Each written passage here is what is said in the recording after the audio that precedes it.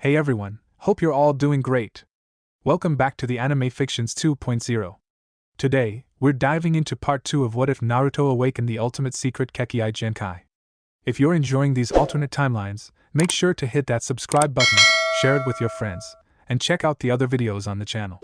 And of course, drop your thoughts in the comments. I always love hearing your ideas. Alright, enough talk, let's get into the story. Chapter 9, The Finals Begin. Jugen vs. Byakugan. Haruno Sakura fidgeted nervously. Why? 1. She was participating in the finals of the Chunin selection exams. 2. Various nobles from villages and towns scattered throughout the land both near and far from Konohagakure, Sunagakure, Takigakure, Kusagakure, Amigakure and Otogakure were in attendance, despite the fact the finalists only represented either Konoha and Suna. 3. Both the Sandame Hokage and the Yandame Kazekage had taken a vested interest in the tournament. Finally, either of those Baka teammates of hers had yet to show up. She had not seen either Sasuke-kun or Naruto since the two had left on their respective training trips with Kakashi-sensei and Jiraiya the Gama Sannin. To make matters worse, Naruto had actually been in town the night before, as she had bumped into the weapons mistress, who had not only been with Naruto the entire month, but was the teammate of both Naruto's first and second opponents, provided he beat Hyuga Neji. She still wasn't sure how she should feel about that. On one hand, she couldn't wait to show her boys how much stronger she had gotten, nor could she wait to see how they improved, but the fact she had not seen nor heard from either of them disturbed her.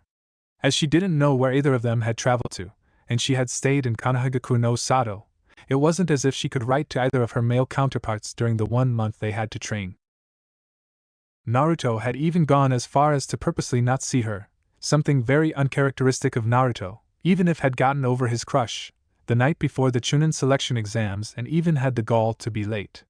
It's not the fact that she was ignoring the fact that Sasuke was late as well, it was just that after a month alone with Itachi Kakashi, one was bound to pick up one of their sensei's horrid habits. Sakura only hoped that chronic tardiness was about all he adopted from Kakashi. Plus, for whatever reason, Sakura did not like the fact that the weapons mistress, Tenten, had spent practically a whole month alone with her knuckle-headed teammate. Sakura didn't think it was fair that she did get to see either her precious Sasuke-kun or even Naruto the whole month, as the two were a constant source of inspiration for her newfound resolve. Wherever the two of them were, she hoped they were all right, because they wouldn't be when she got through with them. Hyuga Hinata was both happy and worried. She had been released from the hospital a few days prior, and had orders not to do anything that would put any strain on her body. She was also the only one to have seen her Naruto-kun recently, which was the source of both her happiness and worry. I was happy that she was able to help him and encourage him, and worried because he had mysteriously disappeared when Kiba approached and still hadn't arrived at the arena. She was also sad and more than a bit jealous. Sad because of what was being said around her. Those Chunins had said some mean things about Naruto, and as much as she desperately wanted to defend the object of both her admiration and affections, she couldn't bring herself to speak out. Even after standing up to Neji, fighting with everything she had and more, she was still a weak little girl. Perhaps not as weak as before, but still weak nonetheless. If she hadn't thought it improper, she might have given Kiba the biggest hug in his life when he came to Naruto's defense. The Inu team, as Naruto had taken to call him, had changed quite a bit after falling prey to Naruto's, and secretly, Hinata thought it was a change for the better. He was still brash and loud, and very confident, but he no longer became overconfident, was less cocky, and his attitude had been somewhat tempered. He had also learned, as she had known for many years, that there was much more to Naruto than he had led anyone to believe. She was sure there was much even she didn't know about him, and she was sure she knew him better than anyone. Years of constant Naruto watching would give anyone much insight on the boy. Of course, this train of thought led her to why she had the feelings of jealousy. Neji's teammate had also seen Naruto in a different light than everyone else, and had just gotten back on a 1-month training trip with the three-eyed blonde genin. Once again, the feelings of insecurity and self-loathing came back. Hinata didn't know much about the weapons mistress other than the fact she was Neji and Ai-san's teammate. She was skilled with various weapon-based and was definitely one of the best kunoichi genins in Konoha despite having lost to Uchiha Sasuke. She also trained with Naruto regularly in Kenjutsu. Tenten was also very pretty in a natural way, not having used for very many cosmetics like either Sakura or Ino, and very self-confident. She carried herself with self-assured grace that Hinata was sure she couldn't hope to even emulate, let alone compete against. First Sakura, now Tenten Hinata sighed. She was happy and sad all at the same time, conflicted in every way. Only Naruto could ever make her feel that way, and it frightened and exhilarated her all at once. Now if she could only find the confidence within herself to tell the blonde knucklehead himself. Yamanaka Ino was at a crossroads. She had been greatly confused by her own actions during the preliminary round. She attributed this to the strange phenomenon that had occurred in the Forest of Death that was somehow caused by Naruto, and the shock of seeing her former crush, Uchiha Sasuke, turn into some cold-hearted killer bent on torture and misery. Seeing Naruto on the verge of taking that same path with Niji had sparked something within herself. She didn't even realize she had moved before she had her arms wrapped securely around him, begging him not to gouge out the Hyuga's eyes right then and there. Perhaps it was because of how things had rapidly changed in the few months outside of the academy, Naruto awakening at Genkai, the mystery and intrigue that sparked her attention, making her notice the finer details surrounding her fellow blonde genin, his fight with Kiba showing everyone, save perhaps Sakura, Hinata and Shikamaru, that they had all grossly underestimated him. Ino was in a state of constantly changing her perceptions whenever she thought of the blonde shinobi. Not to mention, whatever he had done in the Forest of Death had also changed her in some way. She had become much more aware of things around her, as if a part of her had been awakened. Ino had spent most of the last month trying to hone her newfound abilities as they threatened to overwhelm her. Her father, the Hokage, and the Tokubetsu Jounin, Ebisu, were a great help in helping her in doing so. The feelings of raw, untamed power that she had felt in the last month were overwhelming. Focusing more, she could tell that a good portion was attributed to Sabaku no Gaara. That was not a comforting thought, as Gaara nearly produced as much chakra as the Sandaime, something a mere genin should not be able to do. That didn't even come close though to the murderously crazed presence she felt inside of him. It was stronger than Gaara, and yet held in check by the red-haired boy. If she wasn't intimidated enough by Gaara, the second presence downright terrified her. She worried for Naruto, Sasuke-kun, Shino and Shika, because she honestly didn't think any of the four of them could stand up to Gaara's overwhelming power alone. She became agitated when Chunin started talking about Naruto as if he was just some loser just barely worthy of a glance, though she knew she had no right to talk because she had done much the same. She was grateful to Kiba when he spoke up for Naruto, and was very impressed when the weapon girl, whatever her name was, told her about what Naruto had been up to the past month. Wait, no one had even seen Naruto, and she even said as much. She was more than a little aggravated by the weapons mistress' lack of an answer, though distraction would come soon enough. "Look alive, everyone," said Shiranu Ginma, the new proctor for the Chunin exam finals. "All these people are here to see you." But we can't start just yet. Naruto and Sasuke-kun aren't here yet," said Sakura. "I'm sorry, but we've already delayed everything as much as we could. We have to continue on with the tournament," replied Ginma. Suddenly there was a big explosion. An orb of sand twisted around Gaara instinctively, as others covered their eyes as dust and debris was sent flying in all directions.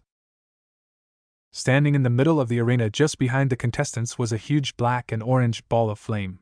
Suddenly, from the center of the bonfire, was a flash of teal light that grew with intensity. Another shockwave followed and the fire evaporated, and as the smoke cleared, in the center of the once bonfire was a giant black and orange toad, just barely larger than Gamadaisho, who was dressed in plated armor and had a katana strapped to his waist much like Gamabunta. Sitting on top of the giant toad was another figure with a cocky smirk on his face. "Have I missed anything?" he asked smugly, his third eye glowing brightly, sending many people in the arena into frenzied, hushed conversations.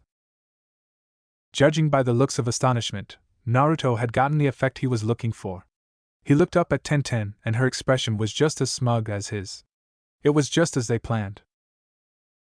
"Hayate-sensei and I trained with Jiraiya-sama and Naruto the whole month before the finals of the exam," she told them. "Naruto even has a new technique that he came up with, though only Hayate-sensei has seen. He wouldn't show it to me either because I didn't let him see my Sushurya before I used it against the Uchiha," she said with a slight pout. "Naruto, where have you been? You're late!" shouted Sakura, bashing him on the head. "Sakura-chan," he whined, rubbing his head, "you're messing up my ultra-super cool entrance." Before Sakura could berate him further, Genma interrupted. "Now that you're here, we can at least get this tournament started." "Where's Sasuke?" asked Naruto. We don't know, he and Kakashi-sensei haven't even gotten back to the village yet, answered Sakura worriedly. Don't worry, Sakura, he'll be here, said Naruto reassuringly. The Sandaime Hokage was then joined by the Yandaime Kazekage. After what seemed to be a brief conversation, the Sandaime turned to address the crowd.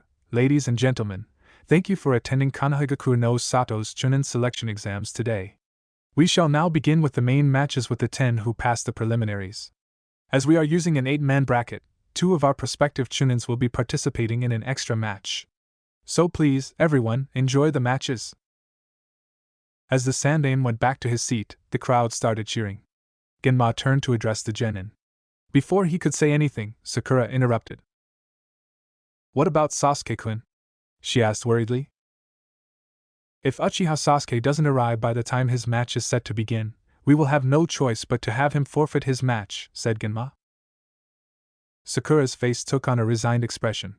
He'll be here, Sakura-kan, said Naruto firmly, though he was just as worried as she was, because if he isn't, I am going to kick his ass. Where are you, Sasuke? Alright, now listen up, said Genma, interrupting Naruto's thoughts. Although the landscape is much different than in the preliminaries, the rules are very much the same. There are no rules. Each match will only end when someone gives up or dies. However, should I decide the match is over, I will stop the match. Do not argue with me over my decision. Got it? Now we shall begin the first match, Uzumaki Naruto vs Hyuga Neji. The rest of you go back up to the waiting area. The other competitors turned to leave, though Sakura turned once more and gave Naruto one last worried look before joining the others. Naruto missed this as he was currently glaring at Neji and thanking his toad companion before dismissing him. You wish to say something? Asked Neji with a smug smirk on his face. Naruto thrust his fist out. Hinata gasped, having seen this many times before. The others recognized this as they had seen him do it after the preliminaries. I already told you, for Hinata-chan I will win. Hinata became wide-eyed and turned an interesting shade of red.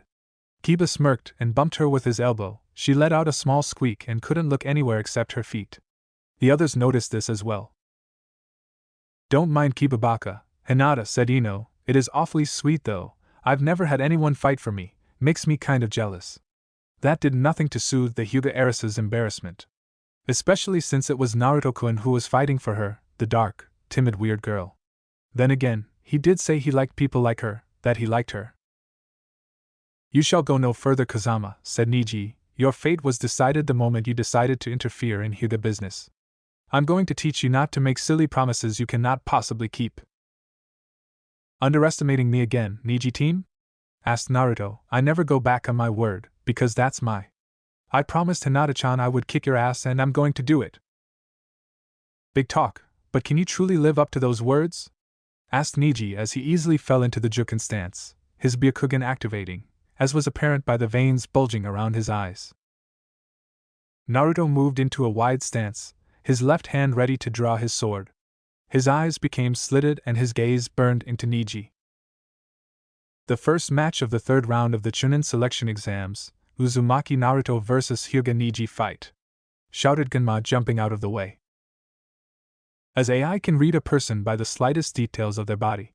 Just by their facial expressions and body language I can gauge what a person is thinking and feeling. Neji said, I see it in your eyes, total and complete confidence.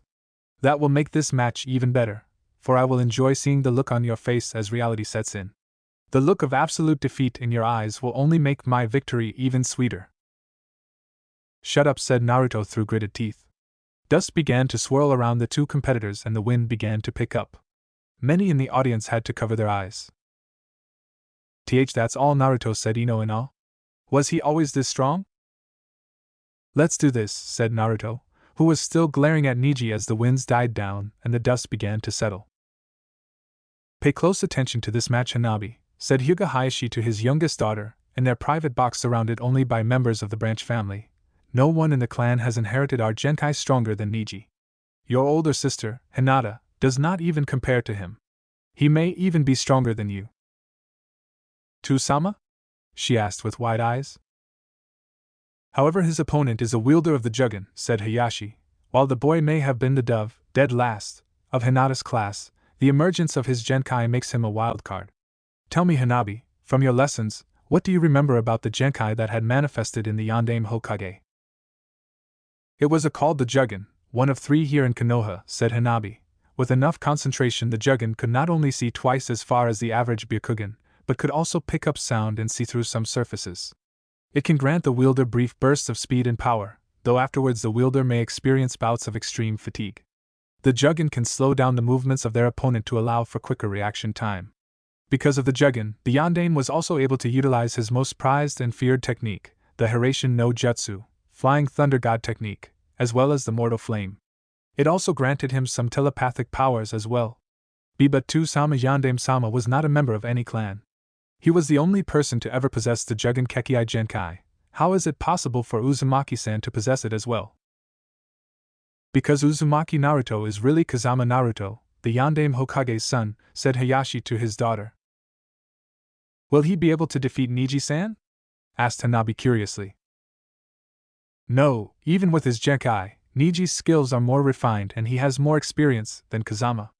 However, he should not be taken lightly. If Niji underestimates Kazama for even a second, he could lose, said Hayashi, watching the 2 boys intently. Is the Jugen really that strong? Asked Hanabi. Yes and no, Hayashi clarified. It all comes down to the training and the resolve of the wielder. Though members of the council will tell you otherwise, there are strengths and weaknesses to all techniques and abilities, even those of the Hyuga clan. Like both the Jugen and the Sharingan, the Byakugan has many strengths and few weaknesses, and even though they are practically non-existent, they are still there. Down below, Niji's stance was flawless. Naruto was absolutely still. Niji then began to edge towards his opponent. Even with your arm in the condition that it is in, you still wish to fight? Just because you have decided to fight with a handicap doesn't make you noble, or brave, but merely a fool and an idiot. Without chakra running through your right arm, you won't be able to mold chakra properly, and I doubt you have mastered enough with one-handed seals to even be a threat to me. There was a brief glow of Naruto's Jugen as he charged Niji. Niji was more than prepared for Naruto's charge as the glow of the Jugen gave away Naruto's actions. Naruto was faster than Niji expected. But as he was only utilizing one arm, Niji was able to easily deflect all the strikes made by the blonde. Seeing an opening, Niji went to hit a point in Naruto's right shoulder, only to be blocked by Naruto's bandaged right arm. The sleeve of the robe Naruto was wearing had fallen down to his elbow. It was then that Niji noticed that the bandages were not medical bandages, but sealed bindings. Up and down the length of the bandaged arm was a series of 24 seals. There were 2 notable ones. The first was on Naruto's hand, which was curled into a fist. The seal was in place to keep it closed. The other seal was on Naruto's forearm, which seemed to be a sort of master seal for the other 22 seals. Naruto pushed Niji's hand back and delivered a palm thrust to Niji's sternum, pushing him back. Niji's eyes narrowed. I've spent a month with 2 seal masters. You didn't think I'd come unprepared, did you? Asked Naruto smugly. As you can see, these bandages aren't for healing, they're for containing, and not even your Byakugan can see through them. The seals prevent a certain amount of chakra from seeping through the bandages and to allow none in. As long as the seals are intact, my arm is immune to your Juken strikes. Why bother telling me that? All I'd have to do is remove the seals, replied Niji. This only made Naruto smirk. That would be telling, said Naruto. Now, let's see how strong you truly are. Naruto vanished with a blur of motion, coming at Niji with a right hook, but the prodigy evaded the punch, countering with a palm thrust. But Naruto twisted out of the way, not letting his opponent even get the slightest contact with him. Niji was now on the offensive, striking at Naruto from nearly every direction. Naruto blocked another hard Juken strike with his right arm, and jumped back away from Niji. The Hyuga tried to follow, but was stopped short as Naruto drew 3 kunai and threw them at him.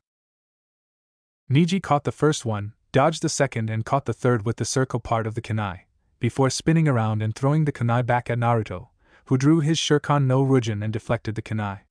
He didn't notice Niji throwing the second one that embedded itself inside the blonde genin's stomach. Niji smirked at the look of shock on Naruto's face. Naruto! Naruto Keien! Shouted Sakura and Hinata respectively. The other genin who had participated in the preliminaries, as well as the ones who were still in the finals except Gaara and Shino, had expressions of shock on their faces. Naruto had been showing a level of skill that even Sasuke would have been hard-pressed to match a month prior, but it seemed the distance between Naruto and Niji's skills were still leagues away from one another. Suddenly Naruto's shock turned into a smirk as he poofed out of existence. Now Niji was looking on in shock, as were many others. The kunai Niji had dodged was suddenly engulfed in smoke, and standing behind Niji was a smug-looking Naruto. "That's interesting," said Naruto in thought, as if just realizing something. "When?" asked Niji. "The whole time actually," said Naruto. "One of the reasons why Kage Bunshin no Jutsu is a kinjutsu is because of the chakra requirements it takes to create and maintain one. Most Kage Bunshin are dispelled after one hit, but if you can put more chakra into it, it can take quite a few blows unless it is hit with a killing strike. I was quite nervous when Sakura-chan hit my Bunshin. If she'd have dispelled it, it would have ruined everything. Luckily, I was able to keep Bunshin and Sakura-chan, which only made things more convincing." Sakura blushed in both pride and guilt after hearing Naruto speak about his plan. Meanwhile, the Chunin next to the non-participating rookies and Tenten were having a short discussion of their own. "Kage Bunshin, huh? That's a Jounin level technique," said one of them. "You know Kotetsu, most of the few Jounin who know that technique can't use it like that. I heard from some of the Jounin who watched the prelims that he was even able to use Kanashibari no Jutsu," said Kotetsu, "an ANBU level technique. Though to be able to use Kage Bunshin like that is quite impressive, don't you think, Izumo? Not to mention he was able to use it to gauge his opponent's ability. If he keeps showing that much insight for the rest of the match and some of the others, he'd be a prime candidate to become a Chunin," commented Izumo. "I told you this would be an entertaining fight," said Kotetsu, totally focused on the match. "Regardless, you cannot perform Kage Bunshin anymore with your arm bandaged like that. You'll have to remove at least one of your seals if you plan to use that on me," said Niji. Naruto's eyes betrayed no slip of confidence. "I'm not ready to release any of my seals yet, but I will show you just a little bit of what I can do." Naruto made a cross shape with his arms, Kage Bunshin no Jutsu. To say many were shocked was an understatement. He disappeared in a puff of smoke, and when the smoke dissipated there stood 4 Narutos instead of 1. As one, each of the Narutos charged Niji. "Let's see you keep up with us now." The first Naruto engaged Niji in a short bout of taijutsu in which he swiftly lost the advantage in, but before Niji could land an incapacitating blow to him, a second Naruto came in to save the first one, his sword slashing between the first 2 combatants. The second Naruto then jumped back as the third and fourth jumped into the fray with their blades drawn. Niji was swiftly and surely evading the deadly blades utilized by the Naruto while trying to figure out which was the true blonde. Just as before, he could not tell which of the blondes were the original, or not. The Narutos were careful to attack in tandem, and stay out of the range of Niji's Juken strikes, relying heavily on their kenjutsu. As one of the Narutos were jumping back, Niji did something unexpected. Hack Kusho, 8 trigrams empty palm. Tenten, as well as many of the Hyugas in attendance, looked on in shock at Niji's technique, one that none of them had ever seen or heard of before. "Tusama, what technique was that?" asked Hanabi. "Not one ever employed by any Hyuga to date," answered Hayashi contemplatively. "It appears to be a technique of Niji's design, based off of the concept of the Hakusho Kaiten, but that should be impossible as I am the only Hyuga currently capable of using that technique." A burst of chakra erupted from Niji's palm and struck the surprised Naruto in the chest, dispelling him. The shock felt by the remaining 3 Narutos caused just enough distraction for Niji to close in and dissipate another Bunshin with a well-placed palm strike.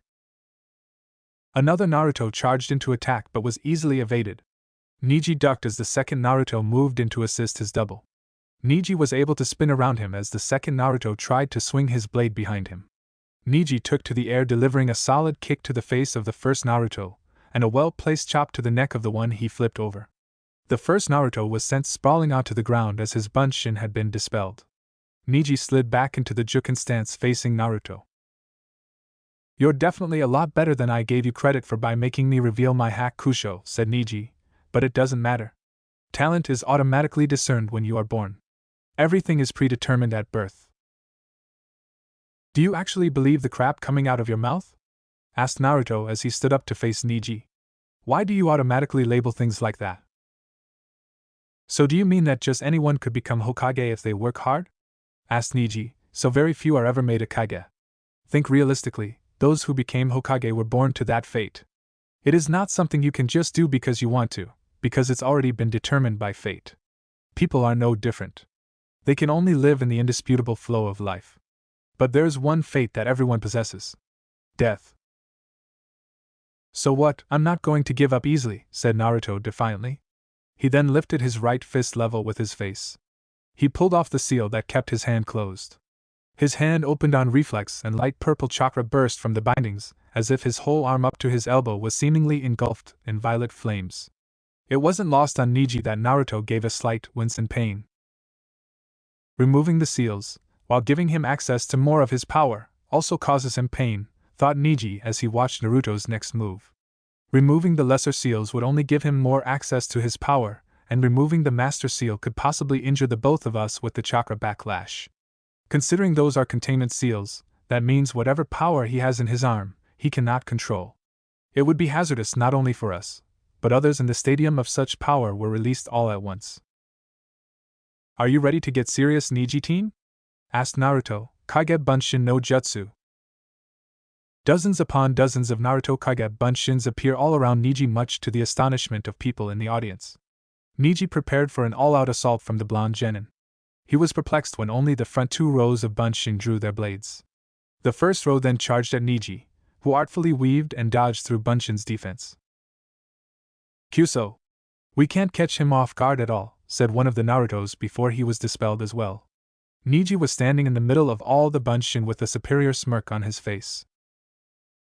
Let's see how you like this one, shouted a Naruto as dozens of Narutos took to the air, drawing a few shuriken and throwing them at the Hyuga prodigy, Shihahapa shuriken from all directions. It was then the inner circle of clones made their move and charged at Neji with their potentially fatal attack. Give up, Neji team! They shouted in unison, each aiming for non-crippling, non-fatal points on Neji's body.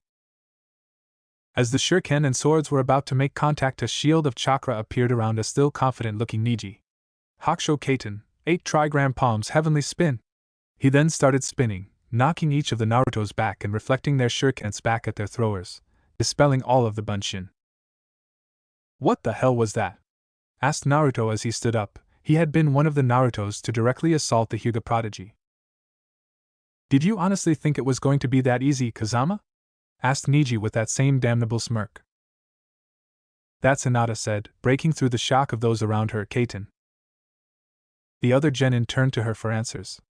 Normally, the timid girl would shy away from such attention, but her shock was just too great at the current moment to either shy away or answer their unasked question. Neji's ultimate defense, said Tenten, even without my help he was able to master it. I had thought as much as soon as I saw his Hakusho, which is a variant of the Kaiten. With the Byakugan, Neji can see nearly 360 degrees. He can detect an attack from any direction, and that's where the Hakusho Kaiten comes in. He releases an enormous amount of chakra through his points at the exact moment he is attacked. He intercepts the enemy's attacks with his chakra and then spins to counter his enemy's attack. He applied this concept to the Hakusho by expelling an excessive amount through the points in his hand, extending his reach. Only a master of the Juken fighting style can expel such an amount of chakra all at once through multiple points of the body, whereas the typical Jounin can only force a small amount through the hands or feet. He can use the centrifugal force of the Kaiten to nullify an opponent's attack. His defense is even greater than Gaara's. Tusama began. Hanabi, isn't that Hakusho Kaiten? Hayashi finished for her, a secret technique only taught to successors of the Hyuga clan. In other words, only the Hyuga clan main family learned this technique, and he managed to do it without instruction. He is truly amazing. I'd have never expected him to have so much talent. Naruto had better be careful, because that isn't all Neji can do either, said Tenten cryptically. There's a reason why he's considered to be the strongest genin in all of Konoha. Naruto sheathed his katana. So, you mastered it after all? I've wanted to try this out against your ultimate defense since Tenten told me about it. Naruto then made 6 one-handed hand seals with his left hand, which promptly burst into orange and black flames. Gukatan, Inochi and Kono Kabushi! He shouted as he charged the Hyuga prodigy. Things seemed to slow down, and Naruto came closer to Neji. Naruto thrust his fist forward to punch Neji, who promptly blocked with a palm strike saturated with chakra. Neji blocked his attack and then began to rapidly spin. He became a spinning orb of pure chakra, deflecting the attack from Naruto, sending the 3-eyed blonde genin tumbling. Let's see how far it can go, said Naruto, making the familiar hand seal, Kaige Bunshin no Jutsu. 8 Narutos now replaced the one. You know what to do, said one directly in front of Neji. They surrounded him at 6 different points. 2 Narutos stood directly in front of him and directly behind him. One of each of those ran a short distance away from their double. Whatever you are planning, it is fated to fail. It is inevitable that you will lose to me. Why delay your defeat? The harder you try, the more you show your true colors, said Neji. No doubt you have become much stronger than you had been at the academy, but you will soon realize that all your hard work will not be enough. Sorry, but I don't hold too much faith in fate, said Naruto. You may hold on to it like a crutch, blaming all of your problems as simple destiny, but I refuse to do the same. I will not give in, because if I do, they win. Everyone who has tried to hold me back, but I will become Hokage and do everything in my power to prove everyone wrong and protect this village with every ounce of strength I have, even if I have to beat some sense into you to do it. The 2 Narutos in front of and behind Neji then charged towards their counterparts, who had each cupped their hands. The 2 charging Narutos took to the air using the 2 Kage Bunshin's hands as springboards. The 2 Bunshins were promptly dispelled. The remaining 4 Narutos on the ground then sprang into action. One Naruto stuck the tip of his sword into the ground and charged at Neji, his juggin blazing. Another went through on handed seals he charged. The third ran at Neji with his right hand gripped tightly on his sword, while the fourth drew 2 kunai before charging at the prodigy. Above Neji, one of the Narutos went through left-handed, one-handed hand seals as the other got ready to draw his sword. 2 of the Narutos shouted in unison Gukuten, Inochi and Kono Kabushi. The one dragging the sword tip through the ground shouted out, Samatsu Kaku, rough divide.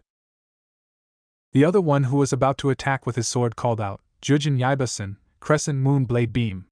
The blade of the sword had a bright bluish glow as Naruto drew his sword. The final Naruto on the ground threw both kunai, and ran through some hand seals, taking a page out of Sasuke's book, Kunai Kage Bunshin no Jutsu. And 2 kunai became 2 dozen, as the final Naruto coming from above shouted, Jujin Kiriorosu. Neji during this whole time did not move. As each of the attacks were about to come into contact with them he countered, Hakusho Kaiten. Once again, all of the Naruto's attacks were blocked and deflected, sending all of the Naruto's attacks back at each other, knocking them all back, dispelling the 5 remaining clones. The real Naruto had been the one attempting to use the Gukuten, Inochi and Kono Kabushi from above, and he was sent tumbling on the ground once again, only this time he was a lot more disoriented.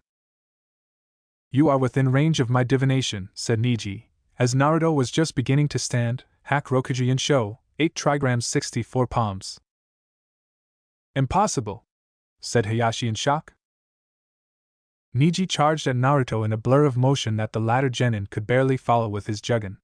Neji hit Naruto simultaneously at 2 different points on his body. 2 strikes. His hands were a blur of motion as he struck Naruto again and again. 4 strikes, 8 strikes, 16 strikes, 32 strikes, 64 strikes. Streams of chakra surged from Neji's fingertips through Naruto's body. Short needle-like beams of chakra could be seen piercing Naruto's body as he flew through the air and landed in a disgruntled, unmoving heap. Kyuso Naruto hissed in pain. He looked up angrily at Neji. His sapphire blue eyes were no longer slitted. I've closed all 64 points, you can no longer stand, said Neji smugly as he deactivated his Byakugan.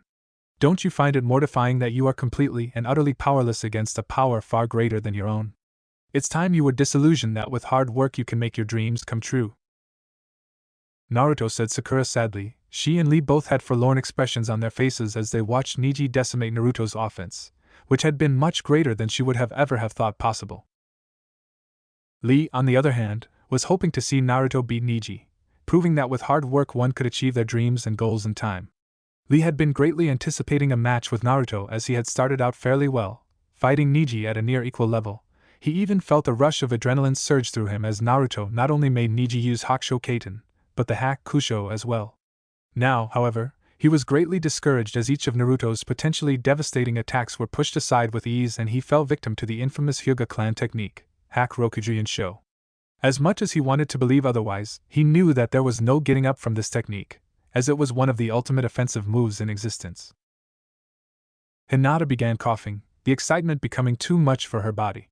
Both Kiba and Tenten were doing their best to calm the poor girl who had been on a proverbial emotional roller coaster the entire match. "Don't worry, Hinata-san, Naruto will pull through," said Tenten reassuringly. Ino, however, was oddly silent as if waiting for something. "Ino, are you all right?" asked Chuji, munching on his customary bag of chips. "Ino?" The blonde girl still didn't answer, her face in a thoughtful expression. "It's not over," was all she said, her eyes never leaving Naruto and Niji's match. Genma was only moments away from calling the match when Naruto slowly, but surely, began to stand. Niji had flashbacks of his previous match with Hinata the prior month. Naruto still had the same defiant glint in his eyes. It would make his fall all the more devastating as he wasn't only fighting for himself, but for Niji's weak cousin who was nothing more than a soft-hearted annoyance. Niji's normally schooled face that usually held either a smug grin or an emotionless mask was now carrying an expression of complete shock, as Naruto stood before him, smirking, blood trickling from the corners of his mouth.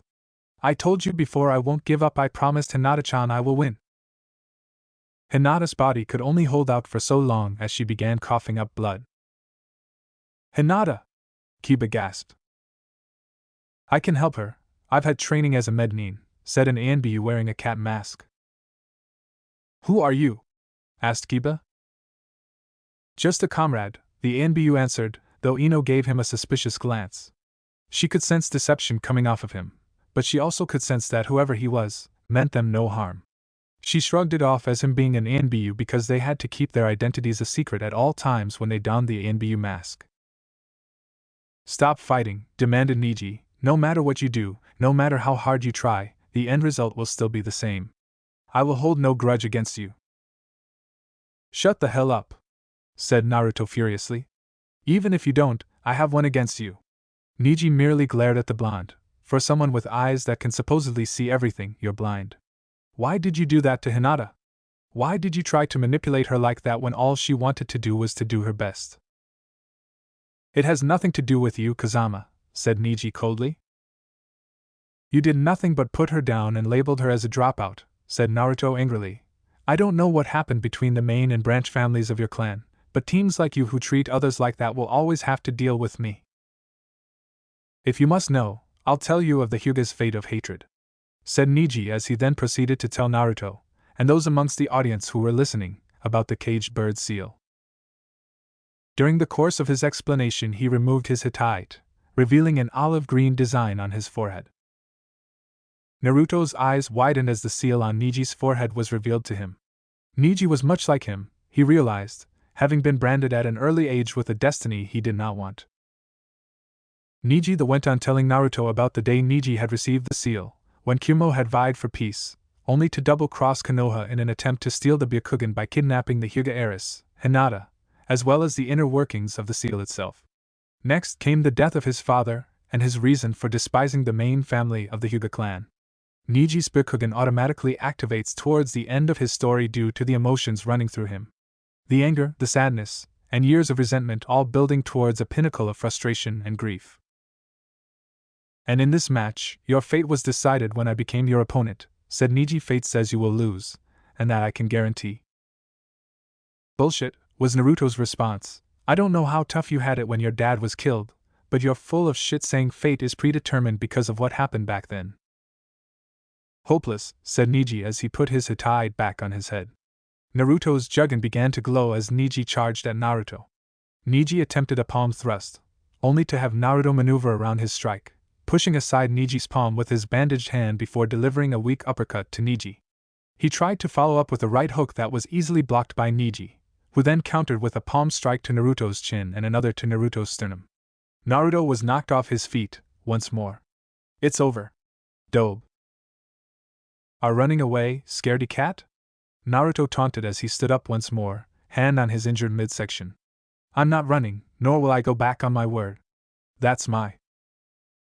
For a brief moment, Niji saw an image of Hinata behind Naruto as he remembered her words to him as he mercilessly beat her down again and again. "I do believe I've heard that somewhere. I'm not going to lose to a guy like you who blames everything on fate because it's all a load of crap," shouted Naruto, as he seemed to be catching a second wind. "You know absolutely nothing," said Niji scathingly. You have no right to lecture me. People are born with an unchangeable fate. You have no idea what it's like to carry a seal that cannot be removed. A guy like you could not possibly understand. Shut the hell up! Shouted Naruto, with a burst of power that sent dust flying in all directions, forcing the crowd to once again cover their eyes. Many of the audience were now on edge, having felt that familiar presence once before. Even Gaara looked alarmed at the sheer power Naruto was consciously generating from his body, as he knew he could not do the same. Temari was alerted to this when she heard the sharp intake of breath from her youngest brother, and she looked back at the blonde genin in shock. No one ever got that reaction out of Gaara. She knew then that the within Uzumaki was a very powerful one indeed. Niji, with his activated Byakugan, looked on in horror as Naruto's points began to forcefully open themselves up as his eyes became slitted once more. Only this time they were blood red, just like the color of Naruto's chakra. Niji noticed a fox-like face made of chakra originating from a seal on Naruto's stomach. Naruto's hair became wilder, and the whisker-like birthmarks on his face became wider, overall giving Naruto a more feral look to him. Do you honestly think you're the only person here who has suffered? Ripping his shirt, he revealed the familiar seal that Niji had seen in the Forest of Death, without the kanji for each of the 5 elements on it.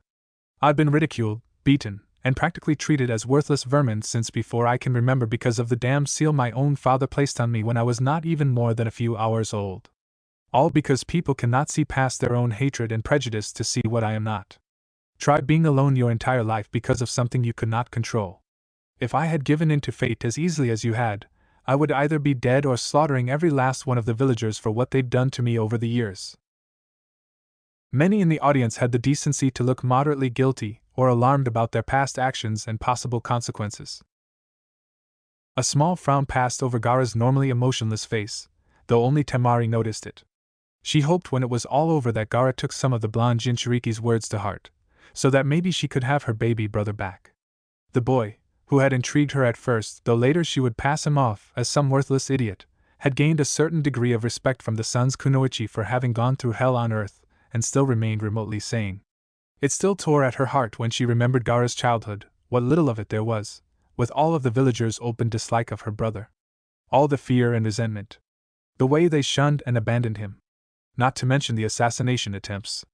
Each alone weighed heavily on the psyche of a small child. Altogether was too much for any one person to have to carry. Not for the first time did she curse her father, and what he had forced Chiyoba-sama to do to Gaara and her mother. Do you really think you're so special? What about Hinata-chan? Naruto angrily demanded. She's the heiress of the main family, with all of the expectations that come with it. She's tried so hard to change herself because, like me, no one would acknowledge her. She kept getting up each time you knocked her down, she kept coming back when others would have simply given up, she fought on despite her injuries. So you shut the hell up when you tell me I don't understand, because I do, even better than you do. And then there's you. The branch family is supposed to protect the main family, yet you did what you did to Hinata in what was supposed to only be an exam. If you weren't fighting against fate then, I don't know what you were trying to do, said Naruto, hypocrite. Niji was seething at the blonde's words, mostly due to the fact he could not dispute them. It doesn't matter anyway. Your fate is already sealed, it will be the same as the one that befell Hinata-sama. Shut the hell up, it's about time I finished this by kicking your ass. Shouted Naruto, I'll prove to you that with enough hard work you can do anything, that names and bloodlines aren't everything. Naruto's Jugen began to glow with great intensity and Niji tensed, anticipating the attack. Everything began to slow down as Naruto vanished. Rock Lee's mouth dropped in shock and even Metogai was impressed by the speed as he could barely follow it. Niji suddenly doubled over in pain, blood spitting out of his mouth, just a short moment before Naruto reappeared, his elbow driven deep into Niji's midsection. Niji stumbled back, holding his now fractured ribs as Naruto disappeared again. Niji was suddenly launched into the air as Naruto reappeared just seconds after, showing that he had kicked Niji in the face. Naruto then went through a series of 15 hand seals rapidly, and drew his sword upon completion, Ten no Kenbu, Jutsuruji Dejiki, Sword Dance of the Heavens, 10 Sword Strike. Naruto flung the Shuriken no Rujin in the air at Niji. The sword then flashed and split into 10, 9 surrounding Niji made completely of purple chakra and 1, the original hovering just above him, having just barely missed the Hyuga prodigy. The 9 surrounding him were rotating all around him in different directions. Power swirled around Naruto, and he vanished again, delivering a powerful knee strike to Niji's already injured ribs, before reaching out for the first sword. Naruto did a flip, and as soon as he touched down to the ground, he jumped at Niji, slashing him through his torso horizontally with the chakra blade, which promptly dissipated. Naruto then grabbed the second one and slashed Niji again on his descent from his left shoulder to his right hip. Again the sword dissipated, and Naruto managed to grab the third on his way down to the ground. Naruto shot back up to the ground and grabbed the fourth blade, spinning as he did so to strike a descending Niji with both chakra blades, sending him up again. The third sword sliced through Niji's torso again, while the fourth sliced through his neck, making Niji flip in the air. Naruto grabbed the fifth one from above him and slashed Niji from the front from his right shoulder to his left hip, snatching up the sixth and seventh sword as he descended. Again, Naruto barely touched down to the ground as he vanished again, this time driving the sixth sword through Niji's stomach with his left hand and bringing the seventh one up, striking Niji in the chest. Naruto used the momentum to spin, and he reached for the eighth sword with his right hand. Continuing his spin, he struck Niji an eighth time and reached out with his left hand and grabbed the ninth sword, spinning towards the ground. He landed and went into a low crouch, and shot off again with a small shockwave. He reappeared, slashing Niji with the ninth chakra sword, continuing his ascent above Niji where the Shuriken no Ryujin still hovered. Naruto grabbed it by the hilt and spun around, ready for the killing strike. Instead of completing the technique properly, slicing his opponent in half, Naruto descended with a double axe handle, slamming the hilt of the sword into Niji's shoulder, and then sheathed his sword, landing in a low crouch. Niji hit the ground hard, his uninjured shoulder breaking his fall. Niji lies motionless except for the movement of his chest. Genma took a quick glance at Naruto, who nodded. "I declare the winner of this match Kazama Naruto." Naruto slowly stood up straight, panting heavily. His eyes went back to their normal blue appearance, and his wicker marks returned to their normal width. His hair returned to its normal spiky appearance, making Naruto look less feral than when he started the I failed the academy final exam 3 times. I failed because I could not do the one technique that always appeared on the ninjutsu exam. Bunshin no Jutsu was the one technique I could not do, and I still can't. Yet, as you noticed, I can easily create hundreds of Kage Bunshin with little effort. So, shut the hell up about fate being unchangeable. If it is so impossible to fight it, why try to fight it? Why try to do anything? Unlike me, you aren't a dropout. Whatever fate you wish is yours for the taking. I don't know much about the Hyuga's fate of hatred, but when I become Hokage, I'll change the Hyuga way. For your sake and Hinata-chan's, that's a promise. A promise of a lifetime. One by one, people in the audience began to cheer. Naruto looked around the audience, watching everyone cheer for him. All at once he began feeling all of the hope that he never knew he lost being rejuvenated. Tired as he was, he couldn't help the smile that came to his face as he made his way to the observation platform. Genma approached Niji's still and barely conscious form being loaded onto a stretcher. You know, even a caged bird over time will try to open its cage with its beak. Genma paused to look at Naruto for a quick moment before glancing at Niji again. They never give up because eventually they want to fly again. As Naruto made it up to the observation deck, he was greeted by both Sakura and Rock Lee. "Naruto, that was incredible!" Sakura shouted. "Yes, Naruto-kun, that was a most spectacular and youthful victory," said Lee. "I look forward to our match." Thanks guys, but I think I'm going to take a quick nappy poo," said Naruto, whose juggin was half closed and had bags under his eyes. "Sakura-chan, bushy brows wake me up when I have to fly." He didn't get the last word out as he fell flat on his face, completely unconscious. "Naruto!" shouted Sakura as she watched Naruto collapse. She performed, or at least tried to, a simple diagnostic Haku had attempted to show her once. However, her concern for Naruto's well-being won out, and she couldn't concentrate enough to do the "Relax, forehead girl, Naruto's fine, he just needs a bit of rest," said Ino, who was accompanied by Chuji. "What are you doing here, Ino pig?" asked Sakura. "We came to congratulate Naruto and support Shikakun for his match," said Ino. "I thought you guys were going to be sitting with Hinata and Kiba," said Shikamaru. "We were, but then Hinata started coughing up blood," answered Chuji. "Some A&BU guy came by and healed her though, so she's okay. Kiba and that Tenten girl are both with her now." Now for the second match of the Chunin selection exam 3rd round, Sabaku no Temari vs Nara Shikamaru, shouted Gunma. As she had before in the preliminaries, she floated down on her fan. You better win, Shikamaru, shouted Ino at her lazy teammate. I planned on it, said Shikamaru with a slight edge in his voice, shocking everyone who knew him. He then casually walked down the stairs with his hands in his pockets, a bored expression on his face. Though Chuji wasn't severely hurt, he had spent a week and a half in the hospital after his fight with the blonde Sunanin in the preliminaries. Shikamaru actually trained the entire month and had every intention in defeating his opponent. Sabaku no Temari vs Nara Shikamaru, fight! Shouted Gunma. Naruto woke up with a small groan. Is it time for my match yet? He asked, stretching. No, not yet, Naruto, said Chuji. Shika just got done fighting that kunoichi from Suna. There's a 15-minute break before your next match. Oh, so how long have I been out? He asked. About 4.5 hours, said Ino, looking at her watch. Thanks, said Naruto before he fully realized what she said. What? He stood straight up and ran to the balcony, and sure enough Shikamaru was making his way up to the observation deck. What the heck were they doing down there? The whole tournament should be over by now, he said with a frown. Not much actually, commented Sakura. She attacked him with a bunch of wind attacks throughout the whole match, and all he did was hide or try to catch her with her shadow once or twice before he finally caught her.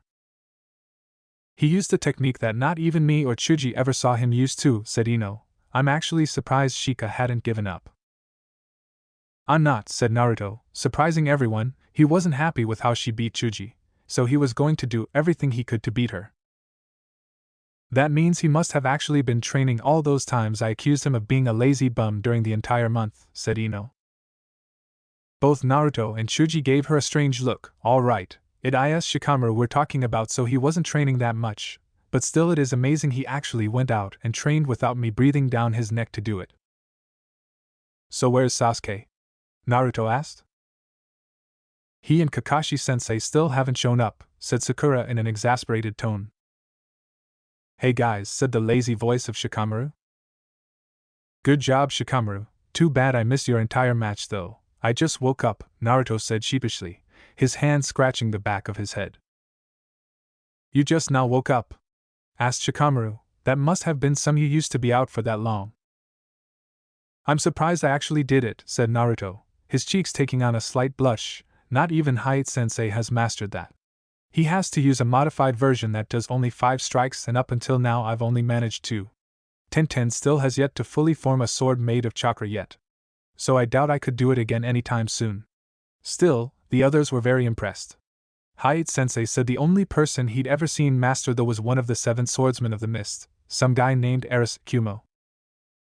For the first matchup of the quarter-finals of the final round of the Chunin selection exam, Kazama Naruto vs Rock Lee, shouted Gunma. Already people were cheering as Naruto had beaten Neji a few hours prior, and Rock Lee was Neji's teammate. The next match promised to be a very exciting one to say the least. Yash! I cannot wait to face my new eternal rival, shouted Rock Lee excitedly. We will not see who is the true genius of hard work. Everyone's sweat dropped at Lee's excitement. Naruto did the one thing he could think of. Lee, you say something? Lee's mouth literally hit the ground as he then ranted about Naruto's hip ways that he had inherited from his sensei. This of course caused everyone to sweat a second time. A few minutes later both Kazama Naruto and Rock Lee found themselves standing in the middle of the arena. All 3 of Naruto's eyes were staring straight into Rock Lee's. Hey Lee, I have to admit, I didn't go all out against Neji. This sent everyone into hushed whispers, including the other contestants. In fact, I think you might want to take off your weights, he said to Lee as he took off his blackened robe. I want as good a match as possible. Lee smiled.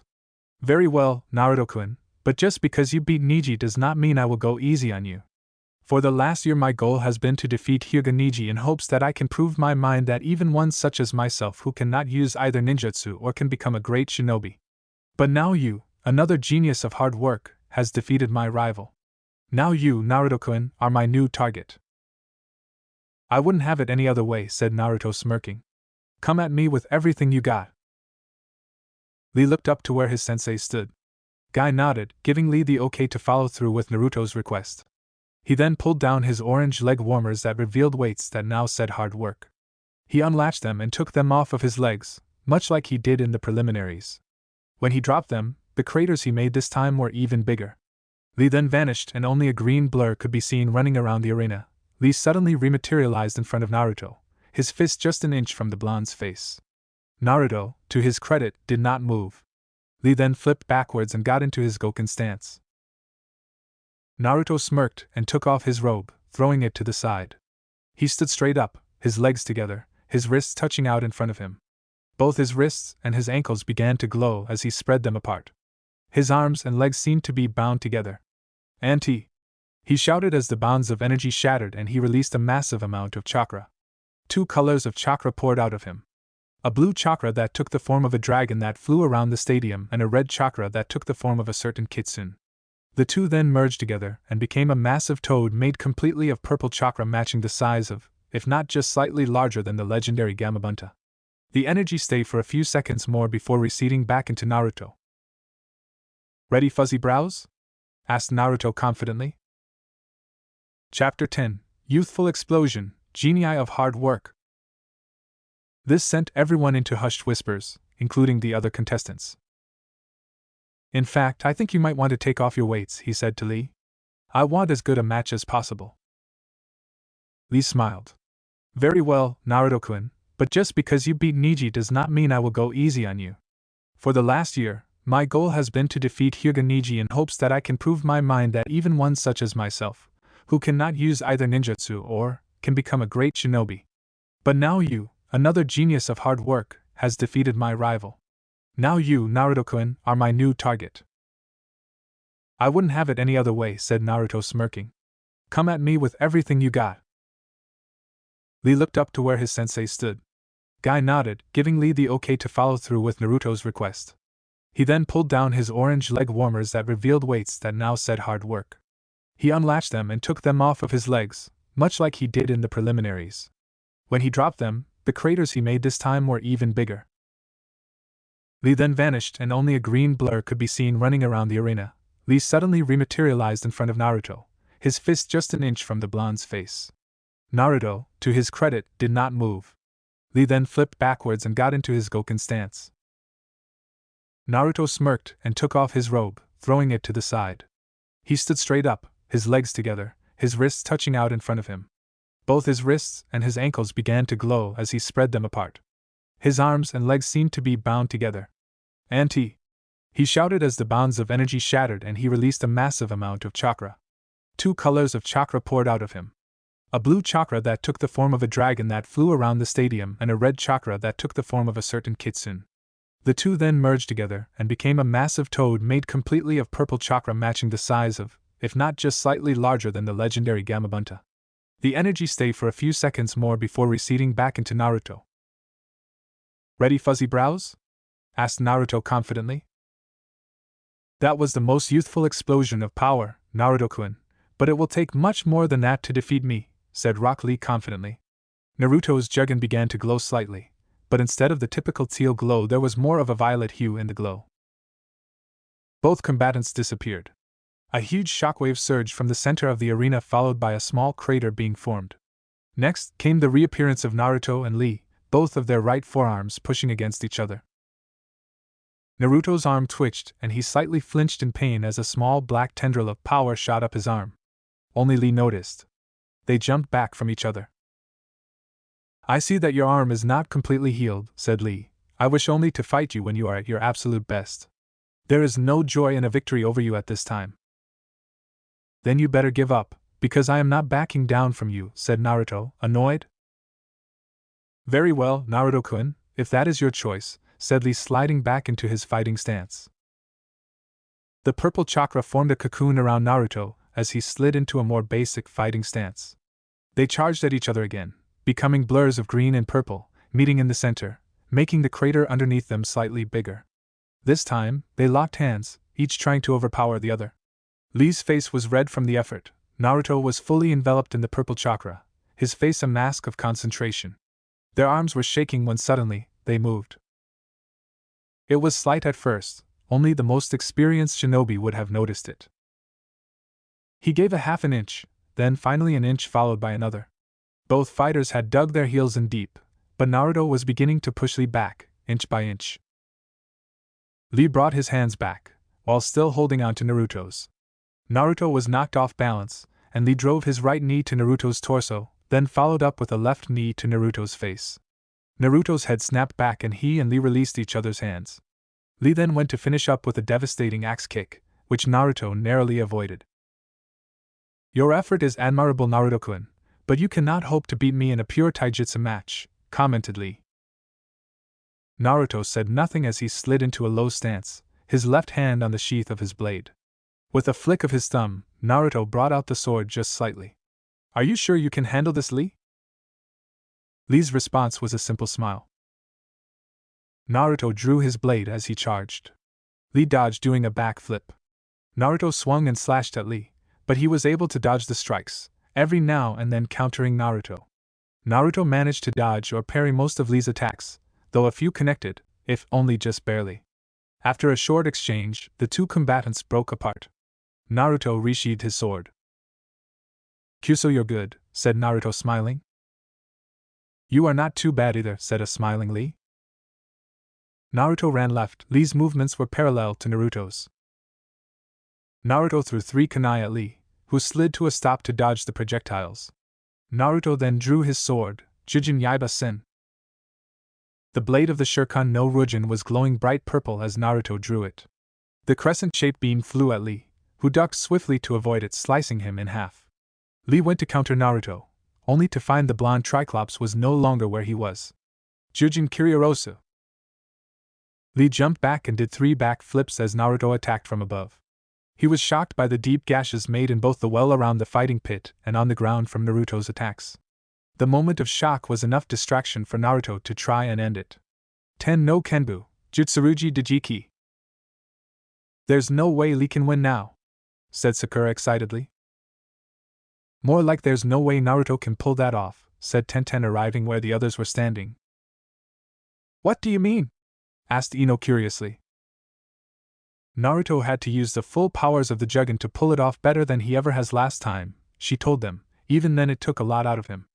Naruto can barely manage 1/5 of the complete attack normally, though without the spirit cuffs on him he could probably manage 4 of the 10 strikes. I'm actually surprised he was able to use all 10 on Niji with them still activated."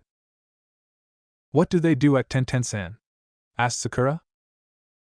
"They hold back Naruto's chakra," answered Ino. "Much to everyone's surprise, I thought it was massive before, but his chakra stores easily rival Sandaime-sama's or that of Tsunade and Gaara." "That's because Naruto and Gaara are Jinchuriki," said Tenten casually, though Sakura paled. "He told you?" she asked, shocked and a bit afraid, not to mention she was a bit jealous that Tenten knew and she had just barely known Naruto for a couple months. Naruto didn't tell them until it became absolutely necessary. Sakura knew she should be happy that Tenten had accepted Naruto knowing the Kyuubi no Kitsune was inside of him, but her other feelings squashed it down. "Jiraiya-sama let it slip, but he never did actually tell me exactly what a Jinchuriki is," said Tenten. Shikamaru got a contemplative look on his face, and Shino remained impassive, though one of his eyebrows did raise slightly. Sakura relaxed a bit, but also made a note to kill a certain Gama Sanin. Ino, noticing this, decided to steer the question away from the current topic, but made a note to talk to Sakura or Naruto later. "Why not forehead?" asked Ino tauntingly. "It's not like you have any claim on Naruto. Or do you?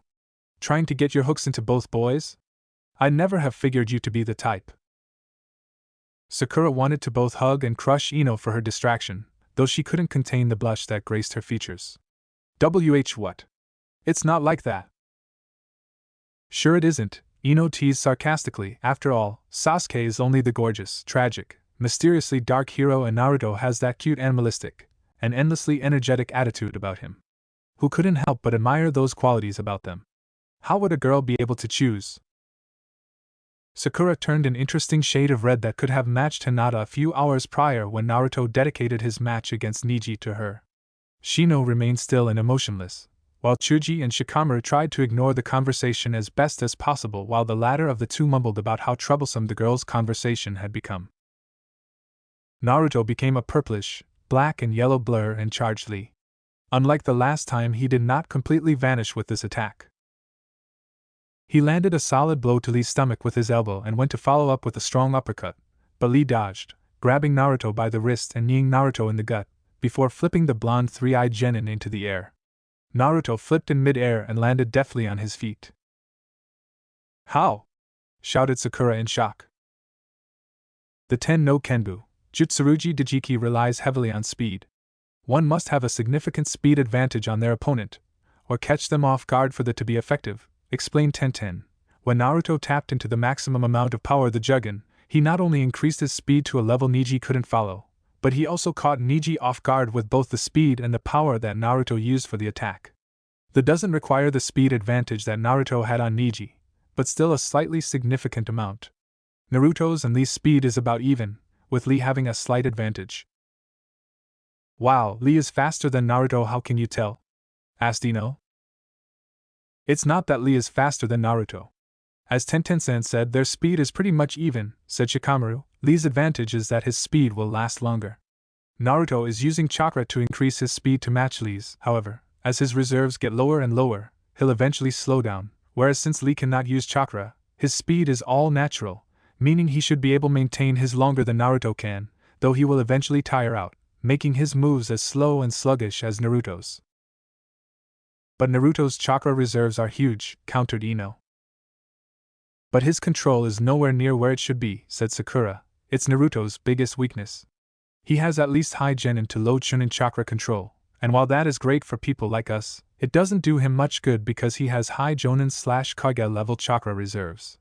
It's unreal sometimes, but I remember while training for the exam I tried to perform Kanashibari no Jutsu, the ANBU level Naruto used on Kiba, and passed out from chakra exhaustion before I could even complete the technique.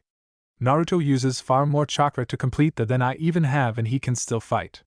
If his control was proportionate to the amount of chakra he has, he'd be able to use Kanashibari on a large group of people without having to make eye contact with any of them."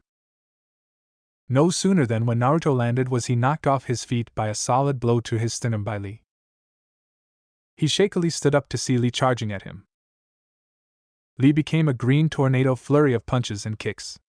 Naruto's Jugen was burning brightly to keep up with the movements of Rock Lee. "Wow," said Tenten, impressed. "I'm not sure if Neji could react that quickly to Lee's movements."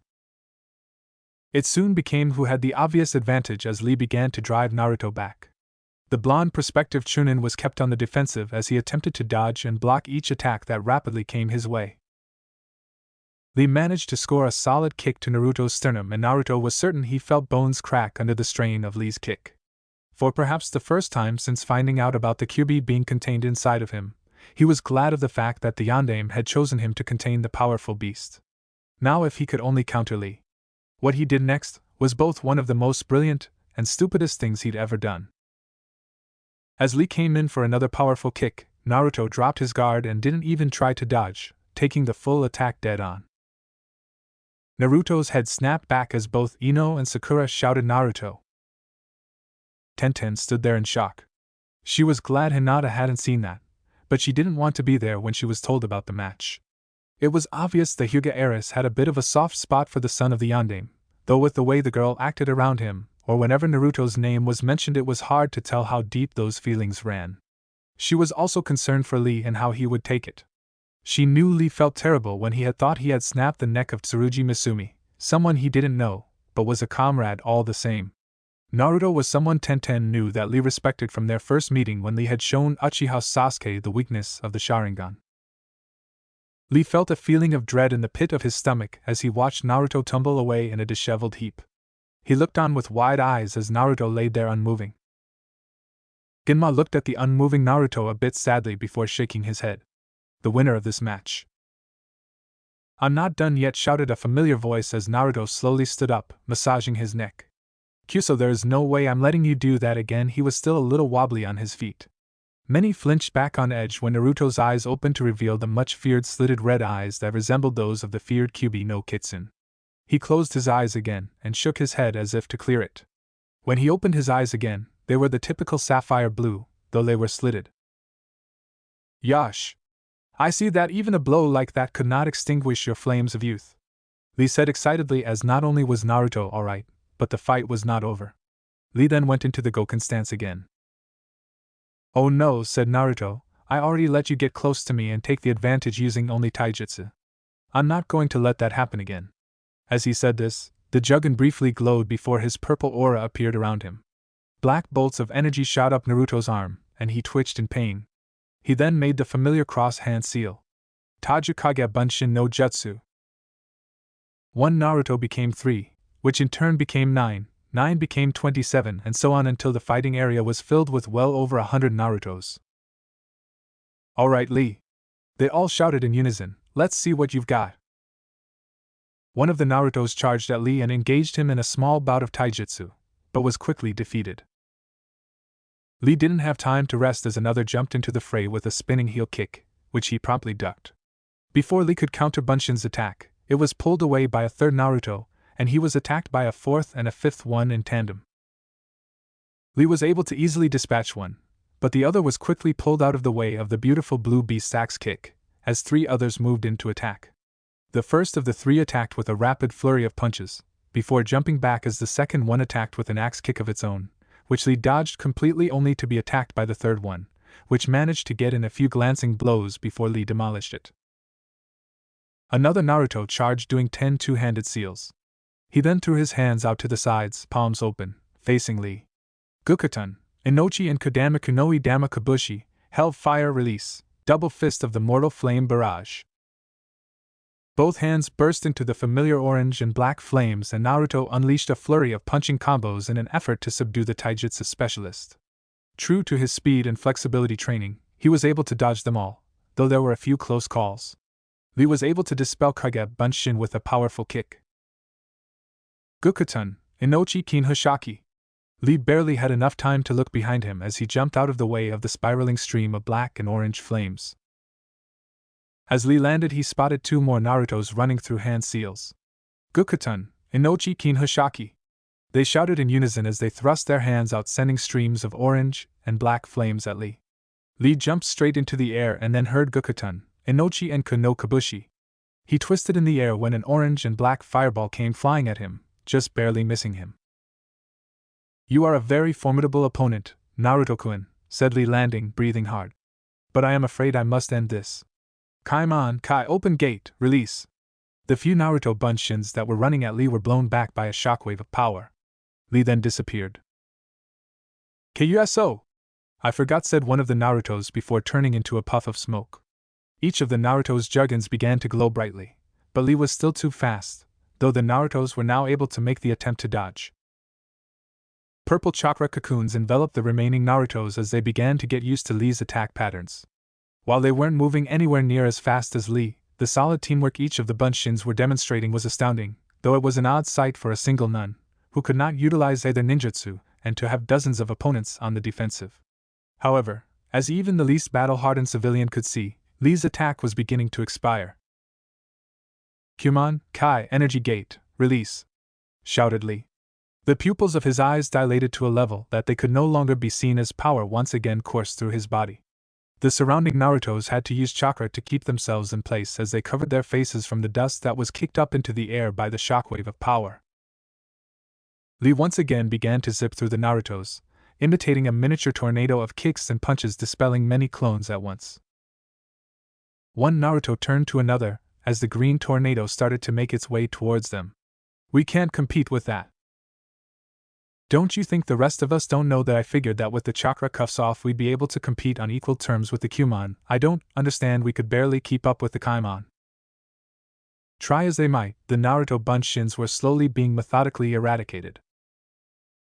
"I don't understand," said a troubled Ino. "If Naruto's speed and strength is proportional to the amount of chakra he has, why isn't he able to keep up with Lee?" Much to everyone's surprise, Shino spoke up, "Kage Bunshin. From what my Kekkei tells me, the disperses Naruto's chakra evenly between Bunshin and himself, making it impossible for even my bugs to discern the real one from the copies. I am certain that the Hyuga he had fought earlier had similar problems telling the real one from the Bunshins, even with the all-seeing Byakugan. Because Naruto made so many Kage Bunshin, his chakra capacity, as large and as potent as it is, has been reduced drastically, thus reducing his maximum potential speed and strength." Apparently Naruto hasn't caught on to the fact as he hasn't dispelled any of the bunshins to regain whatever chakra left in the remaining clones, said Shikamaru. Instead, he uses them to push Lee's limitations and try to find his weakness. A good tactic. But if the fight draws out too long, Naruto might not have enough power to exploit any weaknesses Lee may show due to the obvious chakra requirements of the Kage Bunshin. Hey, I got an idea, said Naruto to another. He looked at his twin confusedly. Follow my lead, Henji no Jutsu, transformation technique, he said to himself as he jumped at himself while simultaneously turning into a kunai. The second Naruto grinned. He saw Lee coming straight for him and threw the kunai at him. Kazama Naruto Kunai Tokuden, Kazama Naruto Kunai Special. Lee moved his head to the side as the kunai whizzed by him. It suddenly exploded in a puff of smoke, changing back into Naruto. Lee's eyes widened as the Naruto flew past him at such a close range while grabbing onto his arm. Naruto suddenly had Lee's right arm twisted behind him in a hammer lock and then slung his left arm around Lee's neck, restraining the green spandex-wearing genin. Give up, Lee, said Naruto. The Naruto who had flung his doppelganger then charged at the two of them, completing the familiar 6 single-handed hand seals, Inochi and Ku no Kabushi. Lee, give up! The one holding him demanded. Simon Ki, Life Gate Release!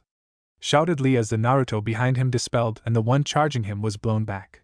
Lee's skin turned red as chakra swirled around him. Kyuso, growled Naruto. If he keeps this up, there's no way he'll be able to even move after this match, let alone compete in this stupid tournament. I better end this quickly. What do you have in mind? Asked one Naruto. Yeah, whatever you have planned, we'll run along with it, said a third Bunshin. I've got nothing, you? Asked the first Naruto to the others. Guess it's back to doing things the old-fashioned way, eh? One of the others said a bit sheepishly. Let's get wild, the Narutos shouted as one stole their resolve. Naruto-kun, you are truly the embodiment of the flames of youth, said Lee, who promptly ducked as the blade of a Naruto's sword slashed the air that his torso had been. Lee spun around and punched Naruto in the gut, dispelling yet another Bunshin. He jumped back to evade another swipe from a sword blade. Lee then jumped towards Naruto, spinning. Konoha Raiken! He shouted as he drove his fist into the attacking Naruto. 3 more Narutos attacked him. Konoha Guriki Senpu, Leaf Strong Whirlwind! He shouted as he spun in the air, kicking all of his attackers, dispelling them on contact. He saw another Naruto charging at him, the juggin blazing on his forehead, orange and black flames coursing down his arm. This Naruto was a blur of motion, but Lee could easily follow him.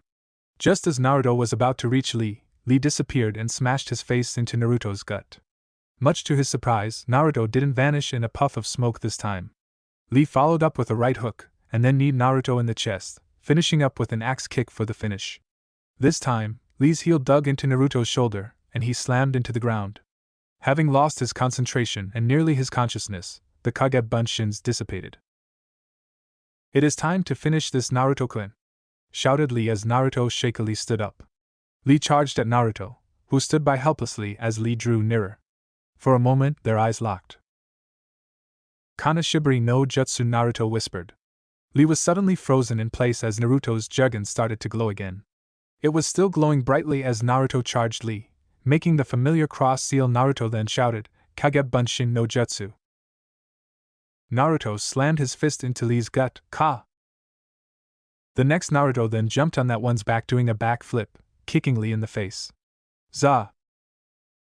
A third seemed to fly through the air between the first and second Narutos, driving his fist into Lee's gut. Ma! He followed with an uppercut. Naruto! Lee was sent into the air towards another waiting Naruto, who hit Lee with a powerful jab in his back. IWA, rock! Lee went crashing into a fifth Naruto who caught Lee across the face with a powerful scissor kick, Hazami, scissors. Lee then went soaring into a sixth Naruto who had his hand enveloped in purple chakra. He landed a powerful palm strike into Lee's face, shouting, Ranbun, paper! Sending him straight back in the opposite direction towards the fifth Naruto who merely backhanded Lee. Rendan! He shouted. The Kazama Naruto Janken Rendan, Kazama Naruto rock paper scissors combo, said Naruto, who was now panting heavily. I haven't felt so worn out without passing out since Sasuke team and I learned how to walk up trees. The others nodded in agreement. The winner of this match started Genma. Wait! Shouted Lee, struggling to stand. And no way! Said Naruto in shock. Naruto-kun, it's time we gave this all we've got, said Lee. You are a most youthful opponent, and even though I will not be able to continue after this match, win or lose, it was an honor to fight you, Naruto-kun. Naruto's eyes widened in realization.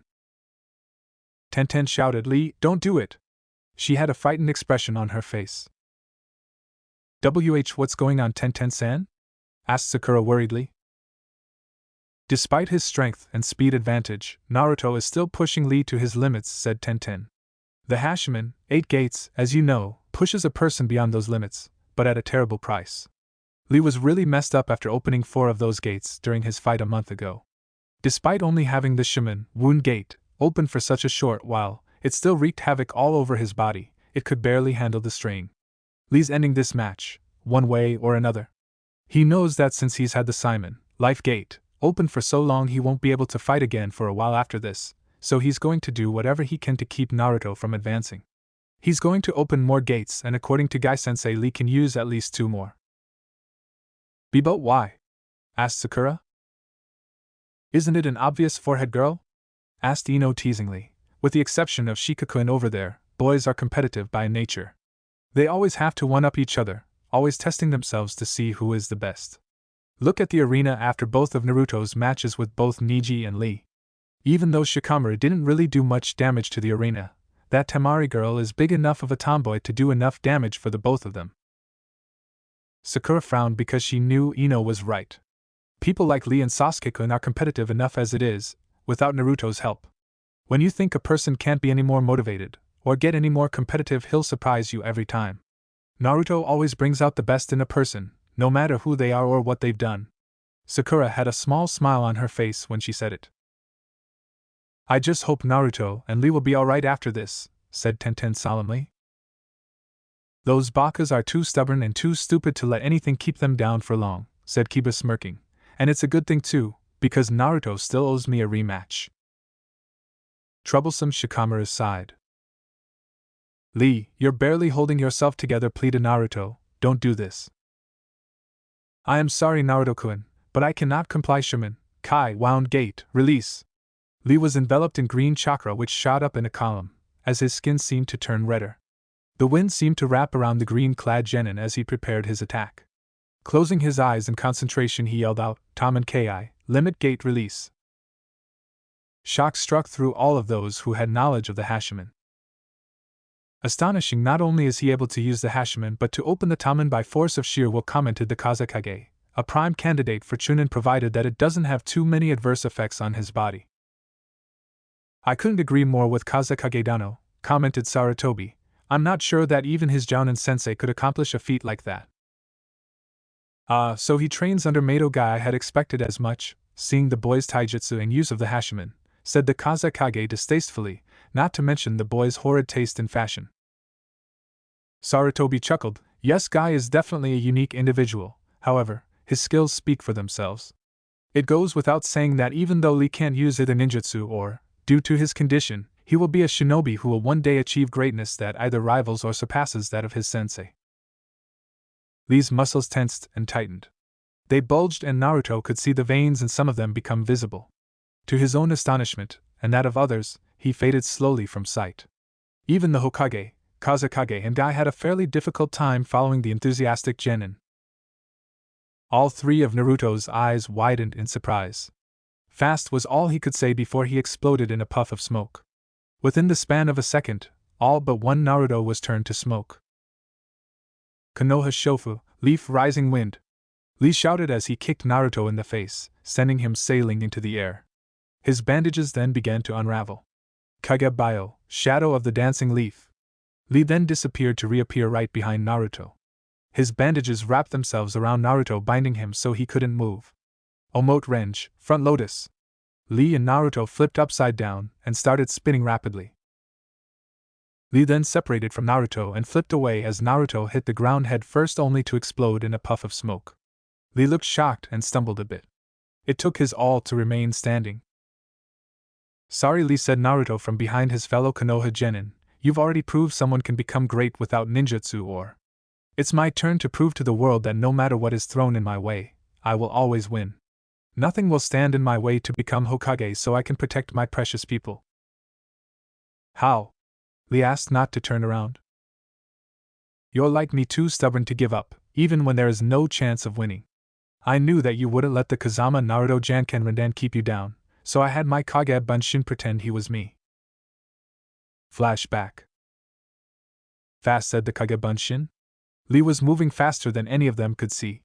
Suddenly smoke erupted all around the Kage Bunshin as Naruto was sent flying out of the smoke cloud at a much faster velocity than he thought possible.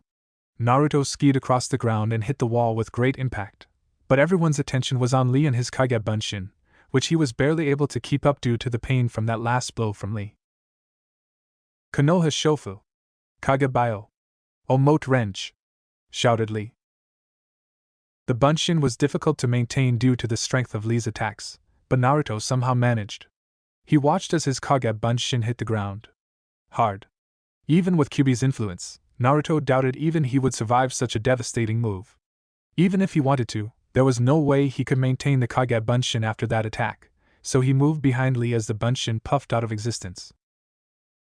End flashback. Most ingenious, Naruto-kun, said Lee, his breathing heavily labored. I look forward to fighting you again sometime. As do I, Lee, as do I, Naruto said softly as he hit Lee in the back of the neck, knocking him out.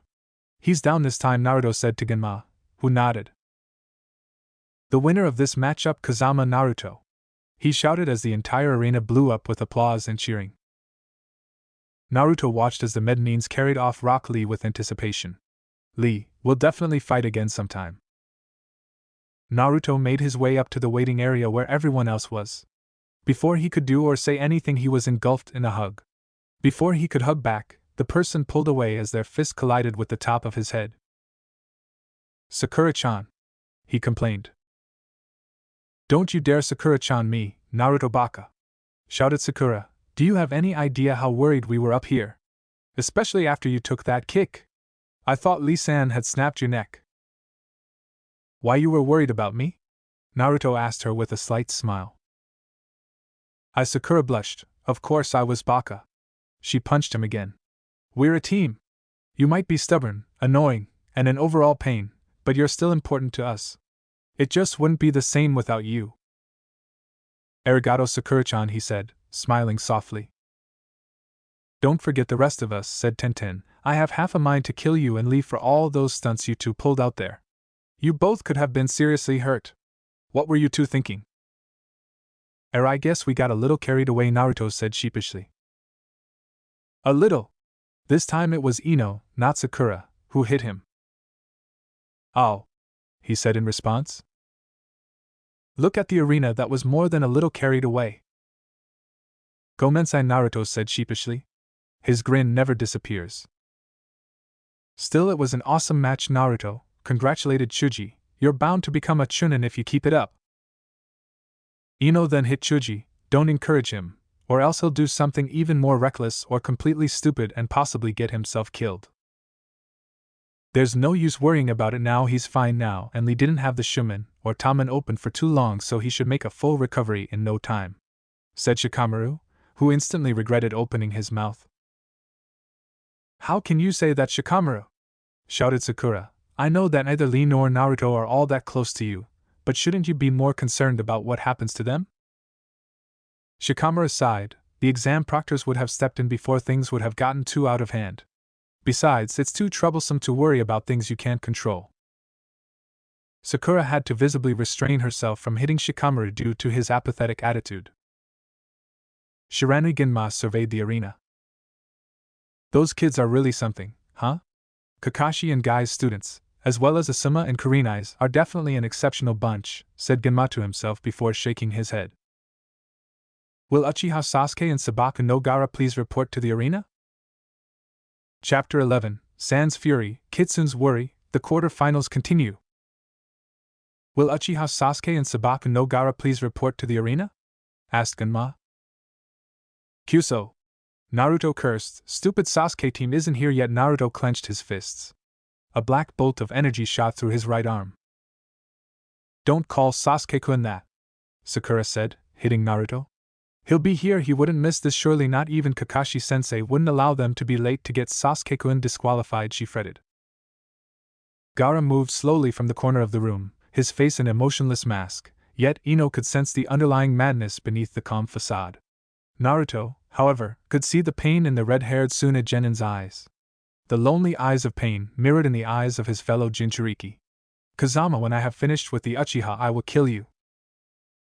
They watched as Gaara stalked over to the arena. Annoyance at the Uchiha's tardiness and Naruto's whole existence was evident. Jinchuriki, how Naruto loathed that word. Somehow it made him feel less human, as if his whole purpose in life was to be shunned, or sculpted into the perfect weapon. "And Naruto, be careful around him, there's something dangerous about him," said Ino shakily. "You have no idea," Ino-chan said Naruto, his gaze never leaving Gaara as the boy stalked down to the arena. People were becoming impatient. Gaara was as well.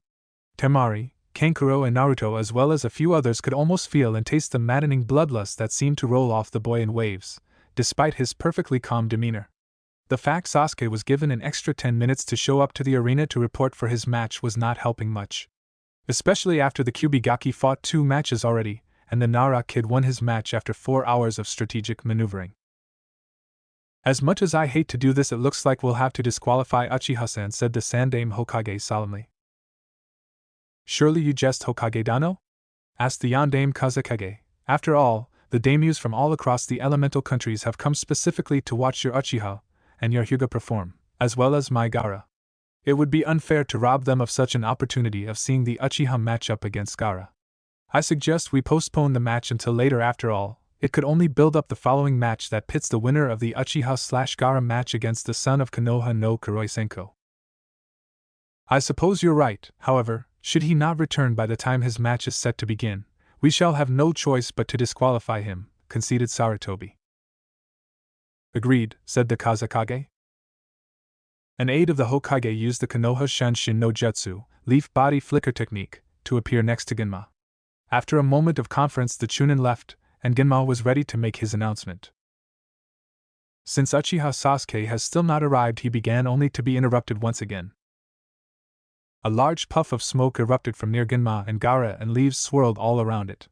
As the smoke cleared, the familiar forms of Hatake Kakashi and Uchiha Sasuke could be seen. Like Naruto, Sasuke had also gone through a wardrobe change. Instead of the high-collared blue t-shirt and khaki shorts, Sasuke was wearing a black one-piece outfit.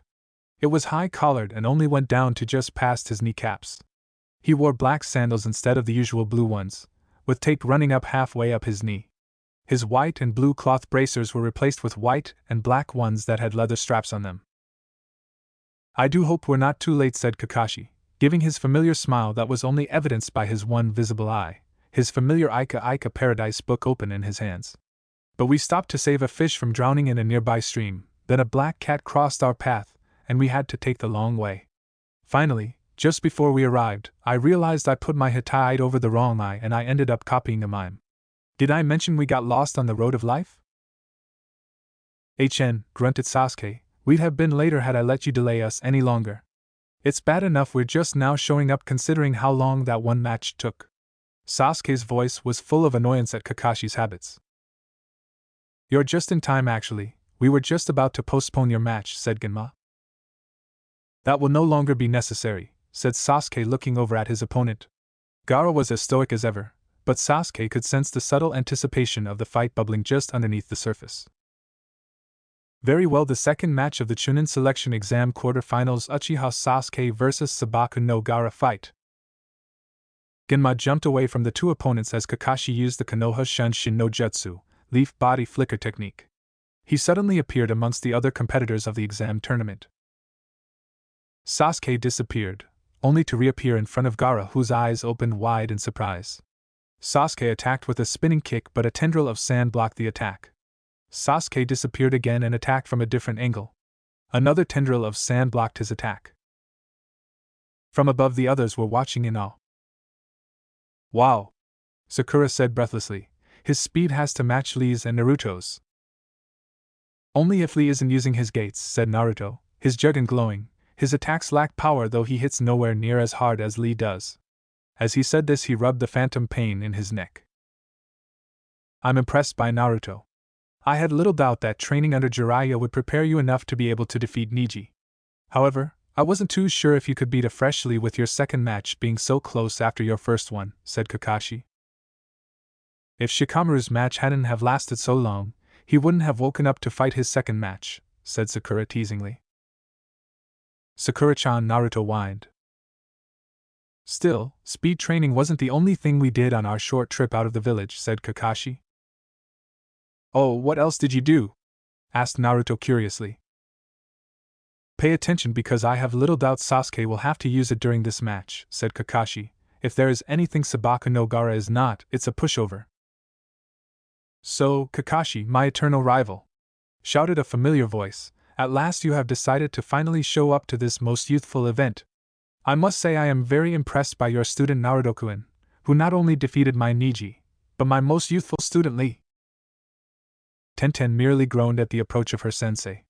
For all the man's exceptional skills, Meito Guy was still embarrassing to be around. Naruto scowled. You copied Bushy Brow's taijutsu. He was still avidly watching the fight between Gaara and Sasuke. Only to help train Sasuke with his speed. He has had nowhere near the conditioning for it that Lee does, so he can't fully utilize it to its full potential, said Kakashi. It was Guy's turn to frown. You didn't teach him that, did you? Kakashi raised an eyebrow. Isn't that a bit hypocritical coming from you, Guy? After all, you taught your student to open the Hashimen, and that is as big of a kinjutsu as Kage Bunshin if not used properly. What is he talking about, Kakashi-sensei? Asked Sakura inquisitively.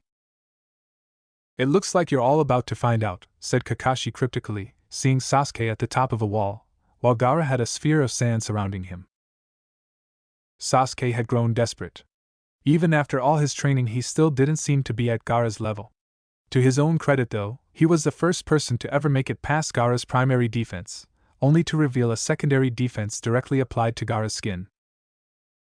There was only one in his small arsenal that he was absolutely sure would penetrate the absolute sand defense belonging to Sabaka no Gaara. Ox, rabbit, monkey. Chidori! Sasuke shouted. White lightning surged through his arm in the palm of his hand as he raced down the wall, leaving a small trail of devastation in his wake as the chorus of 1,000 birds could be heard chirping in the distance. That's the technique that you almost used on Zabuza! Exclaimed Sakura. Chidori, 1,000 birds, my original technique. The one that is not a copy, said Kakashi with a bit of pride in his voice.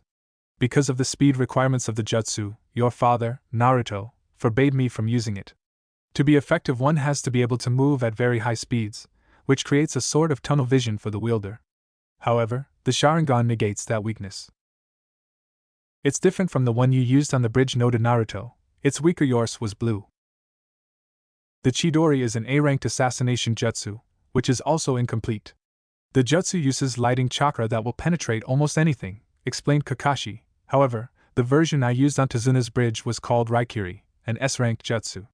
It requires much more chakra, thus why it is blue and not white like Sasuke's attack, and allows me to do more than just stab my opponent. Kyuso, complained Kankuro, he's already taking things too far. It's way too soon for this. There's nothing we can do about it now, just be prepared to move out, snapped Tamari at her younger brother. Sasuke was dodging many projectiles and spikes of sand that were sent in his path to block his way. As he neared the ball of sand, he couldn't help but wonder, momentarily, if he was taking the best course of action. The vibes coming off of the sphere were too creepy, and yet familiar. Naruto's eyes widened in realization. Shit! That's not normal chakra, he mumbled in surprise.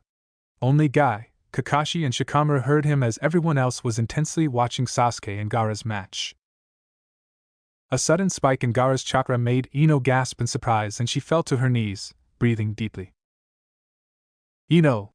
Exclaimed Sakura, are you all right? I am fine, said Ino, just a little woozy. Skipped breakfast is all. Tenten, Kiba, Chuji, and Sakura looked at her in worry, and Kakashi and Guy had looks of understanding. Shino seemed to be impassive, though his eyebrows furrowed in concern, and Shikamaru sent a few glances her way to make sure she was truly alright, but didn't press for answers, though she knew that he had already figured out that Gaara's strange chakra had something to do with it. Naruto, on the other hand, was focused solely on the match below. Sasuke continued to charge his opponent, making his way through the streams of sand being sent at him. Finally, Sasuke reached the sphere of sand. Temari, Kankuro, and Baki all looked on in mixed shock and horror as Sasuke's Chidori tore right through Gaara's Suna no Tate, shield of sand. Sasuke felt something soft and warm. He knew then that he not only got through Gaara's primary defense, but his secondary as well, and had pierced the skin. Seeing as the sphere had not crumbled, he knew he'd missed the killing blow. With luck, he hopefully had put Gaara out of the fight. Sasuke tried to pull his arm out, only to have the sphere of sand latch onto him tightly. Apparently he had not put Gaara out of the fight, but simply made him angry. He could feel the sand rumbling, as if something big was coming. In desperation, Sasuke pushed against the sphere of sand with his feet, reinforcing the legs with chakra, to get away from whatever Gaara planned. Sasuke managed to just barely pull himself away in time for a spike of sand to emerge from where his body had been moments before. Sasuke was winded and breathing heavily. The Uchiha heir went to take a moment to rest when another spike of sand lanced out at him, followed by others. The spikes were coming from all directions and at random intervals. Sasuke was barely following them with the Sharingan, and just barely dodging them, getting clipped in the arms and legs. Sasuke managed to get away, but not before Gaara managed to drive a sand spike through his right shoulder. The sphere seemed to settle down quite a bit after Sasuke got a good distance away. Sasuke knew that he'd have enough chakra for only one more Chidori before he was completely out of chakra, but with his new injuries, he doubted that he'd be able to actually land an incapacitating blow, so he did the only sensible thing. "Proctor, I concede," he said, much to the shock of the crowd. "What?" shouted Naruto. "But why?" "The Chidori takes a very substantial amount of chakra and concentration to create, and even more to maintain," explained Kakashi. "It's an assassination, meant to be a one-hit finishing move.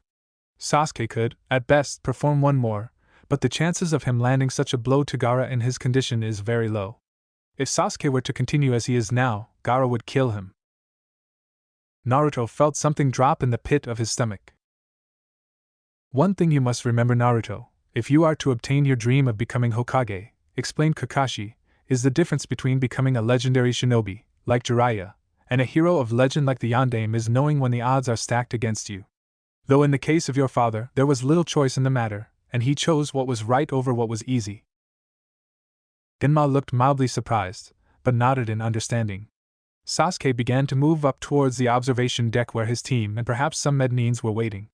"Very well, the winner of the second match, Saba." "My blood!" came a crazed shout as a column of sand blew towards an unsuspecting Sasuke. Sasuke turned in time to watch it slowly approach. He closed his eyes in acceptance of fate when he felt a wave of sand hit his face. It was as if someone threw a few handfuls of sand at him, not the barreling column that should have crushed him. Opening his eyes, he saw Genma standing between himself and Gaara, who was holding his own bloodied shoulder. "The match is over," said Genma sternly. Gaara got a crazed look in his eye, as if he was about to unleash something horrific. A surge of energy was felt off to the side, and Genma, Gaara, and Sasuke looked towards the competitor's platform. Naruto's eyes were red and slitted, and his juggin was glowing fiercely. Gaara's eyes took on a strange glint that went noticed only by Naruto. The pupils of his eyes had a golden, star-like pattern in them. "Kazama, I look forward to spilling your blood." A swirl of sand enveloped Gaara and he teleported to his sibling's location. Many of the people in the stands were now cheering wildly at the climatic end of the match, but Sasuke took his loss hard and almost got himself killed after the match. He was too busy mentally berating himself for letting down his guard as he went to the competitor's box to really care about the crowd's reaction to his and Gaara's. "You did well, Sasuke," said Kakashi. "I let my guard down," Sasuke said through gritted teeth, holding his shoulder. "Yes, you did," replied Kakashi. "Take it as a lesson learned." Sasuke nodded as a team of Mednines rushed over to him. Sasuke passed his team on the way to the infirmary. "Sakura, show everyone what you can do, dope. Good luck. We'll come see you after our matches." "All right, Sasuke-kun," said Sakura, while Naruto was uncharacteristically silent. "Watch over the Dun and make sure he doesn't do anything stupid," said Sasuke. "Naruto will be fine, however if you don't get going you won't be," she scolded him. He nodded and went to the infirmary. Only 2 people were not focused on the end of Sasuke's match. "Naruto, are you alright?" asked Tenten. I can't beat him," said Naruto, his hands gripping the railing tightly. "What are you talking about? With the way you beat both Lee and Niji, I'm sure you will do just fine," said Tenten. Sasuke messed up. He gambled everything on the chance that he would finish the match with a single, and he lost. Had Sasuke stabbed the Chidori about 1.5 inches to the left, and 3 inches down, and Gaara would no longer have a heart. Naruto smiled at her attempt to encourage him, but he looked at her with a mournful gaze. "Gaara, he's like me except where I had people who helped me who actually accepted me for who I am, and not just accept me, he's had no one." "What do you mean, Naruto?" asked Tenten worriedly. "The fear, the hatred, the loneliness," explained Naruto. "You can tell by the way his own brother and sister react to him, not to mention their sensei, that he's had no one to pull him away from his own darkness." "I don't understand, Naruto." "You don't want either," said Naruto sadly. "Those who do are the ones who are lost. And those who are lost are rarely found, even if someone wanted to find them. Gaara and I were the same, but I'm the lucky one. I was found, saved from my own darkness, but he's still lost, in the dark all alone, and yet he's stronger for it." "Naruto, I've only made it this far because I've had people looking out for me. Without them I wouldn't be here today," said Naruto, "but he has no one. He made it on his own when I'm sure not even I could have. If it wasn't for Aji-san, and Iruka-sensei, Kakashi-sensei, Sasuke team, and Sakura-chan, I could be like him, like Gaara." "Don't be silly, Naruto," soothed Tenten, "you're nothing like him. You are you, Kazama Naruto, son of Kazama Erasure, the Yondaime Hokage and aspiring future Hokage." "I am me, but I am not enough, I never have been," said Naruto mournfully. "I try my best, but I always mess up. Hinata-chan says I'm strong because no matter how bad things get, I never give up." "And Hinata is right," Naruto reassured Tenten. "You are strong, and it was because you wouldn't give up that you beat Niji and Lee." "It's not the same," said Naruto. "How? How is it different?" pressed Tenten. Tenten nearly gasped when Naruto looked at her. It seemed that his eyes were 10 years older than he was, and she realized for the first time that she was seeing the real Naruto, the one he hid away from everyone. "What makes Gaara so different from the others? What makes him so much like you that it makes you absolutely horrified by fighting him?" Naruto sighed. "Not here, maybe. If I survive. I'll tell you if not." The smack seemed to echo around the box. Everyone stared in awe at Naruto and Tenten. The former was rubbing his reddened cheek, the latter had an angry expression on her face. "I don't know who you are, but you're not Naruto," hissed Tenten. "The Naruto I know wouldn't back down no matter what. The Naruto I know would go out there and fight until he's given it his all, get back up and do it again until either one or the both of them can no longer move." "That Naruto was a fool that never truly existed," Naruto shot back. His eyes were narrowed and now slitted. The fierceness of the glare was intense enough to startle Tenten as Naruto stormed off. Naruto Tenten started to follow after him, but she was stopped by Guy, who shook his head. Sakura also went to follow him, but was stopped by Kakashi. "Give Naruto some time to himself," said Kakashi. "Sakura, your match will be coming up soon. If Naruto isn't back up here by the time he is to face Gaara, we'll bring him up ourselves." Sakura nodded, but gave another worried glance down the hall Naruto had left. Suddenly she was hit with a sense of déjà vu. Flashback. Naruto was standing in front of a large bonfire, trying to use the Jugen to control the fire, with minimal success. His hair was standing straight up and his Jugen was glowing a bright teal color, and he was only wearing his orange jumpsuit pants. Sakura could see the seal on Naruto's stomach dissipate as his chakra went back down to normal levels. When asked about it, Naruto evaded answering, saying that it was just some sort of containment seal meant to help him control chakra. While Sakura and the others could tell he was telling the truth as Naruto was a horrible liar, they could also tell he was leaving something out, as his smile would falter for a quick moment before he became loud and overly cheery. After thinking about it for some time, she realized that Naruto always acted like that, and she wondered just how much of the real Naruto anyone ever saw. End flashback. Sakura wondered for a moment what had exactly remembered what had triggered that particular memory and thought pattern until she went back over what had recently happened.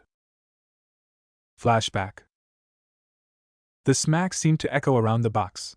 Everyone stared in awe at Naruto and Tenten. The former was rubbing his reddened cheek, the latter had an angry expression on her face. "I don't know who you are, but you're not Naruto," hissed Tenten. "The Naruto I know wouldn't back down no matter what. The Naruto I know would go out there and fight until he's given it his all, get back up and do it again until either one or the both of them can no longer move." That Naruto was a fool that never truly existed, Naruto shot back. His eyes were narrowed and now slitted. The fierceness of the glare was intense enough to startle Tenten as Naruto stormed off. End flashback. Sakura was now pondering, once again, exactly how much people actually saw beneath the mask. In fact, she also wondered if anyone ever got to see the real Naruto. She looked over at Gaara, who seemed to be annoyed at everything around him, his face a mask of complete apathy. Briefly he cut his eyes towards her, and their eyes met. She couldn't suppress the shudder that rang through her body. She could see it in his eyes. The sadness, the loneliness, his madness, the darkness that thrived in his heart, the evil he had embraced. That was why Naruto was scared. Because he had almost suffered the same fate, the same hatred, the same burning desire to prove the worth of his existence, the same void in his life that was devoid of all the things that people like herself took for granted. Tenten was wrong, Sakura knew. Naruto did not fear Gaara, but what Gaara represented. Naruto fought his loneliness and eventually found others to help him. Gaara embraced it and became the mad, bloodthirsty genin who lived only for the kill. All because no one would help him, and the ones who wanted to were too afraid of the creature that Gaara held within him. Naruto's strength came from fighting with, and for others Gaara came from himself. It was his and his alone, and that was why Naruto was afraid. He was afraid that the people were right all along. That he and Kyuubi no Yuko were one and the same.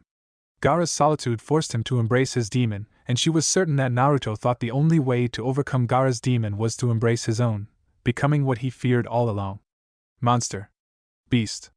Abomination. Freak. Demon. Kyuubi. He was afraid of facing his own darkness, becoming lost again in its murky depths, lost to his own humanity, to his own loneliness. One could fight enemies of all types. Bandits, criminals, Nukneens, and even demons could be fought. But was it possible to truly fight one's loneliness? Could one rebel against it and succeed? Or would they inevitably become like Gaara, reduced to the role of a mere tool, a weapon of chaos and destruction capable of only loving oneself and set on killing anything that crossed their path, as if its own existence was an insult to their own? Naruto. The crowd was still talking about the match between the Kazekage's son and the sole remaining member of one of Konohagakure's major clans. Genma knew it was time to continue on with the tournament. Can Sabaku no Kankuro and Aburame Shino report to the fighting arena? Shino began to make his way down to the arena when Kankuro's voice rang out frantically. "I forfeit." Shino's eyes narrowed behind his shades and the sound of angry buzzing could faintly be heard around him. "Very well," acknowledged an annoyed Genma. "Winner, Aburame Shino. Haruno Sakura and Nara Shikamaru, report to the fighting arena." Up in the competitor's box, Nara Shikamaru sighed. He slowly raised his hand. "Proctor, I." "Shikamaru, don't even think about it," yelled not only Ino, but Sakura as well. Shikamaru sighed again. "Troublesome." "I'll show you troublesome if you don't get down there right now," shouted Ino. "I'm on my way, no need to be so pushy," said Shikamaru as he walked down to the fighting arena where Sakura was waiting for him. "Shino and I are lucky," commented Kiba to Chuji. "Why is that?" asked Chuji, munching on his chips. "Hinata is a lot less scarier than either Ino or Sakura," he answered. "Kiba," Ino said in a sweet voice, "you and Chuji-kun would happen to be talking about me, would you?" "No!" shouted Kiba and Chuji in unison. "Good," Ino smirked. Boys were such simple creatures and so easy to control. Shikamaru couldn't help but sigh again as he walked towards Sakura and the exam proctor. It was almost as if fate was conspiring against him.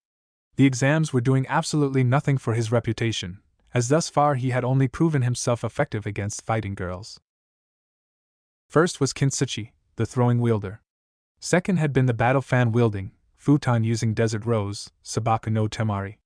Now finally it had come to this, his teammate, Yamanaka Ino's eternal rival, Haruno Sakura. The irony wasn't lost on him that both girls he had to fight today had beaten both of his teammates.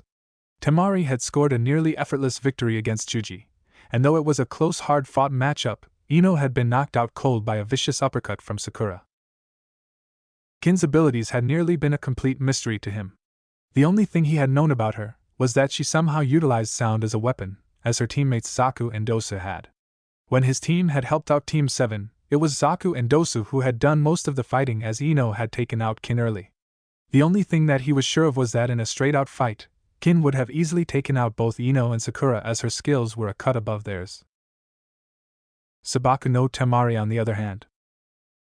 When compared to most of the other females he had met during his short tenure as a genin, they were all just girls playing kunoichi. Because they had spent so much time fawning over the Uchiha during their days at the academy, both Ino and Sakura's skills were subpar, though Ino had her family's ninjutsu to fall back on, Sakura, unfortunately, did not.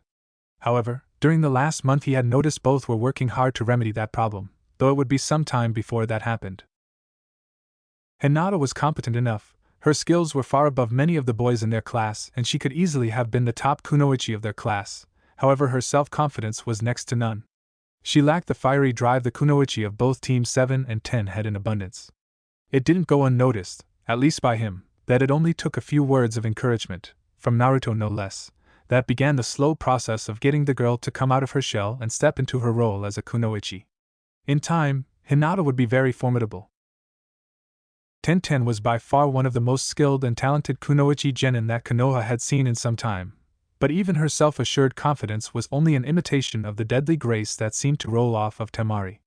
However, Ten wasn't far off. She was serious about her role as a kunoichi and trained very hard. With teammates like Lee and Niji and a sensei like Mato Gai, she'd have to.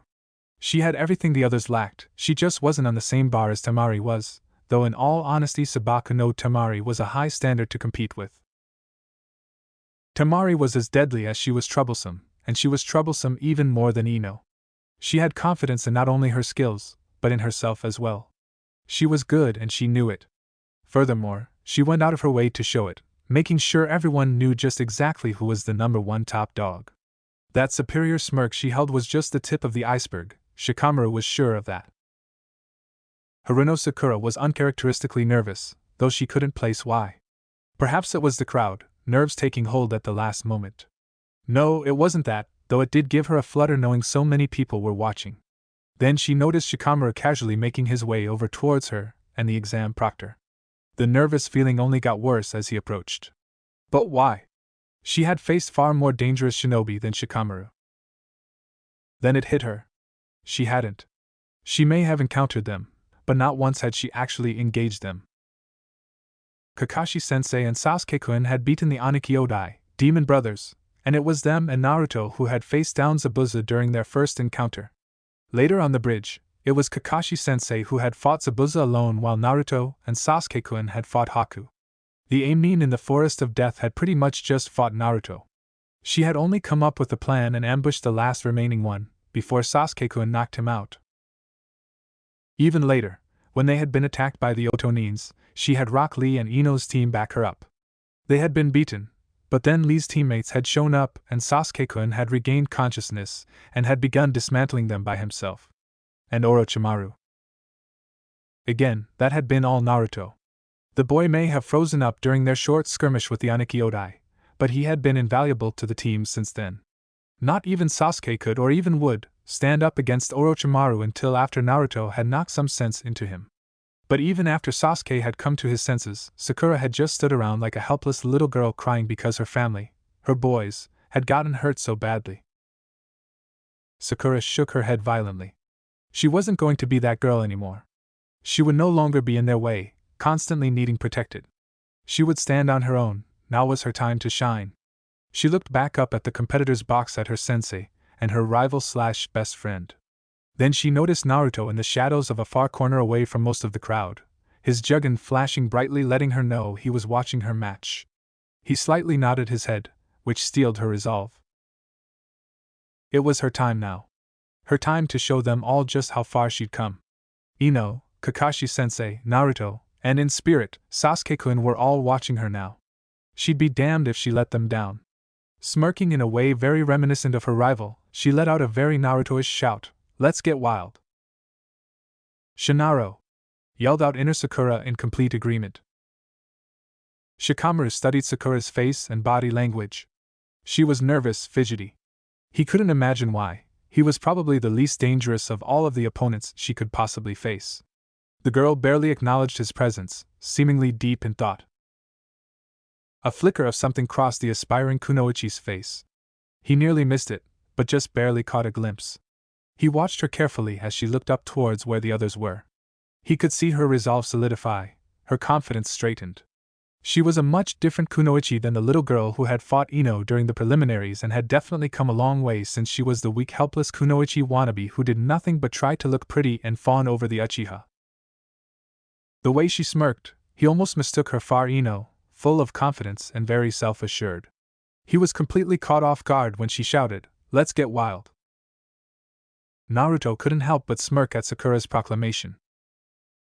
The final match of the Chunin Selection Exam Quarter-Finals, Haruno Sakura vs. Nara Shikamaru. Fight! Shouted Genma. Shikamaru took a defensive stance as Sakura charged at him, her hands running through hand seals. Bunshin no Jutsu. One Sakura turned into four. "What is she thinking?" shouted Ino. "The same strategy won't work more than once." "She is well aware of that, Yamanaka-san," said Kakashi lazily. "Look underneath the underneath." "Underneath the underneath? What?" asked Ino, looking confusedly at Kakashi. "Just watch," he said, not looking up from his book. "That won't work, Sakura," said Shikamaru, activating his family. His shadow extends out towards her own. It was easy to pinpoint the real Sakura because she was the only one that left a shadow or kicked up any dirt as she charged. Seeing this, Sakura tossed 4 shuriken at the lazy genin. Shikamaru hastily withdrew his shadow and pulled out a kunai, deflecting the shuriken. Much to his surprise, the 4 Sakuras were right on top of him. He blocked the strike from the first one, which passed harmlessly through him. Seeing as the first was an illusion, he slashed through the second one, only to find another fake. The third one brought her kunai down on him. Shikamaru's eyes widened in surprise as he watched the sharp, pointed blade come down on him, only to pass right through. The final Sakura came at Shika with a confident gleam in her eye. Shikamaru managed to sidestep her, only to watch her suddenly fade, much to his surprise. "What?" gasped a shocked Shikamaru, when he felt a tight grip on his ankle. He looked down only to find the ground coming up at him until only his head was above the ground. Sakura came up from the ground in front of him. "Dotun, Shinjuzanshu no Jutsu, Earth Release, Inner Decapitation Technique. You're finished, Shikamaru." "Kagemain, success," said Shikamaru, smirking at Sakura. Sakura tried to move, but found that she was incapable of doing so. "What?" said Sakura. "How?" "If you train enough, anyone can use it without needing both or either hands," said Shikamaru. "I may not be able to move, but neither can you," said Sakura. "You'll run out of chakra soon. Either way, I win." "Are you so sure?" asked Shikamaru. He closed his eyes and looked to be in deep concentration. Suddenly Shikamaru's shadow ran up Sakura's body, the shadow arm snaking around her body and the hand gripping her throat, squeezing slightly. "Proctor, I give up," sighed Shikamaru, the shadow retreating. He was panting heavily. "What? Why?" demanded Sakura. "I underestimated you and you capitalized on it, but then you underestimated me, leaving an opening for me to beat you," said Shikamaru from his earthen prison. "I merely showed you that even when an enemy is down, they aren't necessarily out. But you still could have won." "What good would it have done me?" said Shikamaru. "I'm almost out of chakra. I would have been in no condition to fight Shino, whereas you only used 2 low-ranked. Even with your limited chakra reserves, you have plenty of chakra left and are more capable of fighting Shino than I am." "The winner of this match, Haruno Sakura," said Genma. "He may not have the skills or the power of some of the other contestants. but he is still far beyond many of his peers, thought Genma as he pulled out Shikamaru. Sakura went up to the stands where the others were waiting, looking very dejected despite her victory. You know, Sakura, you did very well, praised Kakashi. Thanks, she said, not truly believing her sensei. He's right, Sakura-chan, said Naruto, you were awesome. That match could have gone either way, so don't let it bother you. You've been training hard and it shows. I almost didn't see you create another bunshin as you went below the ground with that Kakashi-sensei used on Sasuke team. You may not be as powerful as me, or as skilled as the theme yet, but you're getting there, and until then, I know I don't want anyone else watching my back, and I don't think Sasuke does either. We were all put on Team 7 for a reason, no matter what you think or who says otherwise, we need you. Sakura gave him a small smile. Arigato, Naruto, why you know just what to say sometimes, don't you? I meant all of it, said Naruto. I know, Sakura agreed, thanks. There will be a 20-minute intermission before the semifinals begin. The first match will be Kazama Naruto vs Sabaku no Gaara, followed shortly by Aburame Shino vs Haruno Sakura. Announced Genma to the stadium. Naruto paled at the proclamation. Naruto? Asked a concerned Sakura. I am fine, Sakura-chan, Naruto stuttered as he walked towards the railing away from everyone. Sakura turned to Kakashi questioningly. Is Naruto, is he alright? Kakashi sighed. He will be. Gaara's match against Sasuke really shook him up. Sasuke has always been the stick that he's measured himself by. Naruto would always judge his strength and his skills based on how they compared to Sasuke's. Now that Gaara has beaten Sasuke, Naruto is unsure if he can compare to the force of nature that is Sabaku no Gaara. Their shared past isn't helping matters. What do you mean, Kakashi-sensei? Asked Sakura.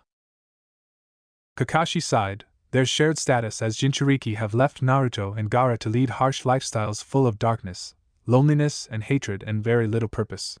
Both of them struggled with their inner demons, and I don't mean that they contain, for most of their lives. When Naruto found acceptance, Gaara did not. He believes Gaara to be the stronger of the two of them because he believes that because you, Sasuke and Haku and a few others accepted him for who, and not what, he is, that his strength comes from you as well. And to a certain extent, he is correct, but he doesn't believe he can stand on his own. Not against a force like Gaara, who has not only dwelled within the darkness Naruto narrowly escaped, but has thrived in it, finding his purpose in spilling blood and causing destruction, fear, and eventually death to all around him. Sakura looked worriedly at Naruto. Naruto, she whispered. He doesn't believe he'll survive this fight, added Kakashi. Sakura gasped, and as he is now, he will die. How can you say that? Hissed Sakura angrily. Because he is right, Sakura-san, interjected Guy. So long as Naruto-kun believes that he cannot possibly defeat Gaara, he will not win. In Naruto's own mind, the fight is already lost. All you can do is support your teammate, and hope he becomes his youthful self before it's too late. But Sakura, Naruto will pull through, Kakashi assured her. It may be deep down, but there is still some fight in him. Sakura looked at Naruto again before joining Ino and the others, who seemed to be giving Naruto his space. Rival Kakashi, do you really think that Naruto will pull himself together for his next match? Asked Guy. Kakashi was silent for a moment watching Naruto. If it was anyone else, no, but Kazama Naruto is Konoha's #1, most surprising, knuckle-headed ninja, with big dreams and an even bigger heart.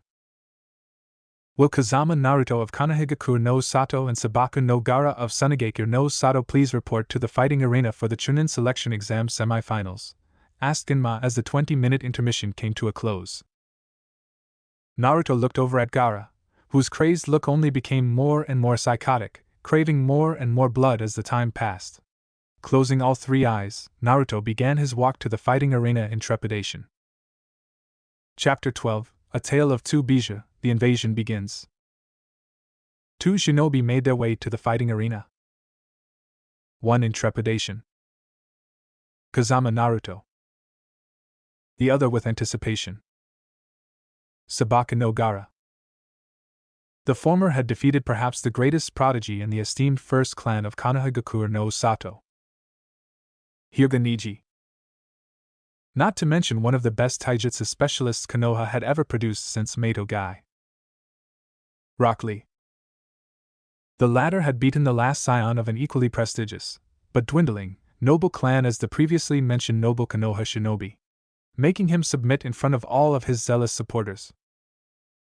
Uchiha Sasuke. They shared the same fate. Destiny had conspired that their paths would cross.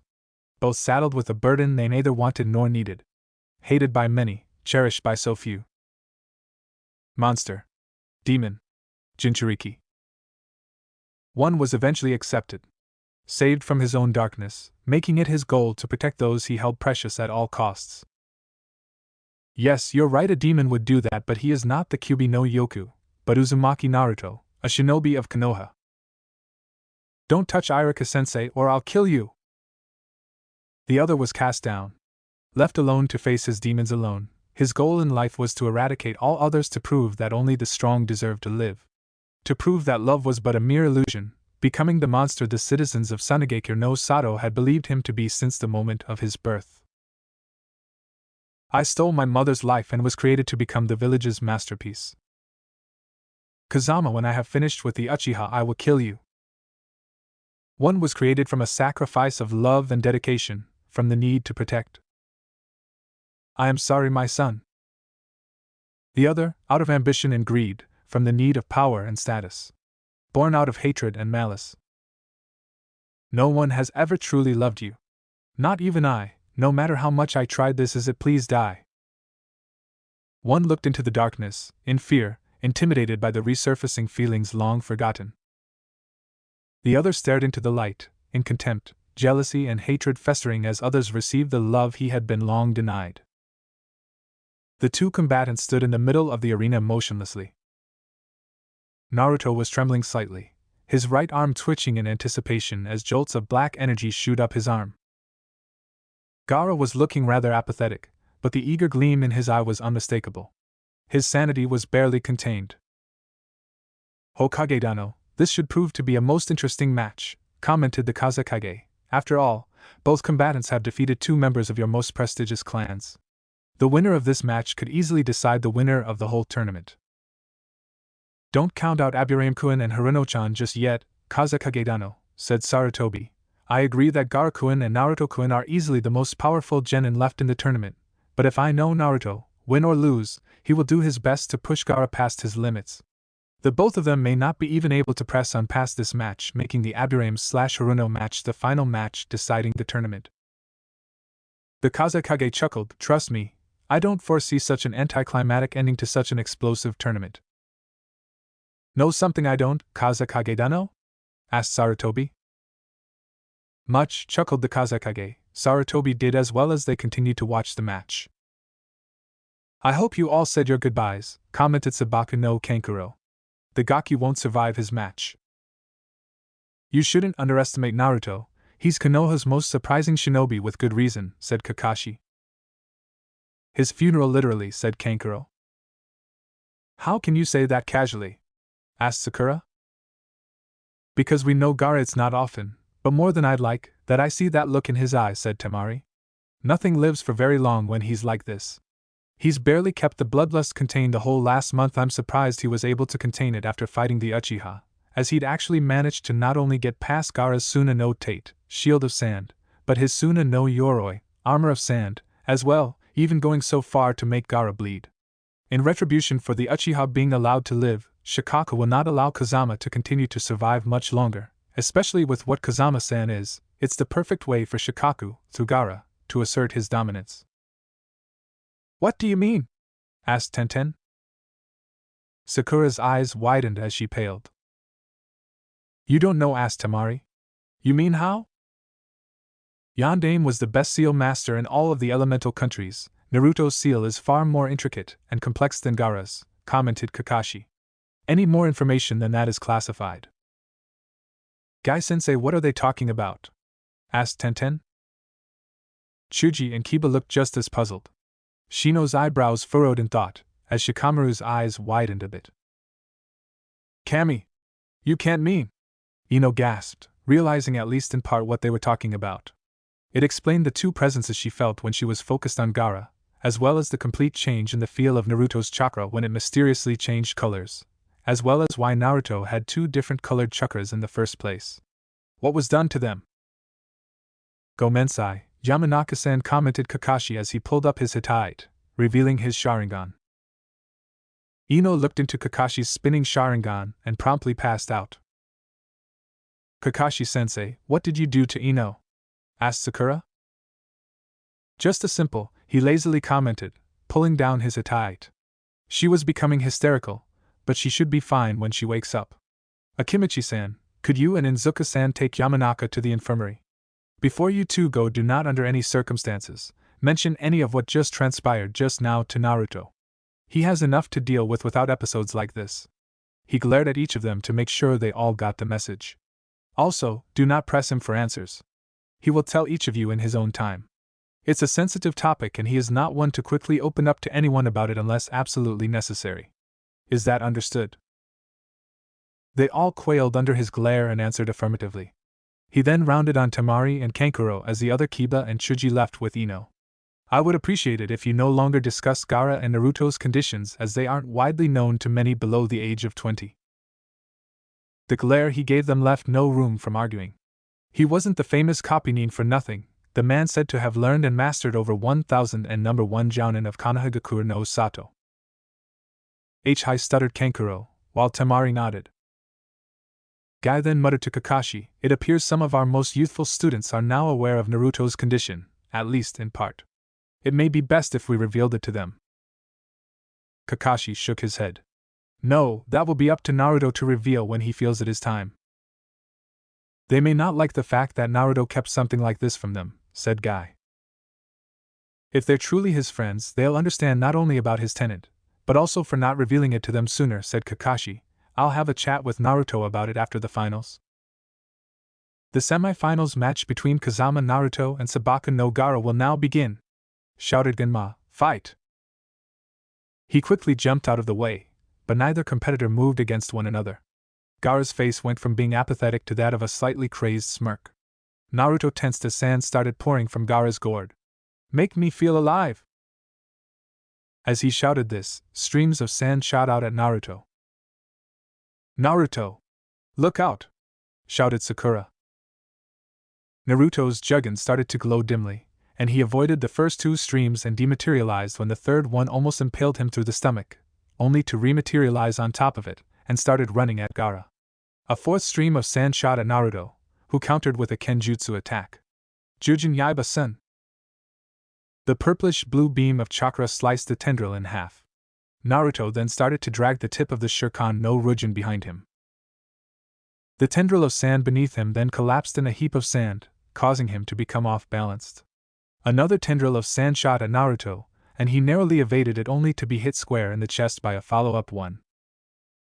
He was sent crashing into the arena wall, dropping his sword on impact. Kyuso, he cursed. Kazama! Die! Shouted Gaara as the sand came back to him, swirling around before forming a much larger column of sand that was sent careening towards Naruto. Naruto glared at Gaara while holding onto his ribs. His juggin began to glow brightly, and he jumped high into the air as the sand column crashed into the wall. Gukuten, Inochi and Kuno Kabushi! Shouted Naruto as he descended on Gaara, his whole right arm ablaze. Before he could get close, however, a tendril of sand whipped out and struck Naruto from the side, batting him away from Gaara. I can't do it, Naruto whispered hopelessly to himself. Is this my limit? He tried to stand, but fell to one knee holding onto his ribs. Kyuso! Naruto, get up! Shouted Sakura pleadingly. Gaara, meanwhile, let out a roaring laugh. Is this all the great Kazama line has to offer? Is that the best you can do? He taunted Naruto, you're almost not worth killing. Another tendril of sand shot out at Naruto. He moved to dodge, but was still clipped in the side. Another tendril followed up and Naruto was struck directly. His body was slammed unmercifully against the wall. Naruto gasped to catch his breath, spitting out blood as he coughed. Pathetic. Weak. Taunted Gaara. Where is that great power I felt? Where is that bloodlust, that fury? I want to feel alive. I want to give my mother a worthy sacrifice. Pain shot up through Naruto's right arm. When he gripped it, he felt the seals warming up. He watched a black tendril shoot through his arm. As I am now, I can't beat him, thought Naruto, unless he looked at his arm. Gomensai Gaara. Naruto slowly stood up. Come on, Naruto! Cheered Sakura. Tenten's eyes widened when she saw what Naruto had planned. She gasped when he ripped off a seal and then another. Naruto, stop! Tenten? Asked Sakura. Remember that Naruto used in the forest? Asked Tenten. How could I forget? Sakura responded. Naruto still isn't fully recovered from it. If he uses it again, at best, he'll lose the ability to ever use that arm again, said Tenten. More than likely, though, he'll lose the arm completely or he'll die. Sakura was horrified at the news, and only became more horrified as Naruto ripped off a couple more seals. Gaara was having none of that. Already tendrils of sand were being launched at Naruto, preventing him from ripping the seals off of his bandages. Why don't you fight back? Asked Gaara. Have you truly reached your limit? KUSO! At least Sasuke was able to land a hit on this guy. I haven't been able to do anything against him, thought Naruto angrily. Naruto's arm twitched again as pain shot up his arm. The dragon is becoming more and more impatient. I am nowhere near ready to use it again. Gaara then smirked. I know you're powerful, but you lack motivation. Tendrils of sand swirled around Gaara. He then looked up at the competitor's box where Sakura and Tenten were standing. I've got a bad feeling about this, said Sakura. Suna Shuriken, Sand Shuriken, shouted Gaara. Both Sakura and Tenten's eyes widened at the oncoming attack. It was unexpected and both were rooted in place. Fortunately for them, Guy and Kakashi saved their respective students. What the hell do you think you're doing? Your fight is with me, team, shouted Naruto at Gaara. Motivating you, answered Gaara with a sick smile. You're powerful, I can feel it, yet you do not fight me like you do the others, said Gaara. I can smell it, your fear. What is it that you're afraid of? And nothing, shouted Naruto defiantly. I'm not afraid of anything. You lie, said Gaara, and I hate liars. What is Kazama? What is it about me that you fear so much? Is it my strength, my power? No, you could match it if you wanted to. Naruto grit his teeth. The juggin flared and in a blur of motion he charged Gaara, but was swatted away by a tendril of sand. Naruto went tumbling, but threw out his arm and flipped to steady himself. Fear, desperation, strange you are like me yet different somehow, Gaara noted. I'm nothing like you, shouted Naruto. Gaara merely smirked. Is that so? Is that your fear? Then I will kill you. Gaara began to laugh hysterically. A tendril of sand shot out at Naruto, who hastily dodged it only to be slammed back against the wall by a second tendril. Then once you're dead I shall kill each of the others, one by one. Mother will bathe in their blood. And no, I won't let you, shouted Naruto, wiping the blood from his mouth. Then stop me, said Gaara. Fight me, unleash the demon inside of you. Many around the arena froze at that statement. The collective audience seemed to hold their breath. No, whispered Naruto shakily.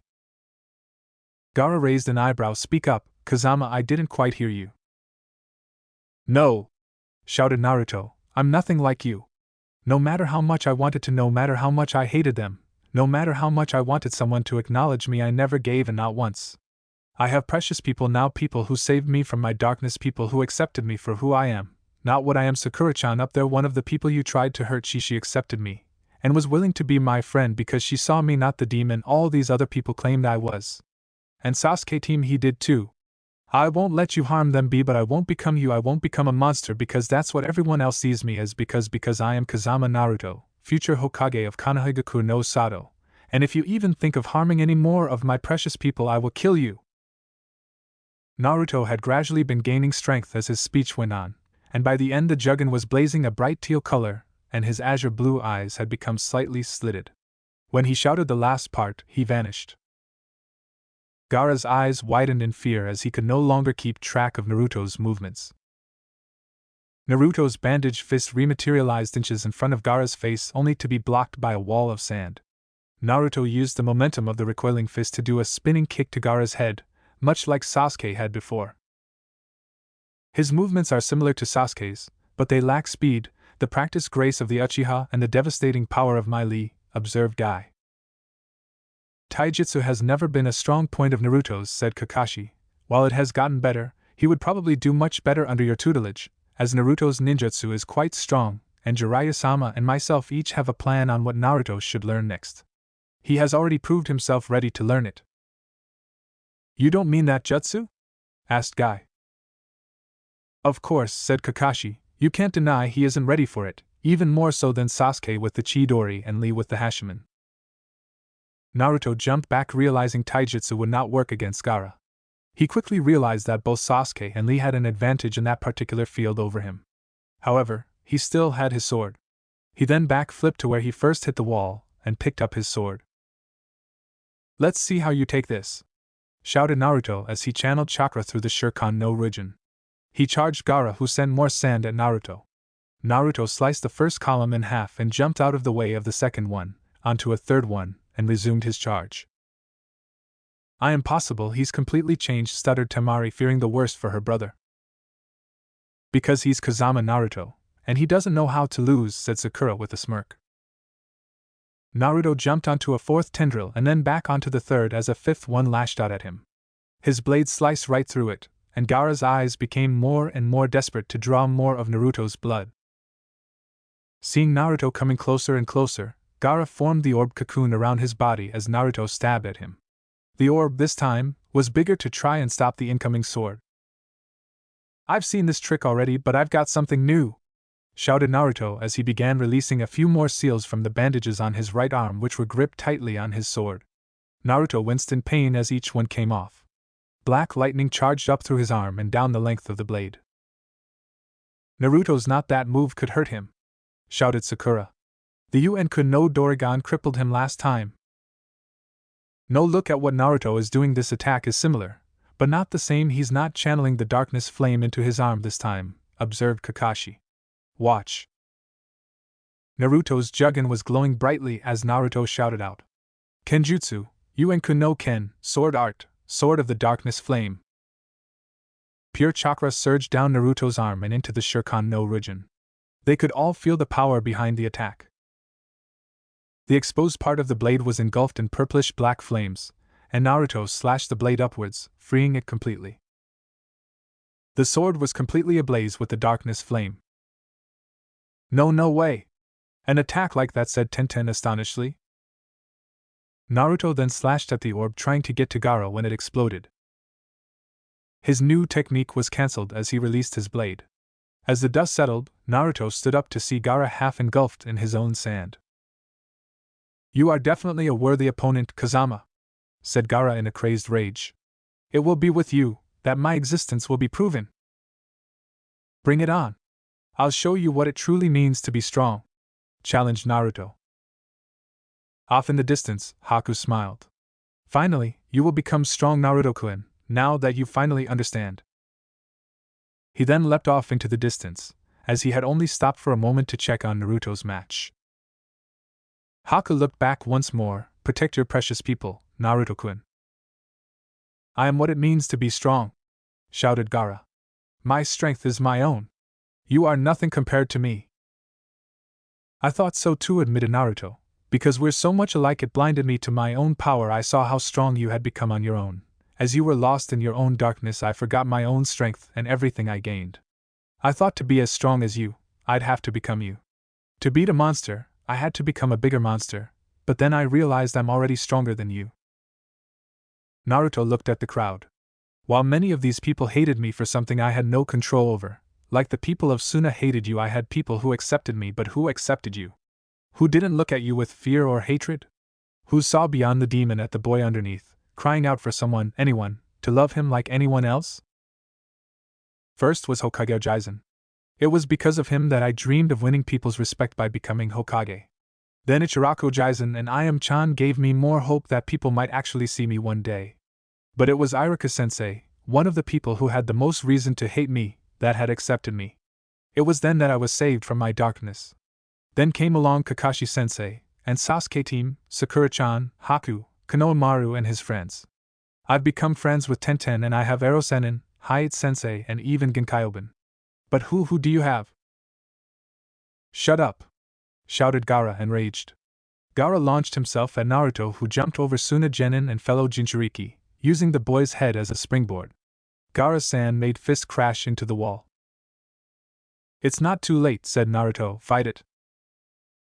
Gaara's uncovered hand went to his head. And no. I must kill you! Gaara sent the sand arm at Naruto, who dodged by jumping up and slashing it in half.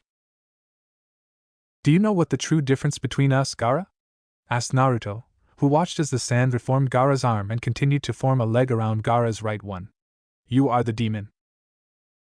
For a moment, Naruto saw the look of betrayal in Gaara's eyes. You are the demon because you give in too easily, added Naruto, you let it control you. Fight the demon, protect those who you might find precious one day. Shut up! Shouted Gaara, whose hand was clutching his chest. He then launched into the air, his sand-covered arm cocked back. Naruto back flipped out of the way as Gaara's fist created a large crater. I have nothing precious to me except Mother Shishi calls for your blood. Gaara lunged at Naruto, who continued to dodge as Gaara made yet another hole in the stadium wall. Fight back! Demanded Gaara as he swung his fist at Naruto, who jumped back. Let me be your friend, let me be your first precious person, said Naruto as Gaara's lumbering fist. The sand had covered Gaara almost completely except the boy's left arm, shoulder and face. Die! Shouted Gaara as the second arm formed. It struck Naruto in the midsection, slamming him into the wall. Naruto! Shouted Tenten and Sakura. Gaara cocked back his sandy right fist and slammed it into Naruto's ribs. Fight back! Shouted Gaara as his left slammed into Naruto again. Naruto coughed up a large amount of blood. Only if you start Naruto's sentence was cut off when Gaara's right fist slammed into him. What the hell is he doing? Yelled Sakura in tears, he's just letting Gaara pound him. It was taking Kakashi's full restraint to not interfere with himself. He's proving a point. Why? Demanded Sakura. Because while Gaara-san and Naruto are very different, they are still very much the same, said Guy. Naruto-kun believes that, like himself, Gaara can be saved as well, so he's going to do everything within his power to do so. Even at the cost of his own life. You mean, said Tenten wide-eyed.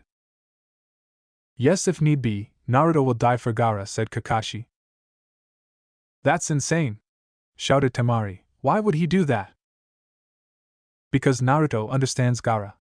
He understands the constraints of being a Jinchuriki and everything that comes along with it, said Kakashi. Whether he realizes it or not, he's different from all others, shinobi and Jinchuriki alike. What seems so simple to him is unfathomable to others. In truth, Naruto is a horrible shinobi. However, when the time comes, what makes him a horrible shinobi will make him the perfect Hokage. I'll fight back if you start fighting back, gasped Naruto. Gaara then grabbed Naruto and flung him across the stadium. Naruto bounced bonelessly off the ground, landing in a disgruntled heap.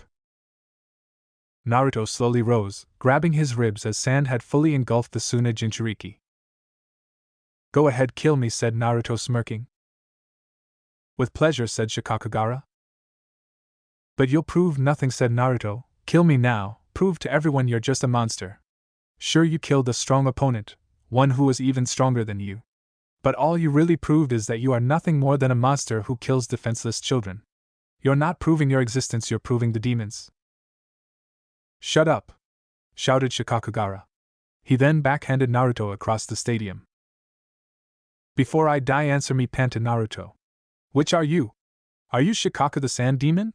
Or are you Sabaku no Gaara? Kill me, become the demon you despise even more than those villagers, or fight the demon and gain a precious person, someone who understands what it's like to both be alone and feared and hated by everyone. Shikaka Gaara lifted his arm into the air. I am. The sand began to break apart. I am Sabaku no Gaara, Proctor, I concede. Gee, good, I wasn't ready to die yet, I haven't become Hokage yet, said Naruto as he collapsed. He was caught by a tendril of sand. Arigato, Gaara. No arigato, Kazama, Naruto, said Gaara quietly.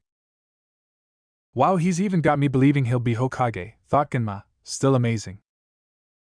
the winner of the semi-finals match between Kazama Naruto and Sabaku no Gaara Kazama Naruto. The entire stadium literally exploded in applause. The sound was loud enough to startle both of the competitors. "Gaara, do you hear that?" said Naruto. It's just the beginning, just remember, no matter how dark it gets, you're not lost as long as there's just a flicker of light left." Gaara looked around wide-eyed as the audience roared in approval. This is for us, let's show them all, we're not demons," said Naruto as he began to stand on his own power. Naruto then stuck his hand out to Gaara. Gaara looked at it confusedly. "Shake it." Gaara hesitantly took Naruto's hand. The applause of the audience only got louder. "That is Naruto's special ability," said Kakashi with pride, a power that not even his father had. In a single match, Naruto not only changed Gaara, but the perceptions of many around him. Not for his own sake, but Gaara's too, as well as helping your brother fight his own demon. Kankuro looked to be in shock at what had happened as Temari discreetly wiped a tear from her eye. Finally, I have my back, arigato Kazama Naruto." It wasn't long when feathers began to descend upon the unsuspecting cheering fans. An eerie silence began to fill the arena. "Kazama Naruto, your village is in danger," said Gaara emotionlessly. "Yeah, I got that from the genjutsu," said Naruto sarcastically. "For what you have done for me, I will aid you," said Gaara. Suddenly, there was an explosion in the Hokage's box. "Ojin!" shouted Naruto as he moved to where the Hokage was facing off with the familiar Orochimaru. The wounds inflicted on him by Gaara prevented him from actually doing so. "Kyuso. Rest, I shall take care of everything," Gaara told him. "Like hell! Kuchios no Jutsu!" shouted Naruto as several Suna and Otonin landed in the arena. Before they could attack, the toad Naruto summoned lashed out his tongue and Gaara's sand started spilling out of his gourd. "Gamamusha, Toad Warrior, we need to get to the Hokage now." Chapter 13, Birth of a Hero, Embodiment of the Will of Fire. Suddenly, there was an explosion in the Hokage's box. "Ojin!" shouted Naruto as he moved to where the Hokage was facing off with the familiar form of Orochimaru. The wounds inflicted on him by Gaara prevented him from actually doing so. "Kyuso. Rest, I shall take care of everything," Gaara told him. "Like hell! Kuchios no Jutsu!" shouted Naruto as several Suna and Otonin landed in the arena. Before they could attack, the toad Naruto summoned lashed out his tongue and Gaara's sand started spilling out of his gourd. "Gamamusha, Toad Warrior, we need to get to the Hokage now." "Hi!" responded Gamamusha, "hop on." He flicked out his tongue and grabbed Naruto's sword from where he dropped it. Naruto did so and took the sword from his summon and then turned to Gaara. "Coming?" "I'll hold off any pursuers, Kazama, go," said Gaara calmly, but Naruto could tell he was eager to fight as sand spilled from the gourd on his back. "Musha, you heard him!" shouted Naruto, and the massive frog leapt into the air. Several shinobi jumped down into the arena at that point only to be knocked away by Gaara's sand. Many, Naruto noticed, had Oto Hittite as well as Suna ones. Naruto would have to ask Gaara about that later. For now, it just wasn't important. At least to him anyways. Moments after Naruto had left, both Temari and Kankuro approached Gaara hesitantly. "Gaara, what the hell are you doing?" asked Kankuro. "This wasn't the plan." "Plans change," said Gaara coldly. "Do not interfere or I will kill you." Both of Gaara's siblings quailed in fear under his cold gaze. Halfway across town, the academy students were being evacuated into the tunnels below the Hokage monument. However, the students were very unaware of the fact they were being evacuated. "Kyuso, too bad Iruka-sensei had to find us. I really wanted to watch the boss fight," complained Konohamaru. "What do you think he's gonna do?" asked Udon. "You're kidding, right?" asked Konohamaru incredulously. "He's gonna kick all of their asses because he's the boss." "Konohamaru, mind your language," scolded Iruka. "Gomen, Iruka-sensei," the Hokage's grandson muttered. "Konohamaru-kun is right. There is no way Naruto and Ai-chan could possibly lose," exclaimed Moegi. Konohamaru grinned at Moegi, who blushed in embarrassment. When Iruka caught it, he couldn't help but be reminded of his former student and wondered, much like his current students, how Naruto was faring. Suddenly he was distracted by the sound of cracking stones. The face of the Sandaime Hokage had become cracked down the center of his face. Sarutobi had watched as his guards were easily taken out and driven back to a nearby roof by his former prize student. "Sensei, it ends here," said Orochimaru confidently. "Konoha will fall and your legacy will burn to the ground." "You never did understand, did you, Orochimaru?" asked Sarutobi, "for as brilliant and as talented as you were, you never saw what was right in front of you. The will of fire burns brightly in each Konohanin, and as long as a breath remains in one of them, Konoha will never truly fall. Even if you strike me down, the will of fire will live on." Erasure understood this better than anyone, which is why I chose him to become my successor over you or anyone else. "Hollow meaningless words," scoffed Orochimaru, "but know this, the will of fire will be extinguished upon your death. Of that I'll make certain. So cling to whatever hope you have, as it is all you have left." "Tell me, Orochimaru, how is it that your arm is restored?" asked Sarutobi. "From the report given to me by both Anko and Team 7, you should have been irreparably crippled." "A brilliant combination of Tsunade healing technique, Jiraiya Baka's seal technique, and my own genius if I do say so myself," said a grinning Orochimaru. "However, we were not discussing my brilliance, but our own dance of death and Konoha's ultimate destruction." "I made a mistake when I let you go all those years ago, Orochimaru," said Sarutobi. "I will rectify that now." "Hokage-sama!" shouted the leader of the ANBU squad. He had on a white robe vice the black ones the others wore. "We have to help him," said another. "No, that barrier will incinerate anything that comes in contact with it," said the leader. There was a booming impact nearby. The squad turned to the source and saw a very familiar sight that gave them all flashes of déjà vu. What they saw was a very determined Naruto, Jugen blazing a bright teal color, while sitting atop of a massive Gamma summon. They could help but think about how much like the Yondaime he looked just then. "We've got to help Aji-san," he shouted. "We can't get through the barrier," said the leader. "Anything that touches it will be incinerated, observe." The ANBU flicked a shuriken into his hand and threw it at the barrier. They all watched as it disintegrated into nothingness. Naruto shouted, "We can't just leave him in there." "He's the Hokage with good reason, Kazama," scolded the ANBU captain. "He'll be able to take care of himself. We'll have to wait until the battle concludes, one way or the other." Naruto growled, "You might be fine with just doing nothing, but I'm going in there." Naruto then began channeling his chakra, and then cycling through hand seals. "Gukutun, Inochi Kinhoshaki." Naruto thrust his hands forward, a stream of black and orange fire striking the barrier to no avail. Naruto growled in frustration as the only evidence of his attack was that the spot he attacked was smoking. "Kyuso! Gukutun, Inochi Kinhoshaki." He repeated his previous actions with the same effect. "I applaud your determination, but there are few that could actually penetrate or get around that barrier," said the ANBU captain. "It's one of the strongest containment in existence. The fact that the four of them can maintain two simultaneously says a lot about their skill. Unless you're familiar with your father's personal, there is no getting through. The Gaki is quite persistent, but he won't break through the barrier. Even if he does somehow manage, you'll be dead before he and the others can be of any help," said Orochimaru confidently. "Enough talk, this ends now, Orochimaru!" shouted Sarutobi, "Kuchios no Jutsu." A puff of smoke surrounded the Sandaime Hokage, and when it cleared, the mighty Emna could be seen standing next to him. "So it's finally time," as Sarutobi said Enno with approval. Sarutobi nodded. "Very well, Henge, Kanganuni, transformation, adamantine staff."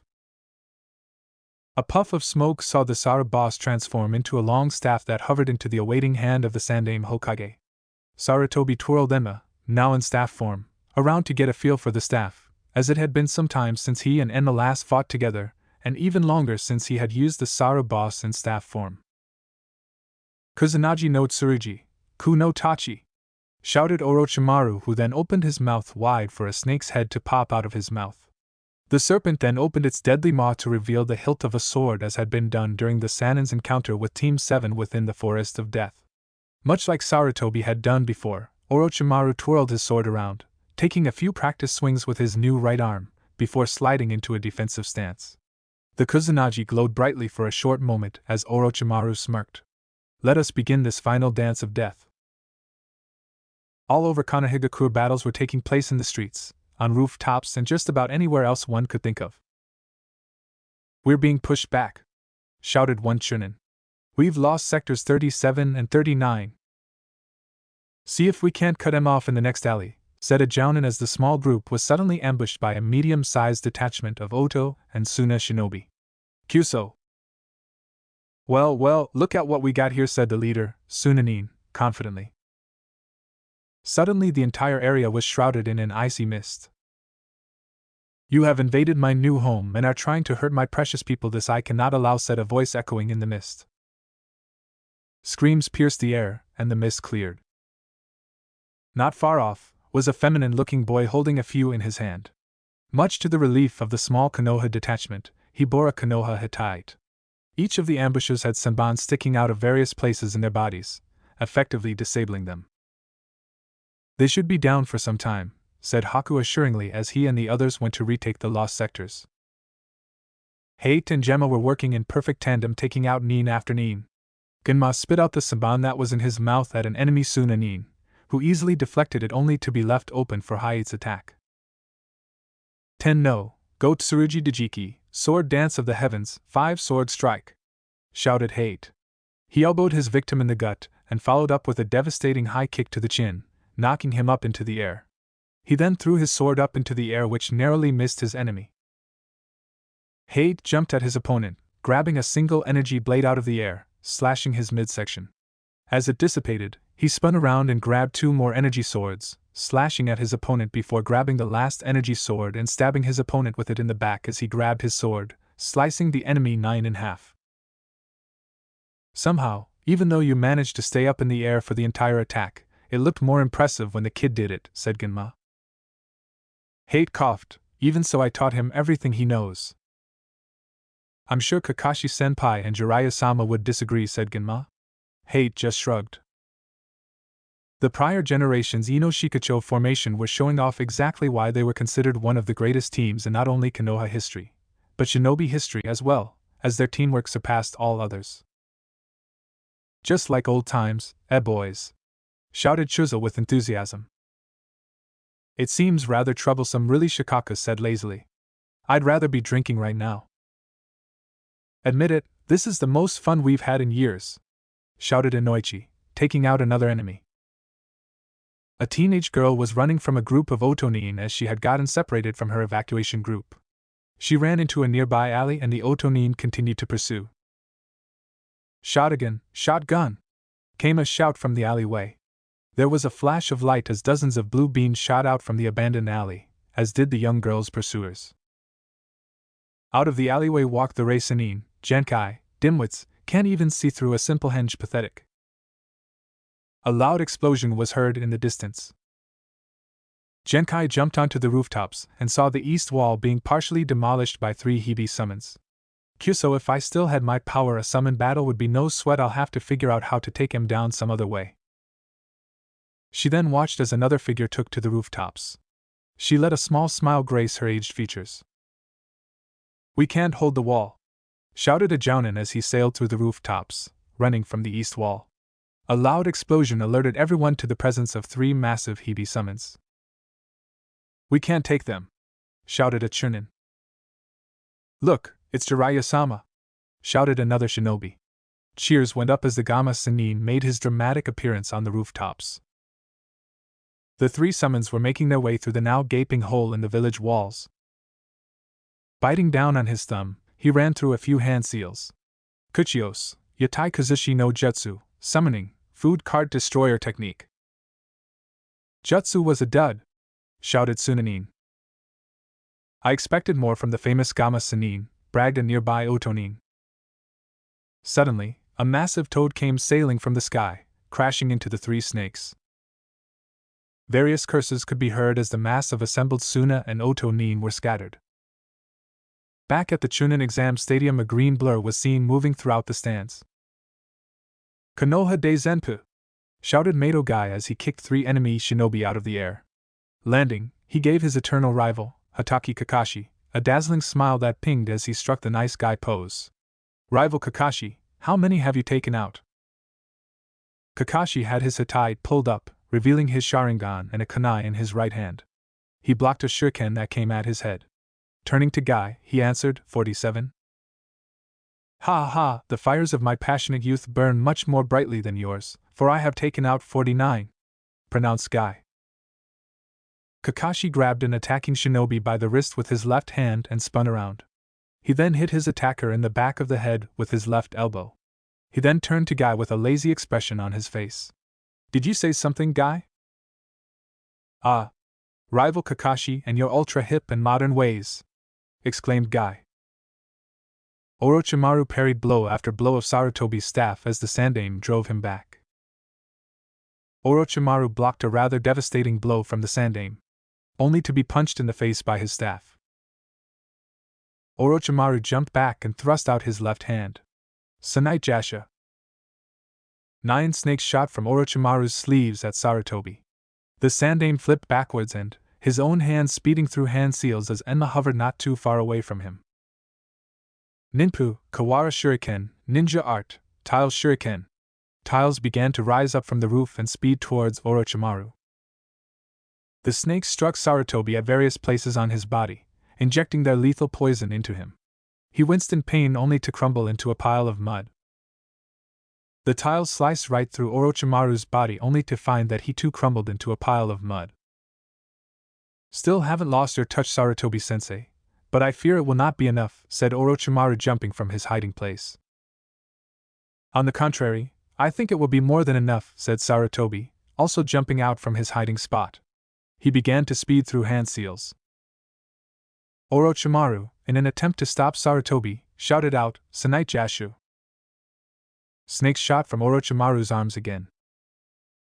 Doton, Dorihiki, Earth Release, Earth-style wall, shouted Sarutobi as he kneeled down and his hands touched the rooftop.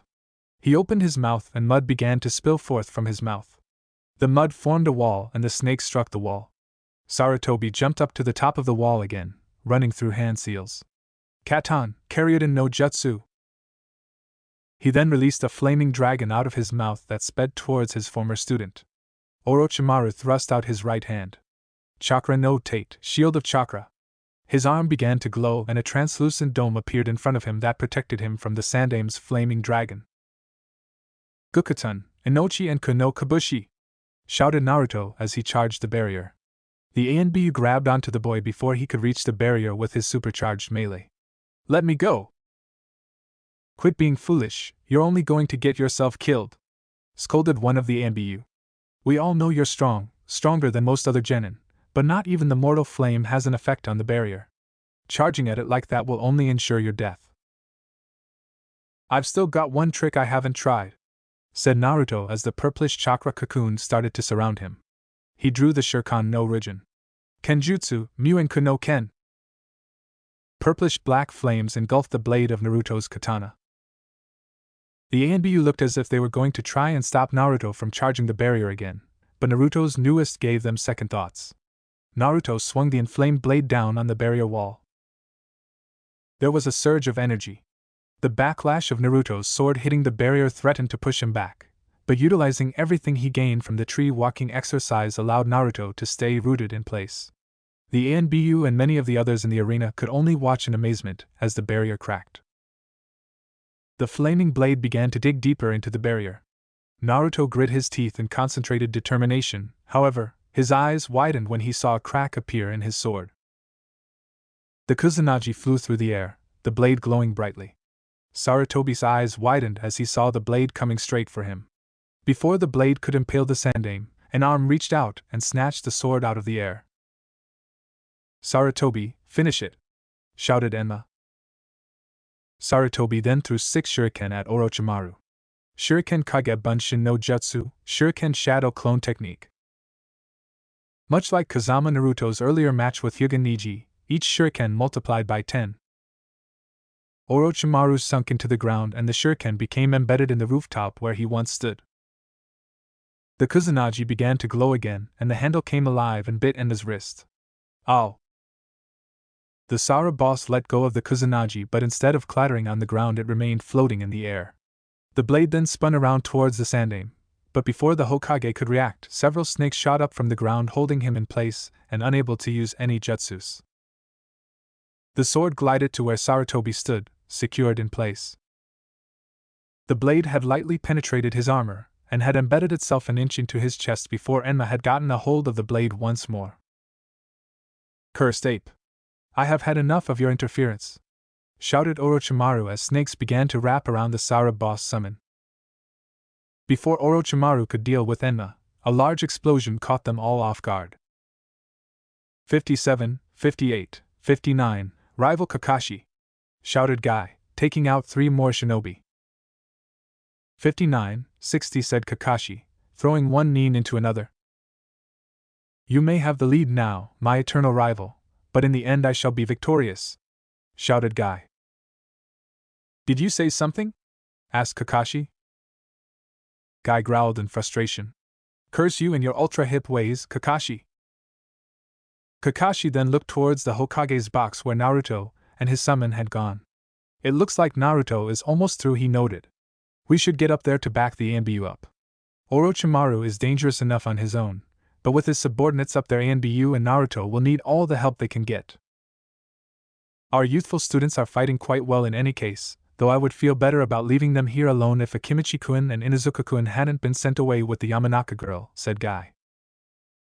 "True, but Shikamaru seems to be directing combat well enough, with Sakura as the main support for Shino and Tenten." "The kid, he's doing it," said one of the ANBU in shock. Naruto was gritting his teeth, the teal glow of his Jugen turning violet. Malicious red chakra began to leak through and bubble through the violet chakra cocoon. "What the?" asked an ANBU as they saw the transformation. Naruto's sapphire eyes became slitted and blood red, his canines had turned into fangs. The red chakra formed 2 kitsune-like ears on his head, and a tail began to sprout from behind him. The barrier began to crack further. "Shit, we can't hold it much longer," said the one with 6 arms. "You won't stop me," said Naruto defiantly, applying more pressure to his sword. Finally, the outer barrier and the sword both gave as the Shurkan no Rujin snapped in 2 and the Muenku no Ken sliced through the barrier. The backlash from the resulting penetration knocked Naruto and most of the ANBU detachment off their feet, as well as knocking 2 of Orochimaru's guards off their feet. Without 2 of their number, the jutsu isolating the Sandaime Hokage and the S-class nuke nin immediately fell. "Damn Gaki!" growled out Orochimaru, "you have interfered for the last time." Orochimaru called the now discarded Kusanagi to him and charged at Naruto, who was barely standing up. Naruto had just enough time to look up to see Orochimaru charging at him. He made one last-ditch effort. "Kanashibari no Jutsu!" shouted Naruto, his Jugen glowing brightly. Orochimaru stopped for all of half a second, but was able to fight off the jutsu rather quickly, however it was enough. "Konoha Shofu!" shouted Guy. Orochimaru's current momentum did not allow for any sort of defense, and took Guy's attack head-on. "Katon, Gokakyu no Jutsu!" shouted Kakashi as he pulled his mask down, blowing a fireball at Orochimaru. Orochimaru flipped backwards to evade Kakashi's attack when he was knocked off his feet by Enma. Naruto then charged Orochimaru's down form, his speed catching everyone by surprise. Naruto brandished his broken katana. "You're mine! Kenjutsu, Yuenku no Ken!" The remains of the blade were engulfed in flames, and the flames extended to just beyond the length of what the entire blade had once been. Orochimaru scrambled to recover, but could not do so in time as Naruto sliced through his left arm. The Sannin screamed out in pain as his left arm was sliced clean through and the stub was scorched by the searing hot purplish-black flames. The others moved to back up Naruto when they were bombarded with several strange-looking arrows. Naruto only had enough time to look in the direction the arrows came from when he took a massive elbow to the face from a big man with an orange mohawk. He was caught by Kakashi and Guy as a pale kid with white hair picked up Orochimaru, and the 4 of them and their master made their escape. The ANBU were about to give chase when a loud roar could be heard from the arena behind them. Kabuto had made a grand escape, having narrowly evaded the infamous Sharingan Kakashi just after he used a mass genjutsu on the entire stadium. Unfortunately for him, he couldn't leave. Not just yet, so he had to remain hidden in the shadows. The confusion of the battle allowed him to do so. Kazama Naruto had made them resort to one of their backup plans, one Kabuto was certain they wouldn't need given the way Gaara was. To help Tsunagaki overcome his own demon and even get him to help Konoha in the fight was unfathomable. Yes, Kazama Naruto was more skilled and talented than he had first believed, he was one that definitely needed to be watched. Kabuto ran from his spot in the shadows, weaving his way through shinobi from Konoha, Suna, and Oto. He pulled something out of a concealed pocket, a piece of paper. A seal with 2 kanji meaning rage and sleep. Such a seal would be useless on other beings. What was the point of being enraged if you were asleep? However, on Sabaka no Gaara it was the ultimate design in weapon upgrades. With speed that rivaled Hitaki Kakashi and Mado Gai, he sped towards the center of the arena. "Gaara, look out!" shouted Temari. Gaara turned around and directed a spike of sand towards the charging Kabuto, who promptly turned into a log as the sand impaled him. "Too slow," Sabako-san said Kabuto behind Gaara. Gaara turned around, his eyes widened in surprise as Kabuto slapped the seal on his forehead, which resulted in an explosion of sand that knocked Kabuto several yards back. Kabuto smirked in victory and shined away, his supplementary mission complete. "Gaara!" shouted Kankuro and Temari, as their youngest brother clutched his head, seemingly in pain as sand engulfed him. "I'm free!" shouted Shikaku as he laughed menacingly. Temari, who had raced to her brother, was knocked back with a lumbering solid fist in the wall of the arena. Blood leaked from the corners of her mouth. She attempted to move, but found she could not. "No, Gaara." Kankuro slowly backed away from Shikaku Gaara, as did many others. "Kyusoda has taken over again," muttered Kakashi. "We better hurry and take him out now before he draws on too much of its power." "No, there's something wrong," said Naruto, who was looking at Gaara with his glowing Jugen. Gaara had complete control, something is blocking him. "Regardless, we still have to do something about him," said Kakashi. A booming roar diverted their attention back to Shikaku Gaara, who was getting larger and larger. "Naruto-san, are you capable of summoning Gamabunta?" asked Enma. I don't know, I've used a lot of chakra, I even had to borrow some from Kyubi," answered Naruto honestly. "He's the only one capable of taking on a monstrosity that size left in Konoha," said Enma. "Though I am powerful, being the Sara boss, I am not large enough to fight such an entity. The Inu Contract's boss isn't anywhere near the size needed either, and the Kane boss is only good on the sea." "We still have to get him out of the village," said Guy. "A summon battle in the middle of the village would be most disastrous." "I'll take care of it," said Naruto with a cocky grin. He ran and leapt off of the building. He pricked his finger and ran through the hand seals. Kuchios no Jutsu. A large explosion of smoke sent others in the immediate area below flying. "Kyuso, I'm tired of getting thrown around down here," shouted Kankuro as he shakily got to his feet, until he looked up and saw the largest toad he had ever seen. Sugged. More deja vu hit the Konoha Nin as Gamabunta was summoned, Naruto standing on his head with the Jugen blazing brightly, staring down the demon that threatened his village. Many were struck with a sense of irony. The other rookies looked on in awe at Naruto's display of power. "I'm impossible," gasped Sakura. "Is that Naruto?" "Incredible," whispered Shikamaru. "This better be a good kid," said the boss summon. "Who do you think I am, Ero-sennin?" asked Naruto, then he pointed to Shikaku. "We've got problems." "Shikaku the Suna Yukai, Sand Demon, you don't do things by halves, do you, Gaki?" asked Gamabunta. "Before we can go wild, we need to get him out of the village. Any ideas?" asked Naruto. "None, that wouldn't require me to take a lot of damage. Do you think you could channel ITS power into me?" asked Gamabunta. "It's about the only shot we have without wrecking the village too much." "I should be able to. What have you got in mind?" asked Naruto. "Just follow my lead and hold on tight," shouted Gamabunta. "If you two are quite done, I'm bored and I have plenty of blood to spill," shouted Shikako. "Bring it," challenged Naruto. "Suetun, Teppadama, water release, gunshot," shouted Gamabunta as he and Naruto took to the air. The bullets of water impacted in the stadium around Shikaku, only one directed at him. Gamabunta and Naruto landed in the midst of a bunch of houses. Kyuso, I thought you said we wouldn't damage the village. No, I said we would damage the village as little as possible, replied Gamabunta. Now get ready. Give me your energy. Naruto made a one-handed ram's seal with his right hand and placed his left one on the Gamma boss summon. Ninpu, Kuchios, Yokogama Aiju, Ninja Art, Summoning Demon Foxtoad Transfer. A large puff of smoke surrounded the pair. Many stood in shock and awe at what they saw. Gamabunta's eyes became slitted and red, like Naruto's, and his whole body seemed to get leaner and more muscled. The spots on his once red cheeks were gone, and in their place were 3 whisker-like marks. In place of his traditional kimono was plated armor covered in spikes. Even his webbed feet had claws on them. His color had gone from being an orangish red to a yellowish orange. When I give the signal, I want you to start using the mortal flame, ordered Gamabunta, his voice deeper and more menacing, as Shikaku took to the air after them.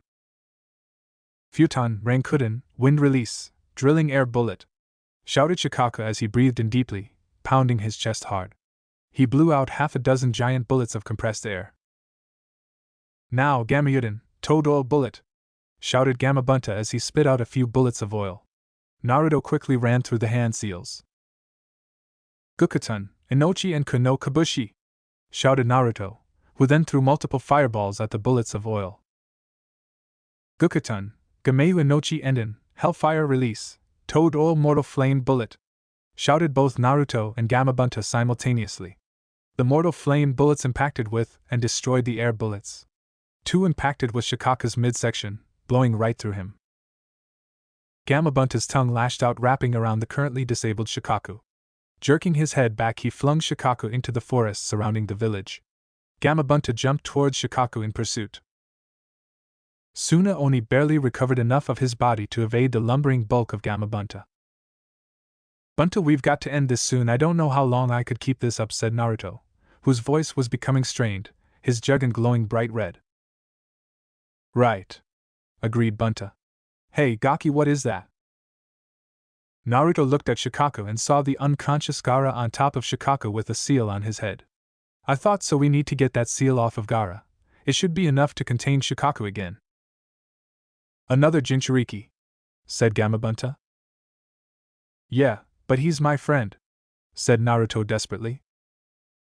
Very well, kid, I can get you in close, but if you fail it's going to be bad for us, said Gamabunta. Gamabunta took to the air, shouting, Gamakin Hoshaki, Toad Flamethrower. He breathed in deeply and expelled a large stream of fire at Shikaku, who jumped back. Gamabunta landed and, with speed that belied his size, jumped straight towards Shikaku. He drew his sword, slicing off Shikaku's front paws, and slammed into Suna Oni's torso. Naruto had launched off of Gamabunta before the Toad boss impacted with the demon. Kaige Bunshin no Jutsu, shouted Naruto, who became 100 Narutos. Each scrambled to get to Gaara, who was still being protected by Shikaku. Several even tried using the Kazama Naruto Kunai Tokuden, to no avail. With sheer numbers, Naruto was able to get to Gaara and rip the seal from the sleeping boy's head. Wake up! He shouted, backhanding the boy. Gaara awoke upon the impact of Naruto's fist. No! Shouted Shikaku desperately as his hold on the outside world had abruptly vanished. He began to instantly crumble. Kyuso! Cursed Gamabunta in a pained voice. It looks like I'm done, kid. That special chakra of yours has put too much strain on my body. As well, you won't be able to call me out for a while. The 2 genin fell from many stories in the air in a rapid free fall. Kyuso cursed Naruto in a tired voice. The 2 were saved when they were snatched out of the air by 2 wooden figures. Got em! Shouted a familiar voice. It was Kankuro and his sister Temari, Gaara's older siblings. Hey, make up, boy, said Naruto shakily. Arigato. Just then others arrived. It was Kakashi, Guy, and a few other jounins that looked familiar to Naruto, but he couldn't identify as his entire world turned black. We only came for our brother, said Kankuro, who directed his puppet with 6 arms to gently set down Naruto. The girl Temari set her other brother into a long puppet that resembled a giant insect that, if Kakashi guessed right, was mostly for defensive purposes. "Tell Kazama-sama when he awakes thank you," said Temari as she and Kankura left. "Let them go," said Kakashi. "The invasion is over, we don't need any unnecessary blood to be spilled, theirs or ours." Kakashi scooped up Naruto into his arms and left with the others to the nearest hospital. Chapter 14, Intermission, Christmas 2007 Holiday Special Chapter. It was a wondrous, beautiful, picturesque winter day. Nearly the whole village was in a buzz of excitement. Snow blanketed every corner of not only Kanehigakure no Sado, but the whole of Fire Country in its entirety. People had strung lights and various decorations from their rooftops, much to the displeasure of various shinobi, windows, doors, and anywhere else they were permitted to. The entire village was seemingly in a blissful state of harmonic peace. It seemed that with the onset of the holiday season, troubles and disputes with hostile villages, nukenin and bandits were forgotten.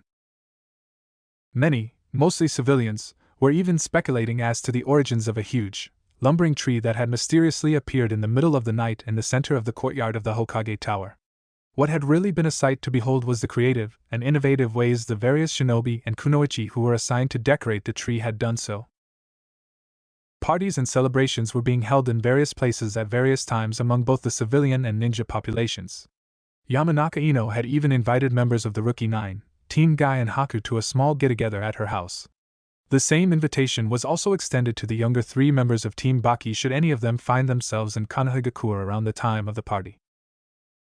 Yet through all the joy and the festivities there was one person who was not happy. He was not in the mood for celebrating. After all that had happened, all he had accomplished, he felt like he had gained very little.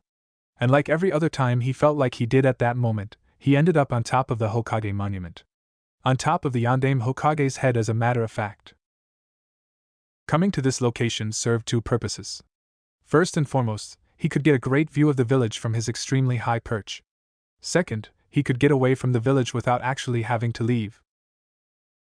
No matter how much he loved his village, and he probably loved it more than anyone, he just had to get away from it all. This was especially true around certain dates, though no one seemed to notice. Certainly not his family and most definitely not his friends. However, to his credit, Iruka had looked at the boy rather suspiciously when the boy even said that he'd gratefully accept a D-rank mission that took him out of the village for well over a week. Unfortunately, the snow had come early and the mission had been cancelled. Kazama Naruto sighed. He remembered back to his childhood a few years back when Ino had been depressed because her father was gone on a mission and most likely wouldn't be back until after the Christmas holiday. He remembered her elation when her father had just barely managed to make it back early that Christmas afternoon. It had been a touching scene, and even now, after all that time, the memory still caused him great pain. A constant reminder of what he didn't or wouldn't ever have. It hadn't been the first time, and he doubted it would ever be the last time that he wished he'd have had parents growing up. Even now, when he was practically considered an adult, he sometimes wished it were so. He loved them all dearly, but they could never fill the missing part that he knew was lost forever that night a little over 13 years ago. Sarutobi was the gentle, soft-spoken grandfather, who always had a kind word or an insightful bit of advice. Kakashi-sensei was like that strange uncle that everyone loved, but was just plain weird. Ero-sennin was lovable enough, he supposed, but the man, aside from being an unforgivable lecher, was an irresponsibility incarnate. Of all the other adults left that had made a rather sizable impact on his life were Iruka, who had always treated Naruto as something of a cherished nephew or a younger brother, and Tsunade-ba-chan and Shizune-chan. The latter two and himself also shared a strong sibling bond, despite Tsunade's gambling and drinking habits, and the age gaps between them. Tsunade was the authoritative older sister, always bossing people around. Naruto was the annoying younger brother always getting on her nerves, with Shizune acting as the mediator between the two of them. Even though they had gotten to know each other quite well, Hayate-sensei and Naruto still maintained a rather professional teacher-slash-student relationship, and with more and more missions coming up as of late, the two rarely saw each other as much as they used to. Even though he had a family now, it just wasn't the same as what it would have been like growing up with one and having parents in one form or another. No matter how much he told himself they would always be there for him, he couldn't get rid of the lingering doubt that maybe, just maybe, they'd realize everything up until that point had either been one huge mistake, or a rather well-crafted, vicious lie. Try as he might, images from his childhood flashed before his very eyes. Being chased away by parents when he tried to interact with others his own age. The cold glares they would give him as he both approached and left. Their looks of scorn and burning hatred. The older kids making fun of him and trashing the snowman he tried to make. The Christmas gift he had spent a lot of time thinking about and put a lot of effort into for Sakura-chan, only to be rejected, yet again, rather forcefully. The humiliation of rejection, the look of approval on her parents' faces as she sent him away with nothing but a feeling of emptiness and wounded pride. Watching Ino reunited with her father that wasn't due back for many days. The celebrations and festivities that he was either not allowed to attend or participate in for no real reason, or was kicked out of for whatever reason seemed convenient. Naruto shook himself from the images. They would only make him more depressed and bitter. Two things he tried never to be, but always was whenever it was either his birthday or the Christmas season while he was in Konoha. Though he had to admit, it was worse on his birthday during the Kyuubi festival than it was during the Christmas holiday. Troublesome, Naruto sighed. You're starting to sound like me, Naruto, said Shikamaru. I didn't even sense you came up here, commented Naruto. Even your eye can't see everything, Naruto, said Shikamaru. Why are you here? Naruto asked with a slightly demanding tone. Shikamaru sighed. Ino sent me to find you. Sakura told me that you'd probably be up here. I figured it would be too troublesome to go out looking for me, Naruto slightly smiled as he said this. Yeah, it is, but it's more troublesome if I don't do as Ino and Sakura tell me to, said Shikamaru. Sometimes they even put my Kasa to shame with their bossiness. Shikamaru visibly shuddered. Especially when they're together and agreeing on something, chuckled Naruto. So why don't you make it less troublesome for the two of us, and come back with me to Ino's house, said Shikamaru. Gomen, I can't, Naruto told the normally lazy shinobi hesitantly. Sakura told me you would say as much, so she told me to tell you that you were to be there within the next half hour no matter what, said Shikamaru. I was expecting to be on a mission, so I didn't get anyone anything, Naruto admitted hesitantly. You still have time, Christmas isn't for another few days yet anyway, said Shikamaru, who then paused, looking at Naruto for a moment. That's not it, is it? Yeah, no, well, not entirely, answered Naruto. I really wasn't expecting to be in Konoha this year. Because you didn't want to be, said Shikamaru. Sakura said you were acting strange lately. Like you almost sounded desperate when requesting a multi-day mission. Naruto grinned sheepishly, sharp as ever. Shika. It was the same around your birthday too, remember that mission me, Hinata, Kakashi and you went on? Asked Shikamaru. I volunteered because you just wanted to get away from the festival, but that wasn't the only reason, was it? What makes you say that? Asked Naruto. Because Christmas has nothing to do with Kyuubi, replied Shikamaru. I don't know why I never saw it before or why no one else noticed. I guess I never really thought about it. Explains why Sasuke refused to come after you too. Figured me out, eh? Asked Naruto sadly. Yeah, I'll tell them you're busy or something and that you'll try to be there later, said Shikamaru. That's only going to make things more troublesome for you, said Naruto, knowing how Ino and Sakura would likely react. One of them was bad enough when they were driven to get something they wanted. It was much, much worse when the two were working together towards the same goal. Naruto was certain that if the girls dropped their rivalry with one another and both decided to share the man of their dreams, no one, not even Sasuke's cool and mysterious, emo, attitude would be able to stand up to the combined force of their charms. Yeah, consider it your Christmas present, said Shikamaru, turning to leave. Shika arigato, whispered Naruto, though the lazy Nin had heard. No problem, Naruto, said the Cloud Watcher as he left. I had wondered why you hadn't come to bug me about training you, said another familiar voice just moments after Shikamaru had left. Naruto jumped slightly at the suddenness of the voice, but did not show any other reaction. He did frown after a moment. You and Kakashi-sensei are always able to sneak up on me, even when I am focusing the Jugen. How do you guys do it? I am on a level equal to a Kage, and Kakashi is arguably the most powerful and skilled jounin in the village, said Jiraiya. Then there's also the fact that we either trained with, or were trained by your father. So we were bound to learn a trick or two. What did you want Ero-sen in? Asked Naruto irritably. What do you think? To check up on you, said Jiraiya. I was worried that you haven't been bugging me as much lately, but then I figured you got a mission. It wasn't until the Nara boy came looking for you that I decided to look for you. Look for me? You probably just followed Shikamaru, letting him do all the work, snorted Naruto. Be that as it may, I still found you, he defended. Interesting thinking spot though.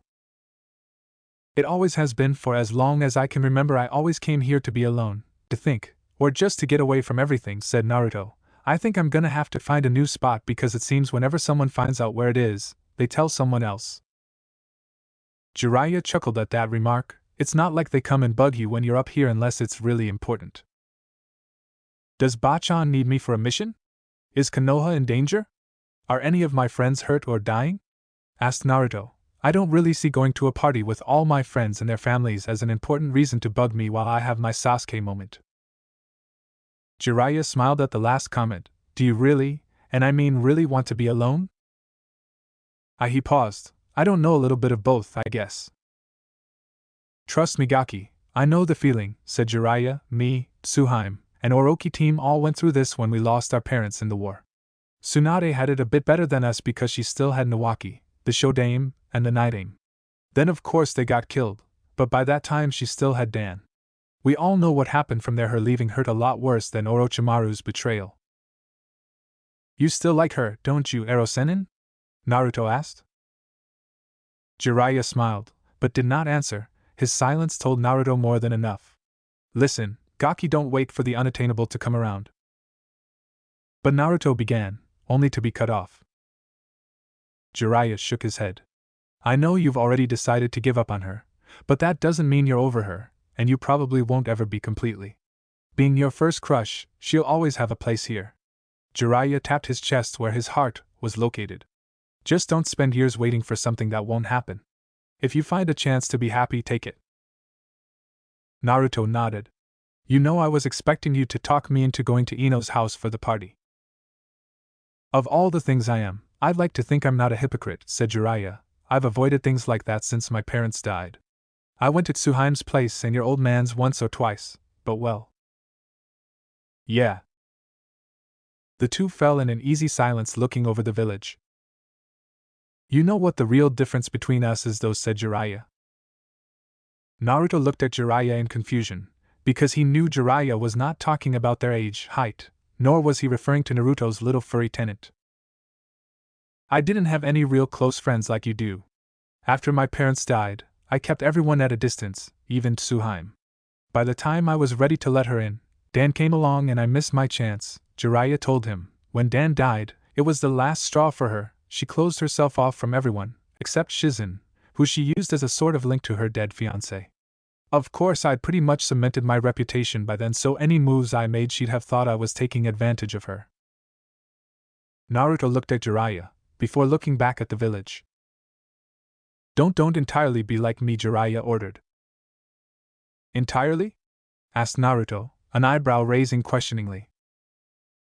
Well, I won't object to you taking up the devout learning of pervertism and becoming a renowned super pervert like myself, stated Jiraiya proudly. Because I like you so much, I'll even take you as my apprentice and show you the way of the Erosenin.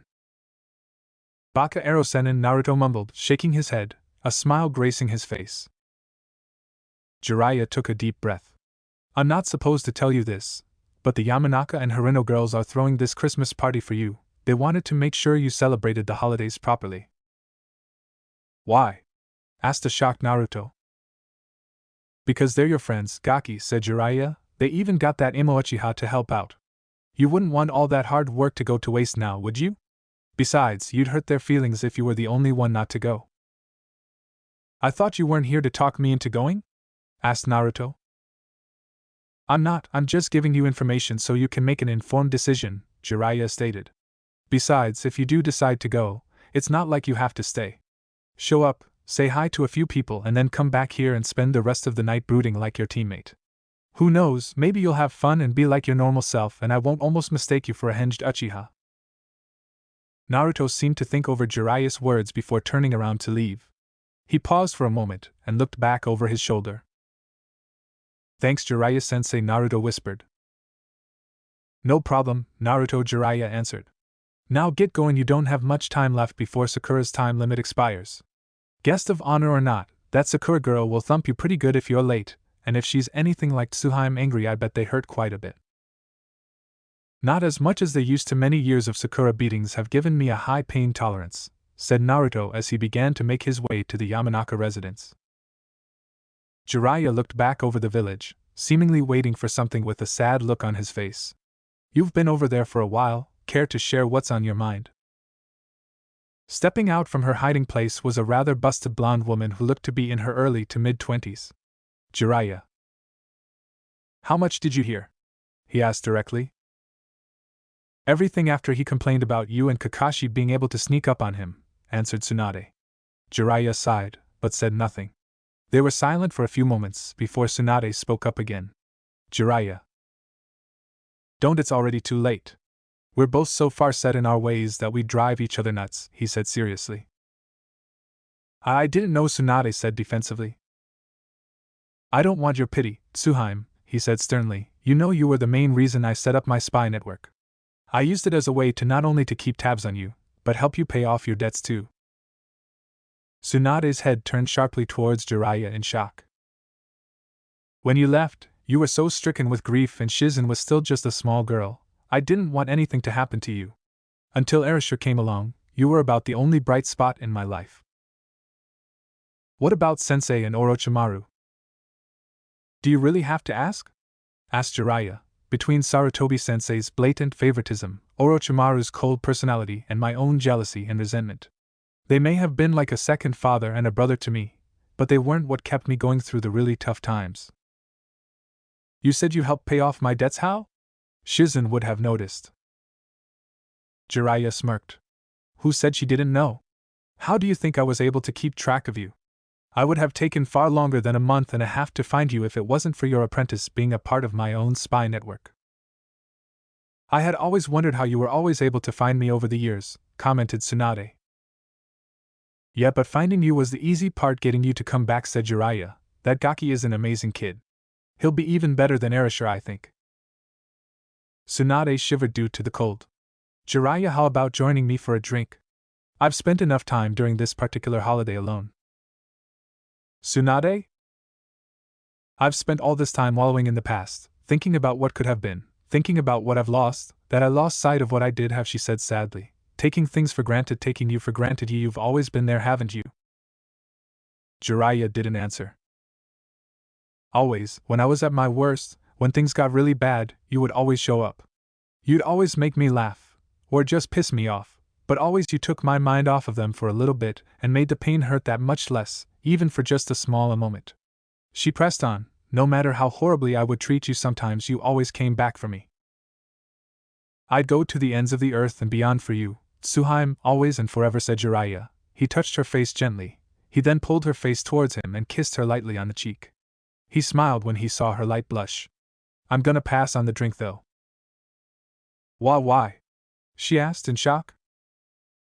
Because I want you to be sure. I want you to have no regrets. My feelings are pretty clear, but we're too emotionally charged to think through this just now, explained Jiraiya. If anything does come of this, I want to be sure of your feelings. Who'd have thought you were such a romantic? She asked him playfully. If you'd have read any of my books, you'd have known that, he said. Then he winced slightly before mentally preparing him for the patented Tsunade anti-pervert punch. You're just too much sometimes, Erosen, and she couldn't help but giggle at his dumbfounded look on his face because he hadn't been sent flying. I'll let you off the hook this time, but you have to spend Christmas Day with me. I promise, Bachan, he chuckled lightly as he lowered his hand to his side and stepped back from her. It's a date, Tsunade confirmed. Oh, and Jiraiya. Faster than Jiraiya could blink, Tsunade's hand shot out. That's for being a pervert and calling me old. Shit, was Jiraiya's only thought as he watched everything slow down. Tsunade's hand was inches from his face, her fingers slowly extending as he flicked him in his forehead. Ah! Jiraiya screamed as he was sent flying. Naruto was a few blocks away from the Yamanaka residence and flower shop, marveling at the various Christmas decorations around the town as his sensei flew overhead. Baka Erosenin, you never learn, do you? Chapter 15, Naruto's Birthright, The Search for Tsunade PT-1. The mission, more than anything, had been a relief to Naruto. He couldn't handle the stress of being in Konohagakure at the moment. 6 things had constantly been on his mind since the aftermath of the Oto/Suna invasion. The first was the amount of damage done to Konoha, which he still felt guilty about. A large portion of the village had been destroyed by him and Gamabunta when they left from the arena, though many people assured him that things could have been a lot worse. Second, was his father's sword, the Shuriken no Ryujin. It was irreparably shattered. Though Naruto had a new katana, the Shuriken no Ryujin still hung at his waist. Despite assurances from Hate, Tenten and Kakashi that the new katana was perfectly balanced and in pristine condition, it felt off, bulky and weird. It just wasn't the same, nor was it something he could explain. Hayate-sensei had speculated that Naruto had formed a bond with his father's sword, which was why his kenjutsu skills seemed to skyrocket during the span of a couple months. On the other hand, with the sword shattered, no other sword would ever feel right, and Naruto's skills would probably never recover unless he bonded with another sword. Hade had said that bonding with one sword was extremely rare, and that the only people he knew of that had ever done so, other than Naruto, were the Kiri no Shinobigatana and Nananin Shu, and only 2 of them had ever bonded with more than a single blade. Not impossible, Naruto mused, just unlikely. The third thing was the old man, the Sandaime Hokage, who was currently laid up in a hospital bed. Naruto wished he had gotten there sooner, but he was definitely glad it hadn't been later, or else the old man would have died. He was the primary, though no the only, reason he had readily agreed to go with Erosenin to find this Tsunade person. Kakashi-sensei had said that she was able to heal anything and that if anyone could heal Aji-san she could. The fact that Genkai-sensei had agreed with Kakashi after her own failed attempt to help Aji-san was more than enough assurance that Naruto needed that they had to find the old lady, former teammate of Erosenin. This brought Naruto to the fourth thing on his mind. His training. Sure, Kakashi was a lazy bastard, he took a more hands-on approach to his training than Erosenin did. Jiraiya was all about giving 1, maybe 2 instructions before running off and doing whatever it is old legs do. Kakashi had thoroughly explained the first step of the Rasengan, and shown him how to do it, making sure he understood what he was doing. Of course, understanding and doing were 2 different things, and his injuries were not helping either. Naruto, though ambidextrous, tended to lead with his right hand in battle. This was why he used his right arm to use the Darkness Dragon, and why he fought with his right hand most of the time with his sword. It wasn't that he couldn't do it with the left, he just preferred the right. Despite not being able to use Rasengan with his right arm and his having to use his slightly less conditioned left arm, he still managed the first stage and was working on the second, which Jiraiya only said to pop the rubber ball using chakra, then after showing Naruto once, walked off towards the nearest red light district. Naruto had already decided that once he fully mastered the Rasengan, the first thing he was going to do was shove 1 right up Jiraiya's ass for not helping him more and 1 for Kakashi for thinking this guy was some sort of awesome sensei. Sure, the Lek was super crazy powerful, and so what if he had taught the Yondaime most of what he knew? That didn't make him a good sensei. Then again, he did teach the Yondaime Hokage, so maybe his training methods weren't so bad. Naruto shook his head clear of those traitorous thoughts. He sure as hell was not going to give Jiraiya the benefit of the doubt. The fifth thing that came across his mind was people's reactions to him. Thinly disguised fear and loathing he could deal with. Unwarranted looks of malice when they thought he wasn't looking and unaware he could deal with. Slightly overcharging him, or even being less that helpful to him when he was shopping he could deal with. After all, he's had to deal with it as long as he could remember. However, what Naruto could not deal with was the looks of awe and admiration he was getting now. People going out of their way to aid and assist him with any and everything, whether he wanted them to or not. The marketplace was just like everyone else, trying to give him groceries and the like at half price, if not practically trying to give it away. It was everything he'd always wanted, and yet the concept was so foreign to him that he just wasn't sure how to deal with it all. This was another reason he had readily accepted this mission to go with Jiraiya. The final thing on his mind and a third reason why he took the mission was his friends. He almost felt sorry leaving Sakura and Sasuke and Konoha to deal with the stares and the questions from the others, but those were questions he just wasn't ready to answer. Not yet, and possibly not ever. It was hard enough letting Sasuke, Sakura and Haku find out. It was something he didn't want, but completely unavoidable. Without the pressures of the Chunin exams, people like Shikamaru and Niji were bound to be putting things together. And then there was Ino. The girl had literally thrown herself at him to keep him from permanently blinding Niji. She had been one of his most avid supporters during the tournament from what he heard, but she was giving him the oddest looks. Admiration mixed with guilt and pity and a touch of curiosity. He didn't know what to make of it, and thus did not want to deal with it. He supposed once he got back to Konoha he had better get some needed explanations over with, especially since she wasn't trying to push for answers like before the second task. Naruto was lost to his thoughts when a sudden epiphany hit him. He opened his juggin as he unsealed a water balloon, intently watching it as it began to move erratically before popping. Erosenin, show me the second step. Jiraiya looked up from his notepad, looking at Naruto questioningly. Why? Just show me, damn it! Naruto glared at him. His 3 eyes staring at Jiraiya intently, the middle one glowing slightly. It was an unnerving sight, even more so than when Erasure gave him the same glare. Fine, but you better start showing some respect, or else I'm not doing any more favors for you, grumbled Jiraiya. He picked up one of the many balls of rubber, and began to show Naruto the second stage once more. The ball popped with practiced ease. That's it! Naruto shouted. He then snatched up a ball, and proceeded to complete the second stage of the Rasengan. Jiraiya quirked an eyebrow, before narrowing his eyes. You've barely made any progress, then suddenly you've mastered it, something you'd like to tell me? If you don't know, figure it out, said Naruto smugly. Jiraiya grumbled about lack of respect before tossing Naruto another rubber ball. Do it again. Naruto gathered the chakra once more, popping the ball. Naruto frowned in confusion. It was harder to do it this time. Again. Jiraiya ordered. Naruto looked at Jiraiya questioningly, but did not voice his annoyance. This time he was only able to tear the ball from the inside, the air merely leaking out instead of it exploding. What the? Naruto yelled. You haven't mastered the exercise entirely yet, Jiraiya explained. You know what to do, but you haven't been conditioned to do it repeatedly. Work on the second stage a bit more, and then I'll teach you the third and final step. Hi, answered Naruto. Now then, since there's no use on you continuing working on the Rasengan, how about we work on a few taijutsu, said Jiraiya. Another thing that had happened before Naruto had left Konoha was Kakashi stepping up his and Sakura's training. Namely, elemental training. He had admitted to having resignations about showing them such an advanced technique reserved for higher-ranking Chunin and Jounin, but he thought they could use it. Kakashi had already shown and worked a lot with Sasuke over the month break during the finals of the Chunin exam. Once more the Uchiha prodigy had been full of surprises, having not one, but 2 elemental affinities. Lightning and fire, and the latter element wasn't even the Uchiha's primary affinity, much to Kakashi's surprise. Sakura had, unsurprisingly, had no affinities. Kakashi told her it wasn't unexpected, and that's why most people weren't taught elemental training until they had attained Jounin status, as even many Chunin did not have an affinity for a particular element.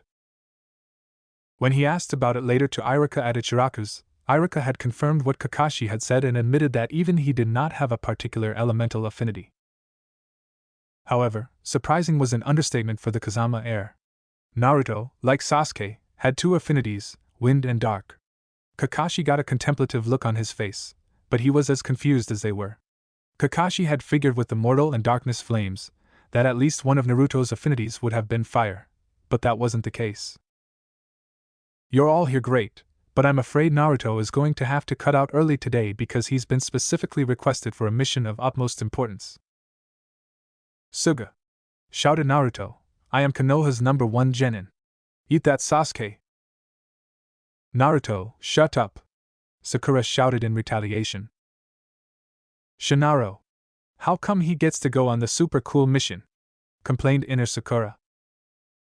Sasuke merely rolled his eyes in annoyance while Kakashi ignored the entire byplay. Now, these are specially treated slips of paper that when you channel chakra through them, they will show you what your elemental affinity is, said Kakashi.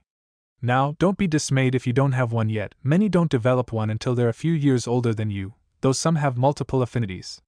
I myself have an affinity for water, lightning and fire.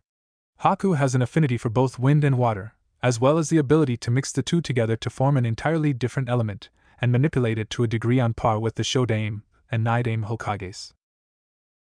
What did Sasuke team get? Asked Naruto. Fire and lightning, dope, answered Sasuke smugly.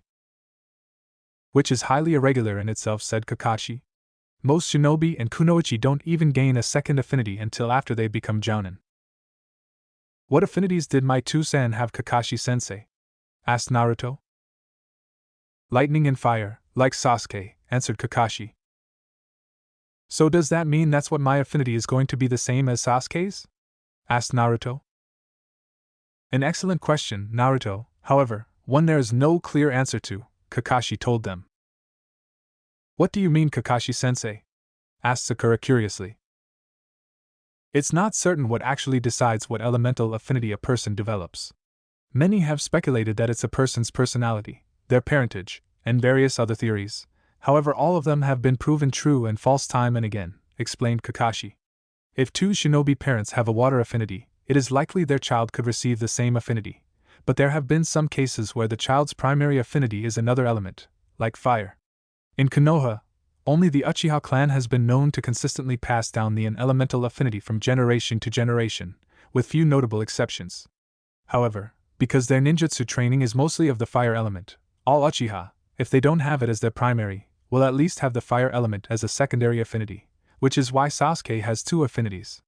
It's speculated that their affinity with fire is a part of the Uchiha bloodline, much like the Sharingan kekkei genkai, because the majority of the Uchiha who did not have fire as their primary affinity did not develop the Sharingan.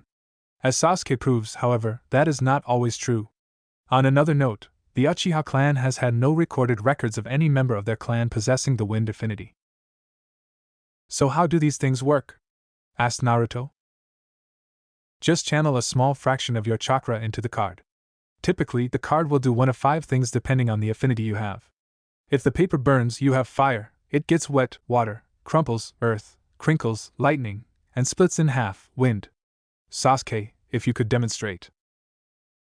Sasuke channeled his chakra into his card and immediately the card crinkled halfway before it began to burn. As you can see, first, it crinkled, signifying the lightning element as his primary affinity. Then it began to burn, signifying that he also has an affinity for fire as well, explained Kakashi. What is so significant about having an elemental affinity? Asked Sakura. It shows what element you're able to manipulate the easiest, or in other words, the type of jutsu that you would have the easiest time of learning and mastering, said Kakashi. In short, if you had 5 ninjutsu of 5 different elements that were roughly the same power and took the same amount of chakra to use and you have an affinity for fire, the fire jutsu would use the least amount of chakra to perform and would be the strongest for you.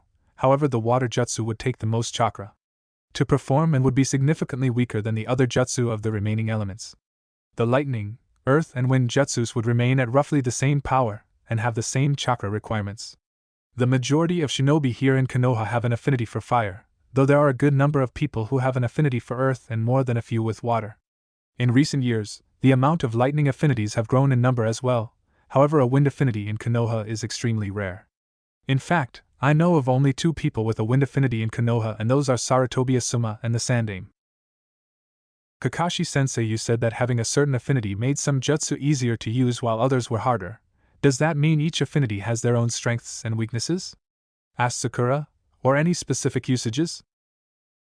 Very astute observation, Sakura, and you are correct in your assumptions, praised Kakashi. Each element has jutsu for both offense and defense, and nearly everything in between. However, Doton and Suiton jutsu are primarily for defense, while Katon and Futon jutsu are mainly for offense. Raiton jutsu tend to be more balanced. Also, certain elements are more powerful than others. Fire burns wind, water drenches fire, lightning is conducted by water, earth grounds lightning, and finally, wind cuts earth. Naruto thought for a moment, then frowned. What about Hakuzai's jutsu? Or the mortal and darkness flames? Not much is really known about sub-elements like Hakuzai's, Gaara's sand, or the Shodaime's wood elements, lectured Kakashi. However, while it is possible with a significant amount of training for a regular shinobi to use jutsu of those types, manipulation of such elements is strictly reserved for those who hold a kekkei genkai.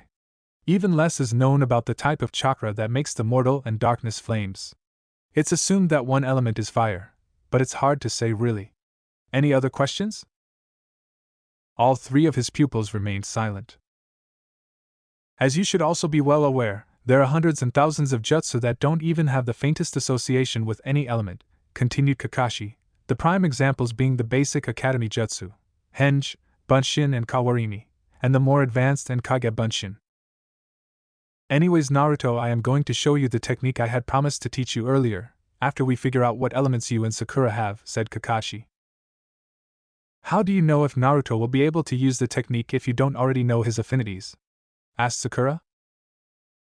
For one, Sakura, the technique that Jiraiya-sama and I agreed that Naruto should learn next is one of those non-elemental jutsu, said Kakashi, and second, just because a person has an affinity for a certain element does not mean that they cannot use the element of a jutsu that their affinity is weak to, it's just harder for that person to do so. Which is why I suspect that there are no recorded futon users among the Uchiha. The Uchiha clan, much like the Hyuga, prided themselves on their strength, as well as their kekkei genkai. A futon user within the clan would have been seen as a weak link.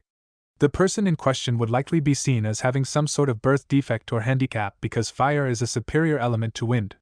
Of course, finding a Suiton user in the Uchiha clan is also difficult, but not unheard of. But that is all speculation as clan internal affairs are kept within the clan and not even the Hokage has any jurisdiction in such matters. But that's just not right, protested Naruto with indignation.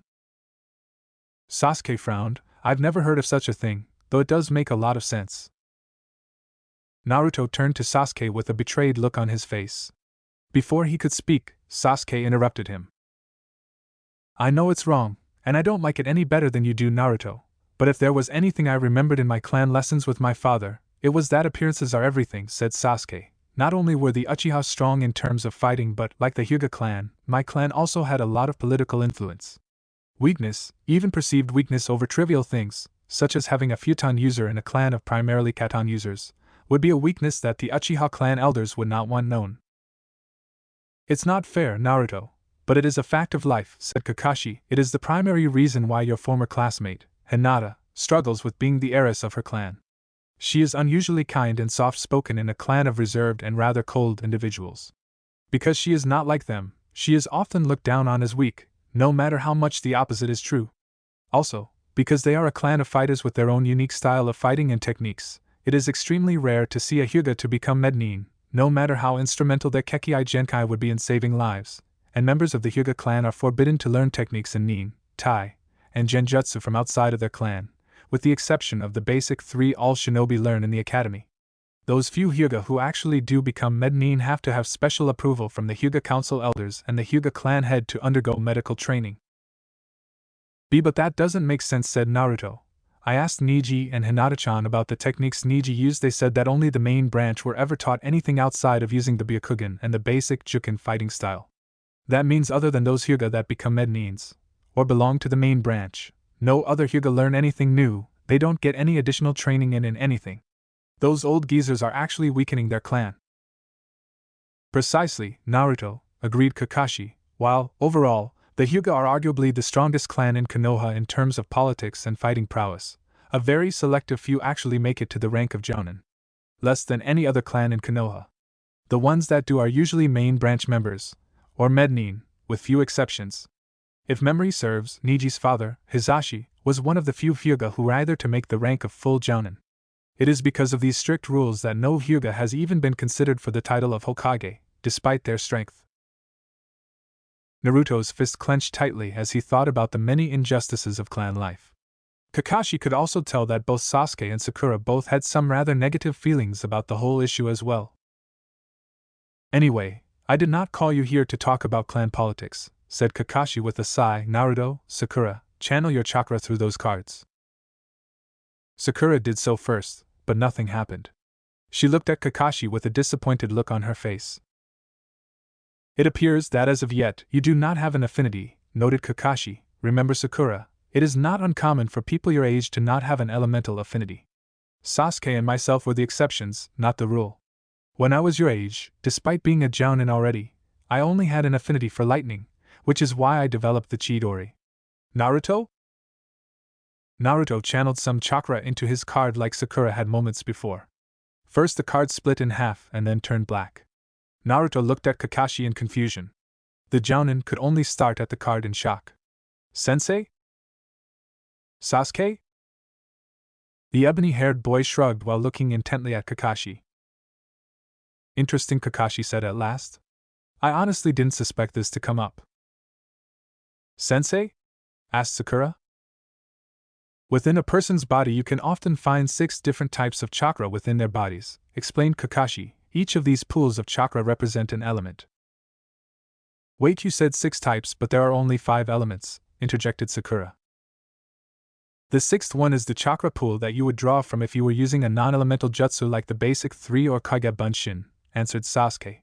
Every person has 6 different pools of chakra in their bodies. However, none of the pools are exactly equal in size. The bigger the pool, the more of that type of chakra that person has. As I said before, Sakura, it is not uncommon for shinobi and kunoichi your age to not have an affinity because the majority of the jutsu you would learn are non-elemental jutsu, Kakashi added. This is especially true for you because the majority of the jutsu you have learned are genjutsu. What about this though? Asked Naruto. You never said anything about the paper turning black. I honestly hadn't anticipated it, said Kakashi. In your entire age group, the only one I would have expected this from is Shikamaru, due to his clan jutsu, though that would have been unlikely. A shadow element? Asked Sakura. Close, Kakashi commented. There are 2 other chakra types that aren't normally taught as almost no one in any of the elemental countries can actually use them. Not even the Sandaime. Those are the light and dark chakra. Naruto's primary elemental affinity is wind, but his second is dark. I have to admit, Naruto, I am totally out of my depth on how to train you. I only have a small repertoire of Futon Jutsu and no Mayatan, dark release, jutsu whatsoever. What about the Nara clan? Asked Sasuke. While it is true that they do use dark chakra to manipulate shadows for their clan jutsu, they have absolutely no knowledge as to how to actually manipulate dark chakra directly, and because Naruto is not a Nara he cannot learn their jutsu, nor can the Sandaime force them to teach him. It's not like their jutsu would do me any good, my fighting style is way too different from theirs, commented Naruto. You call what you do a fighting style? Asked Sasuke sarcastically. Whatever bastard, mumbled Naruto. Now, gentlemen, said Kakashi, waving his hands to placate his genin before they started a fight.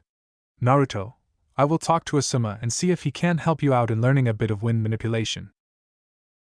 Naruto nodded. Now, for that jutsu I promised you, said Kakashi.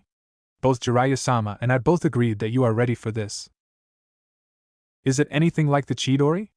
Asked Naruto excitedly. Yes and no, answered Kakashi. The Chidori came about because I was trying to add elemental manipulation to this jutsu.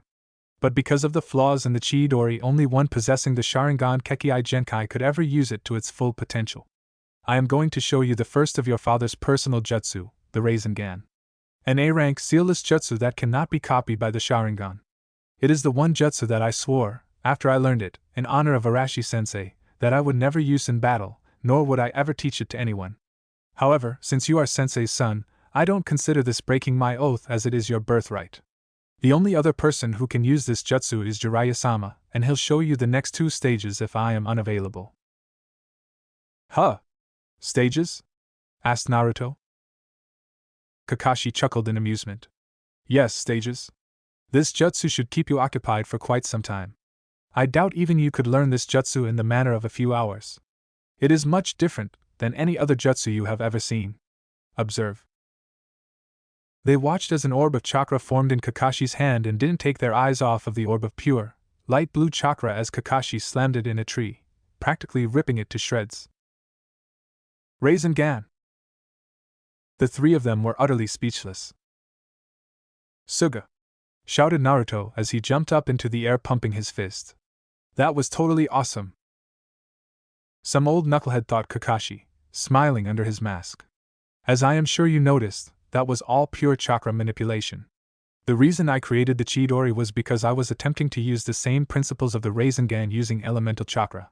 While it is possible to manipulate and shape elemental chakra, there are severe limitations that have never been overcome. With the exception of certain jutsu like Suryuden no Jutsu, Water Dragon Bullet Technique, and Mizu Bunshin, Water Clone, it is relatively impossible to shape elemental chakra. Now then, Sakura, Sasuke, go over some chakra control exercises while I show Naruto the first step in this jutsu. Naruto and Kakashi then left to another clearing in the forest while Sasuke and Sakura began their training. So now what? Asked Naruto curiously. First you must pop a balloon filled with water, said Kakashi lazily. Naruto growled. I know it isn't that simple, so quit trying to act all cool and mysterious. It's annoying enough when Sasuke does it. Actually, it is that simple. Well, the instructions are. In any case, the actual task is rather difficult, conceded Kakashi before he pulled out a scroll. Now, considering the company you've kept recently, I assume you learned about storage scrolls and seals. Naruto nodded. Good, Kakashi said as he unfurled and nicked his thumb. He smeared the scroll with his blood and then placed his palm on the seal. Kuchios no Jutsu. From the scroll, 2 balloons appeared. Kakashi tossed one to the three-eyed blonde Jinchuriki. As I said before, you must pop the balloon, using chakra only, said Kakashi. The purpose of this exercise is to teach you how to not only manipulate and mold your chakra, but also to teach you how to spin your chakra. As a bonus, it also helps improve your chakra control. Observe. Naruto watched as the balloon started to shake and start stretching out in multiple directions. Then the balloon suddenly exploded. That is what I want you to do. Looks kinda easy to me, said Naruto unimpressed. If you say so, why don't you give it a try? Naruto gripped the balloon in his hand, focusing on it intently, but all he had succeeded in doing was look constipated. Problems with your bowel movements, Naruto? Kakashi mockingly asked, though Naruto barely heard him. What, sensei? Asked Naruto confusedly. Nothing, Naruto replied Kakashi. As you can see, it's most definitely not as easy as you thought. You're lacking focus. What do you mean, I'm focusing on the balloon? Replied Naruto indignantly. That's your problem, Naruto. The secret is not to focus on the big picture as a whole, but a small portion of it, and then summoning up your chakra, spinning it around the focus point, Kakashi lectured. Now then, you have a big day tomorrow. So why don't you start getting ready for your trip with Jiraiya-sama? Wait, who? Exclaimed Naruto. Why am I going with that pervert? Who else did you think specifically requested you? Asked Kakashi. The council has set him on a task, but he wouldn't accept unless you were to come along. But he's such an Ero Sennin. He even openly admits it. He's even proud of it, shouted Naruto in protest. You know, most people would consider it an honor to be requested to accompany one of the Sannin on a mission, said Kakashi. I'm sure Sakura. No! Shouted Naruto. I'll go, there is no way in hell. That pervert is going near her or any other of my girlfriends. Girlfriends, Naruto? Asked Kakashi smugly. Wait. That's not what I meant, my friends that are girls. Shouted Naruto before storming away muttering about stupid pervert senseis. Ero-sennin, said Naruto. What, Gaki? Asked Jiraiya tiredly. They had stopped and set up camp for the night, and were currently sitting around the campfire, Jiraiya engrossed in his writings while Naruto was waiting the 3 minutes for his ramen to cook. You never did mention why this Tsunade-bachan person was so important to find, Naruto said with a frown. Well, I suppose first and foremost she's a healer, said Jiraiya. She's the greatest Mednin in the entire elemental countries, and with all the casualties in Konoha, we could really use her help. Let's not forget that she's the only one that can heal that arm of yours. Naruto nodded in understanding. Then there's the case of Sarutobi-sensei, said Jiraiya. What about Aji-san? Asked Naruto worriedly. That blade of Orochimaru's, the Kusanagi, has a specialized poison that the Mednin in Konoha have been unable to deal with, Jiraiya sadly informed him. Naruto couldn't help but frown. What about Genkai-oben? She did a pretty good job on my arm. She tried. The poison is beyond even her considerable abilities, said Jiraiya. She was only able to slow it down, or else the Sandaime would be dead already. Genkai may have some impressive healing techniques, but you have to remember that she's a fighter first and foremost. Ero-sennin. Jiraiya hummed in response. Is his Aji-san, is he going to be alright? Naruto asked with a nervousness that was very unlike himself. Jiraiya thought over what he should tell his new apprentice. He finally decided on a small modicum of truth. I don't know, Gaki, it's hard to say. We're pretty much racing against the clock on this one. Naruto nodded and then stood. Gaki, where are you going? To train. Jiraiya sighed, don't be out too late. Hi. The next morning found Jiraiya and Naruto out on the road once more, Naruto finishing up mastering the second stage of the Rasengan. Alright Gaki, here is the next step of the Rasengan. Jiraiya unsealed another balloon, this one filled with air instead of water. Naruto frowned. I've already popped balloons filled with water and rubber balls filled with air. I don't think popping a balloon filled with air is going to be very hard, Erosenin. But watch, Jiraiya said. Nothing's happening, Naruto said after a few moments. Jiraiya smirked. This is happening. He opened up his left hand and formed a Rasengan. That is the third exercise, forming the Rasengan in your hand without breaking the balloon, Jiraiya lectured. The first exercise was all about forming your chakra, learning to focus it on a central point. The second was all power, gathering up a large portion of your energy and further strengthening your ability to focus. The third step is all about finesse and control. It's good that you can shape chakra, and even better than you can shape a lot of it, but it means nothing without the necessary control to unleash it. That makes sense, I guess, said Naruto. You don't quite understand yet, do you? Said Jiraiya. You almost do, but you're the type that does well by seeing and doing, rather than being told. So I'm going to show you the difference on what I'm talking about. Jiraiya walked to a nearby tree. This is a first stage Rasengan, it's just enough chakra to burst the balloon, Jiraiya told him. Observe. Rasengan! Naruto watched as Jiraiya pushed the attack into the tree, to no avail. All there was a small bit of scraping and tons of scratches. He then walked to the tree next to it. Here is the second stage. Rasengan! Jiraiya thrust the attack into the tree and Naruto could see the incomplete attack eating away into the wood. Naruto was wide-eyed after seeing the devastation of the attack into the tree. Sugi, he whispered at the spiral that was now engraved into the tree. You ain't seen nothing yet, Gaki, said Jiraiya confidently, going to the next tree. This is after you've mastered the third stage. Rasengan! Naruto didn't see much difference in the second and third attacks as Jiraiya drilled into the tree. However, Naruto then caught the difference as Jiraiya's Rasengan had gotten to the point in the tree that the second one had and kept going. He was simply amazed when the tree began to crack and then practically exploded. The top half of the tree was gone. That is the difference between the first, second and third stages of the Rasengan, said Jiraiya. Not bad, eh? Not bad, that was totally awesome, shouted Naruto excitedly.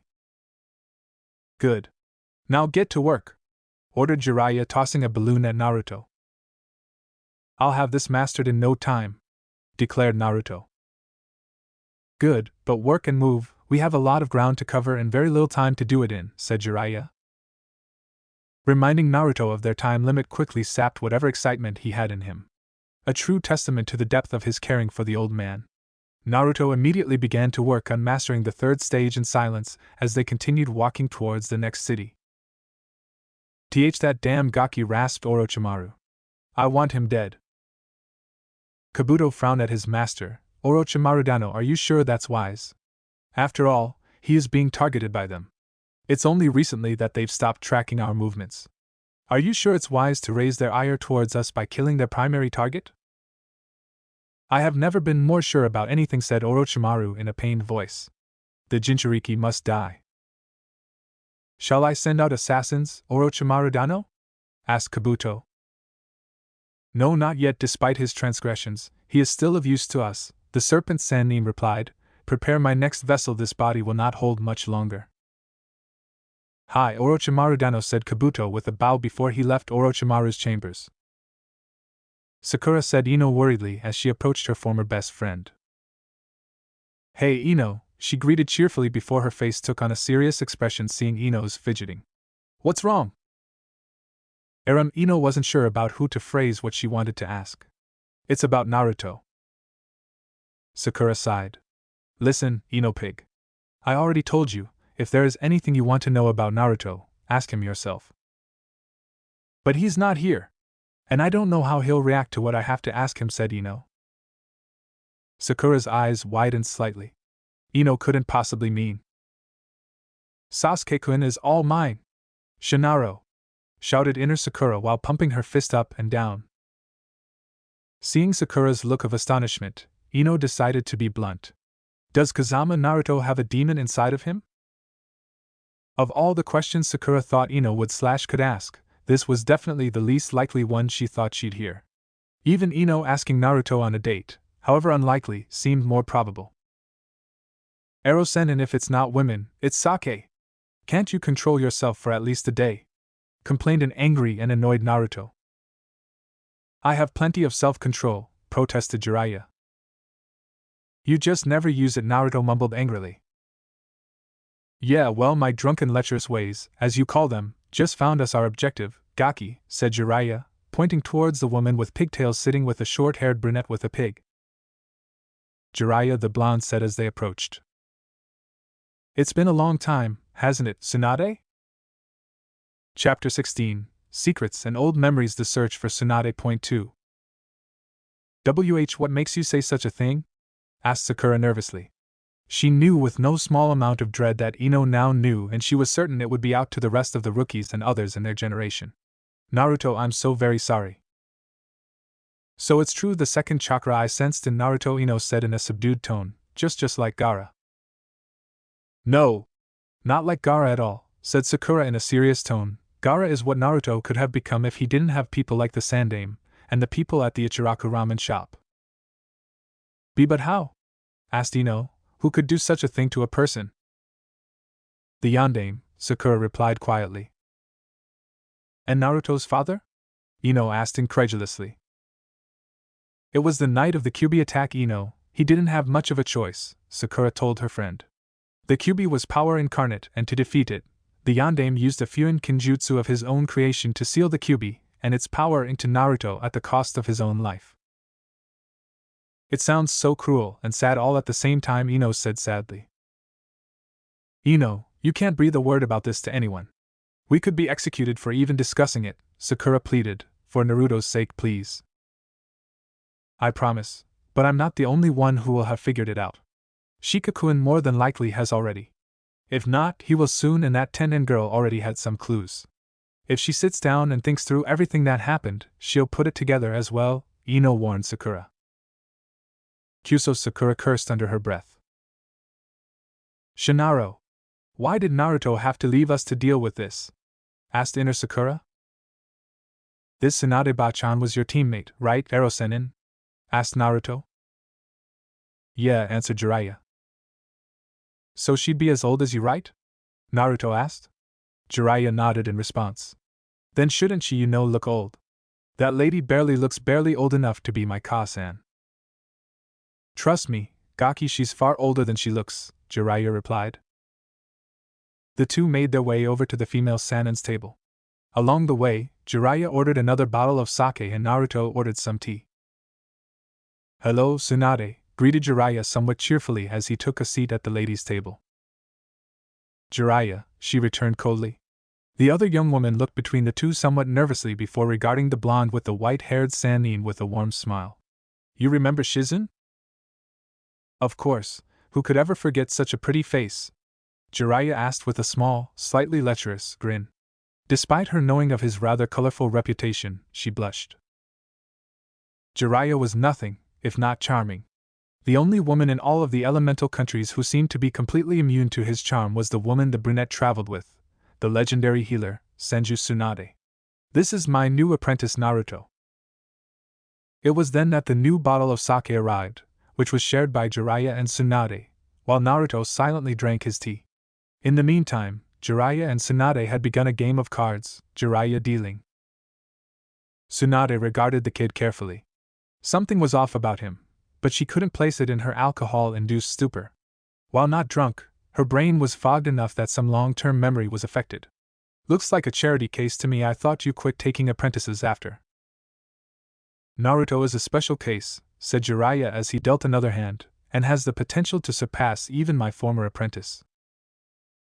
Doubtful shinobi like Erasure only come by once in a generation, and more often than not, they die a fool's death, Tsunade replied bitterly. Let's cut to the chase, Arabaka. What in the hell do you want? Jiraiya sighed. For the short term, I ask that you take a look at the Gaki's arm. He injured it using a new technique he invented. Perhaps, said Tsunade, what's the long term? To come back to Konohagakure to heal Sensei and become the Godame Hokage, said Jiraiya unhesitantly.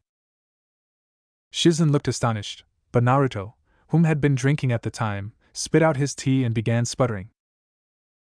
What the hell? He shouted, you think you could have said something a little earlier? He glared at Jiraiya menacingly. However, before Jiraiya could answer, Tsunade did. No. Jiraiya merely nodded in understanding, idly looking at his cards. However, Naruto wasn't about to have any of that. Why the hell not? Because even if I had not made a vow to never return to Konohagakure no Sado, the title of Hokage is a shit job and only a fool would dare take up such a useless office. And what about Aji-san? Are you just willing to let him die? Gaki, you live the life of a shinobi, people die all the time. Get used to it. Besides, you said so yourself, he's old. Naruto stood up on the bench he and Jiraiya were seated on with a growl, but was forcibly made to sit back down by Jiraiya. Only Shizen saw Naruto's eyes turn crimson red, before returning to an ice blue color. However, they remained slitted. You ungrateful old bitch, Naruto growled. I could care less about my arm, but Konoha and Aji-san need you. And what would you know, Gaki, snapped Tsunade. Konoha is nothing more than a painful memory to me. I care nothing for that ungrateful village. Naruto growled menacingly at Tsunade, but the elder woman was not so easily intimidated. He tried lunging at her, but Jiraiya kept him in place. Naruto shrugged off Jiraiya's hand when he calmed down, though Jiraiya kept a close watch over Naruto out of the corner of his eye. Let's go, Ero-sen, we don't need this bitter old lush, Naruto said bitterly, barely containing his anger. We'll find someone else, someone better to heal Aji-san and become the next Hokage. And what's it matter to you? Tsunade asked, seemingly barely interested, though the comment about her talents irked her more than she cared to admit. Because Aji-san was there for me when no one else was. When I was alone in the orphanage, wondering why no one would adopt me when I was alone in my apartment with no one to come home to. He's done a lot for me, and it's because of that. It's become my goal, my dream, to become the best damned Hokage there has ever lived, and I'll die before I see some old, bitter, ungrateful, drunk become Hokage. Naruto said fiercely. Gaki, you're beginning to get on my nerves, said Tsunade in a strained voice. Like I care. You're just a useless old hag. Naruto shot back. That's it. Let's take this outside, shouted Tsunade as she slammed her hand on the table, leaving a small dent in it. Even without what Jiraiya had often referred to as Swanda's freaky strength, she was still quite strong in her own right. Gladly, retorted Naruto, who had been itching for an excuse to vent out some anger. And while he didn't exactly like hitting the elderly or women, this old bag had it coming. He immediately jumped up and stormed angrily out of the bar, Tsunade not far behind him. Jiraiya-sama, aren't you going to stop them? Asked Shizen frantically. I didn't become a legendary shinobi because I was stupid, Shizen-chan, said Jiraiya. I could never bring back Tsuhime on my own, which is why I brought my apprentice with me. Is he really that powerful? Asked Shizen. What? Asked Jiraiya, before it dawned on him what she assumed. He then began laughing hysterically. There is no way he could beat Tsuhime, not even on her worst days, especially with his arm in the condition that it's in. But then why? Shizen sputtered. Look at her. When was the last time you've seen a fire like that in her eyes? Asked Jiraiya. The kid has a special power over people, much like his mother did. She pulled me from my abyss, and now the Gaki's going to do the same for her. Uchiha Sasuke was doing what he always did, he was training. He soared through the air, eyes closed, spinning. He flung his arms out and dozens of shuriken were sent hurtling towards their respective targets. As he landed, he surveyed his work. Almost perfect. He scowled. That girl he fought in the preliminaries was far above him in what he considered one of his specialties. His marksmanship was something he prided himself in, long before he learned the Gakkaku. It was something that Itachi had actually spent a lot of time teaching him and helping him refine before he went on to try and earn his father's approval by learning the Uchiha Rite of Passage Jutsu. This made Sasuke scowl. Itachi. Everything came back to Itachi, everything. The man who took everything away from him was so ingrained in his memories, the good, the bad, and the absolutely horrifying. He couldn't get away from it. Even the visions he had while delirious from the cursed seal had forced him to relive that horrifying night. Sasuke sighed. Why? How could Itachi do what he did? He was their crown jewel, the most praised Uchiha since Madara. How could he do that to those who loved him, who held him up as a standard to which all Uchiha, ninja, police force, and civilian, should live up to? Why? His brother had always been distant. Had been different from the clan, but he had always cared. He had always shown it when it mattered and had been there for Sasuke when even their own father either could or would not. So how could he do it to them? To him? Nothing ever made sense these days. For that, he cursed Naruto. The dobe, since gaining his own kekkei genkai and reluctantly revealing his status as a Jinchuriki, had made Sasuke question many things he hadn't considered.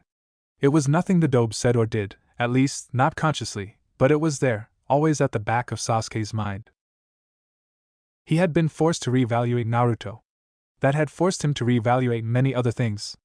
The ideas he had about teamwork, Sakura, friendship, and countless others, even Itachi and his quest for power. All these self-doubts. Something wasn't adding up and he couldn't figure out why. Pushing it from his mind, he examined his handiwork once more.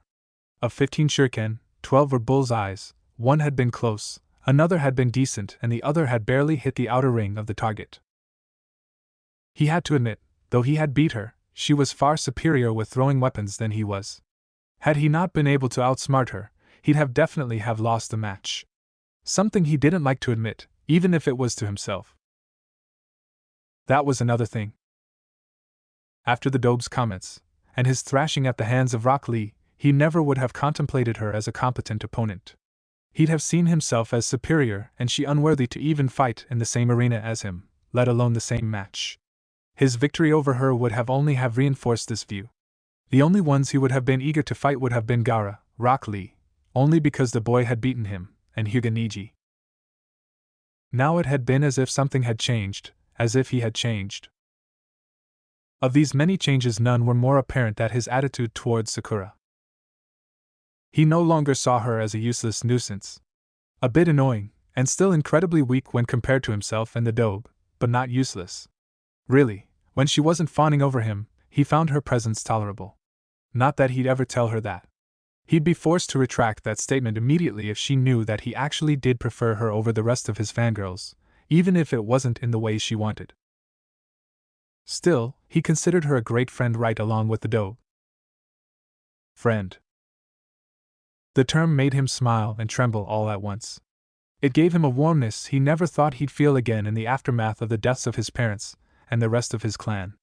A feeling he swore, he promised himself he'd never feel so long as Itachi was at large and his betrayal yet unpunished. A feeling that scared him. He held no delusions of the distance between his and Itachi's skill, strength, and power levels. Sasuke was 12, almost 13.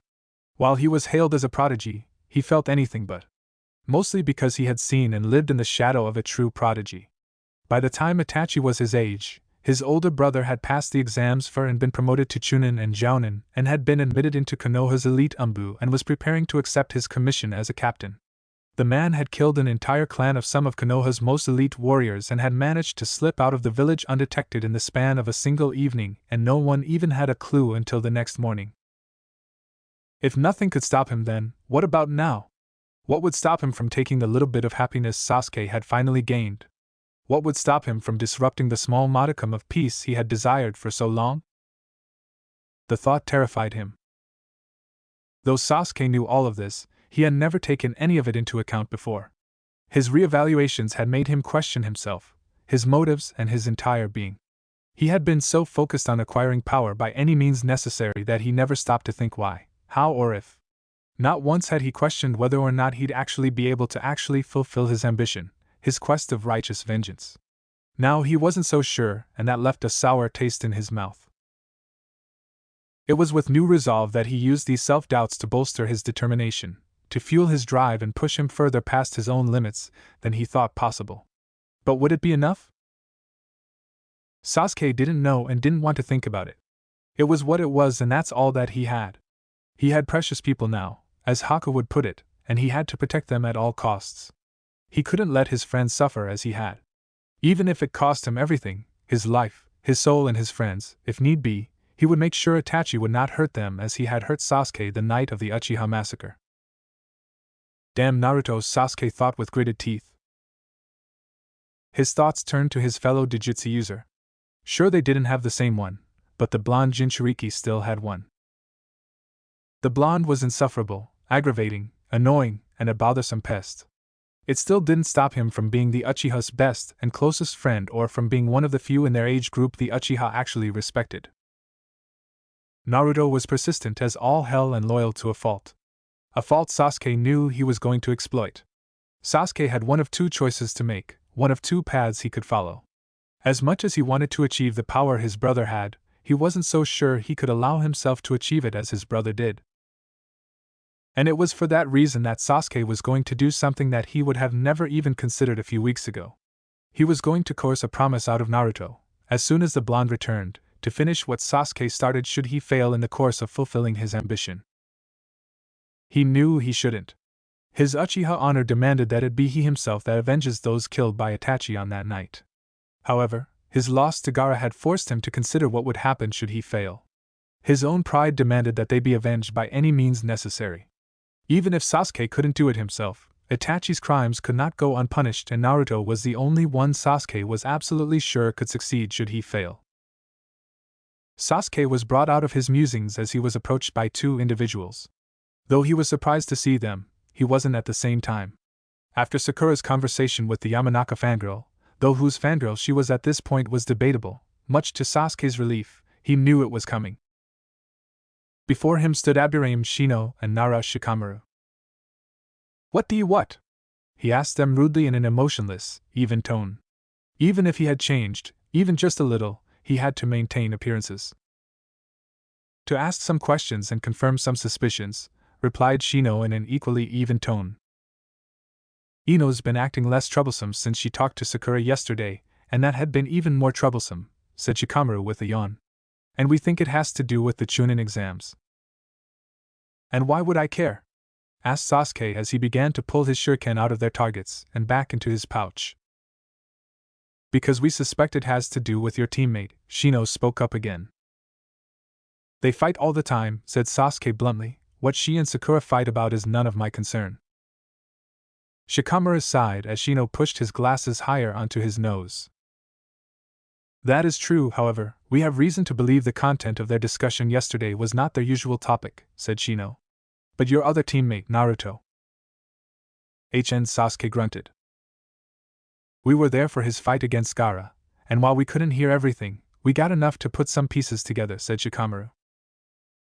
He knew this was coming. But knowing didn't necessarily mean he was exactly ready for it. Why couldn't all these nosy people ask the Dobe about this? Oh yeah, he was out of the village. Not for the first time that day did he have the same recurring thought. Damn Naruto.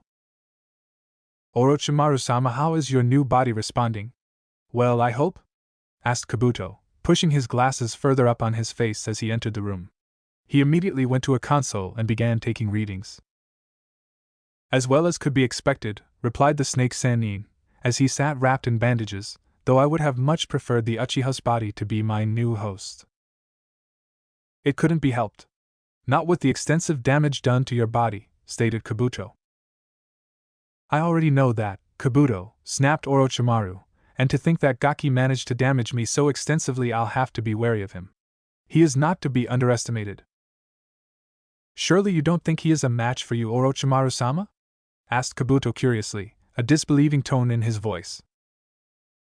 "No, it would take years of training to match up to me in skill," Orochimaru easily answered. However, he was a bit reluctant to continue with the next part. "However, in terms of sheer power he may surpass even Jiraiya." "Impressive," Kabuto honestly remarked, "though not unexpected considering who he is." "No, but he is more trouble than he should be and far more than he is worth," said Orochimaru. "It is fortunate for us he cannot control the massive power that lays at his command. We must ensure that he is utterly destroyed before he can learn to effectively harness it." "What do you suggest, Orochimaru-sama?" Alright. Just because you're old and a woman doesn't mean I'm going to hold back on you, shouted Naruto. As if you could harm me. Tsunade scoffed, there's a huge difference between you and me, Gaki. Yeah. You're nothing but a drunk, washed-up old hag, shouted Naruto angrily, and I will be Hokage, a Hokage everyone can be proud of. Like you have it in you to be Hokage, said Tsunade, you're just some punk, no-name kid. Give me your reason, tell me why you want to be Hokage, and if you give me a good enough reason and are able to land a hit on me, then I'll acknowledge that you might have what it takes to become Hokage. Naruto was glaring daggers at Tsunade. At first it was because I wanted to be like Aji-san and the Yondaime, everyone loved and respected them, but I've grown up since then. I've learned not only what it means to be Hokage but to be a shinobi of Konoha. I will become Hokage to protect my precious people, to protect the villagers, to protect everyone, because I'm Kazama Naruto, and it is my ambition, no my dream, to become the greatest Hokage in history. Naruto slowly worked himself into quite a fury. Through it all, the center of his headband began to glow. However, at the end of his speech, the Jugen, with a flash, incinerated the headband as Naruto's hair stood straight up in the front. In Tsunade's surprise, she watched as Naruto's muscles tensed before he started to glow with an unworldly aura of purple chakra and then suddenly completely vanish. She was, however, able to react accordingly when Naruto reappeared above her, bringing his sword down at her head. She caught the blade with her index and middle fingers of her left hand. She then redirected the blow. However, as she did this, Naruto's own left hand sped through the required 6 hand seals that had recently become his new signature move. Gukuten, Inochi and Kono Kabushi. Naruto used the momentum to launch his fist at Tsunade, who promptly moved her head out of his flaming fist's path. Using the momentum, he continued to spin, launching a well-placed kick with his left foot. However, Tsunade was able to block it with little effort. She casually knocked his foot away when Naruto drew his second katana. Seeing it was broken, Tsunade half-heartedly tried to dodge. Pathetic was the thought that ran through her mind. She was completely caught off guard when she heard Kenjutsu, Muen Kuno Ken! Naruto shouted with righteous fury. Suddenly his shattered katana flared to life with black fire, and somehow had regained its full length. There was no chance for her to dodge. Suddenly, Naruto found himself flying through the air and into a food cart. Tsunade snapped out of the trance she had been put in when she had been saved from certain death.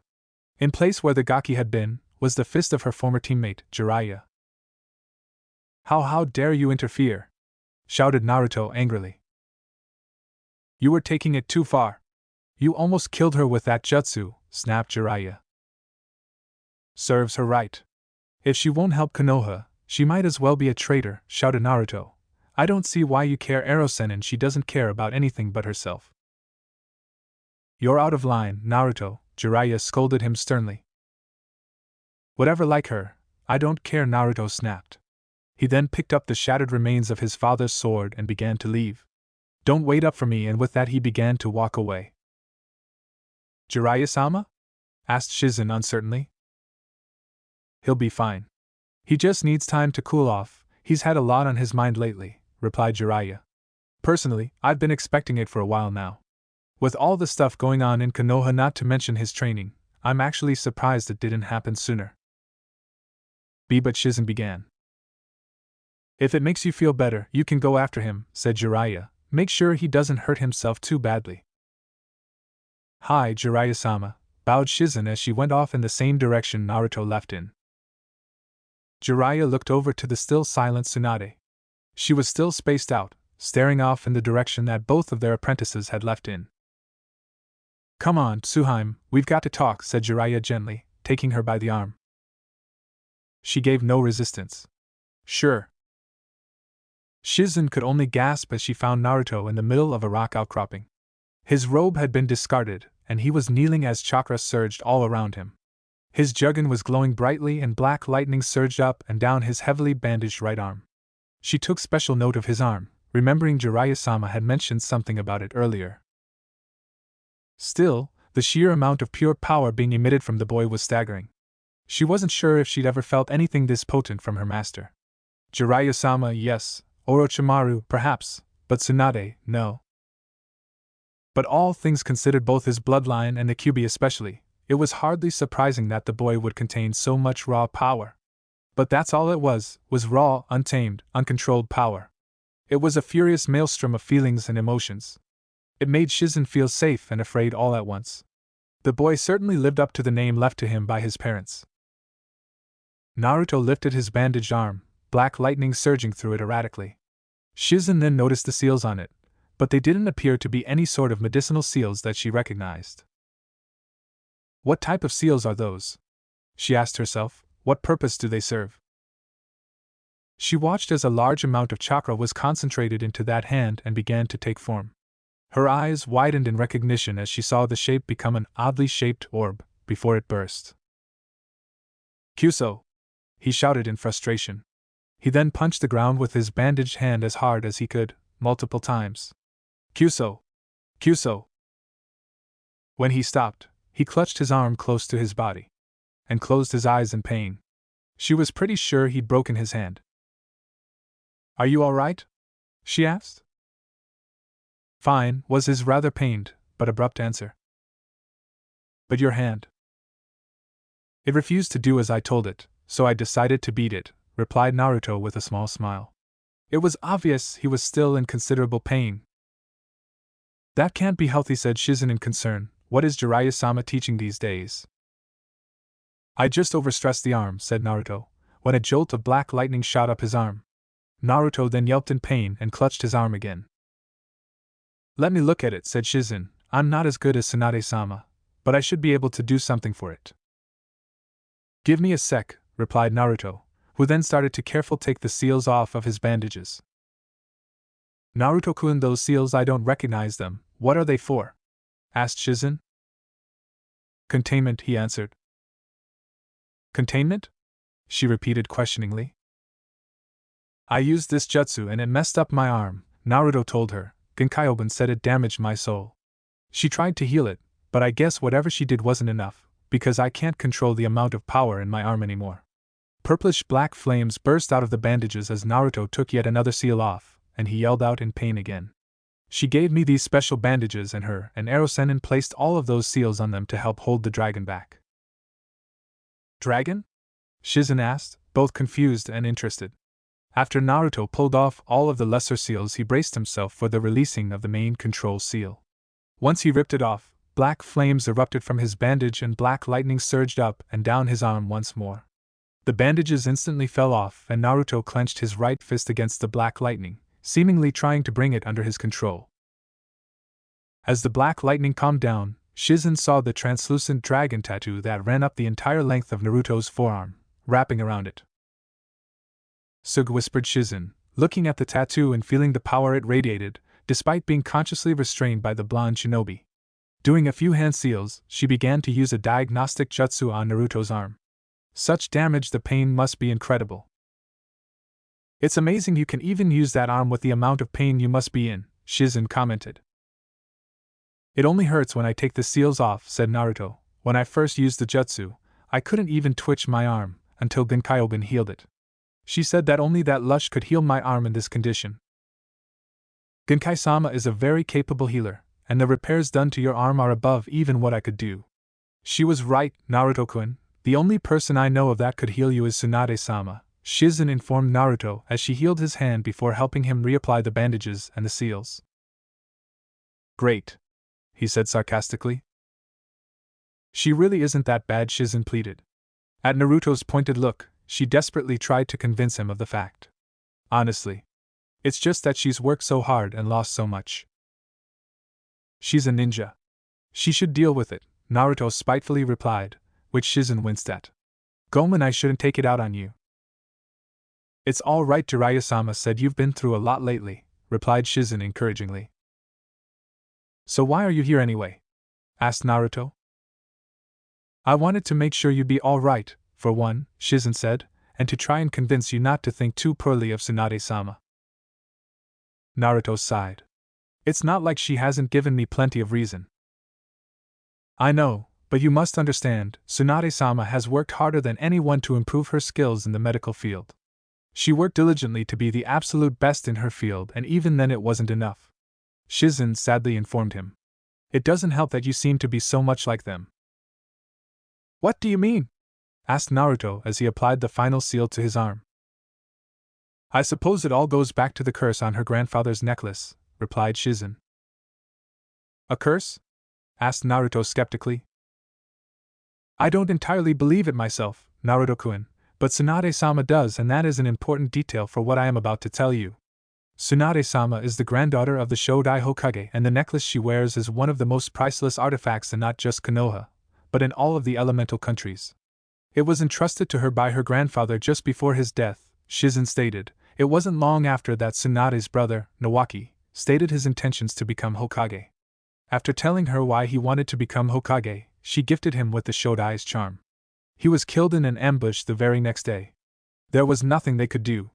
From what I heard long ago, his reasons for being Hokage weren't too far different from yours. You said them, said Naruto quietly. Hi, said Shizen hesitantly. When Nawaki died, a part of Tsunade-sama died with him.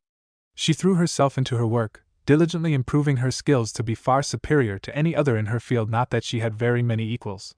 At this point she was already a legend, not only as a ninja, but as a healer.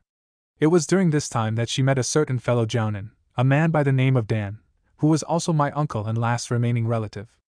It wasn't long before they had fallen in love. I'm not sure if they were ever formally engaged. Tsunade-sama rarely speaks of him anymore. It's too painful for her. Naruto felt as if the entirety of his insides were turned into solid lead. What happened? He too stated his intentions to become Hokage, stated Shizen, though I am unsure why. Perhaps he wanted to help Tsunade-sama honor her Ototo's memory in some way. For Tsunade-sama, it was like a little bit of her brother still lived. She loved my uncle so deeply that she would do anything within her power to see him succeed and become Hokage. She even gifted him with the same charm she had given Nawaki-chan. He died, didn't he? Asked Naruto solemnly. It took a moment for Shizen to gather her thoughts and composure. Although this time, it was far worse. How?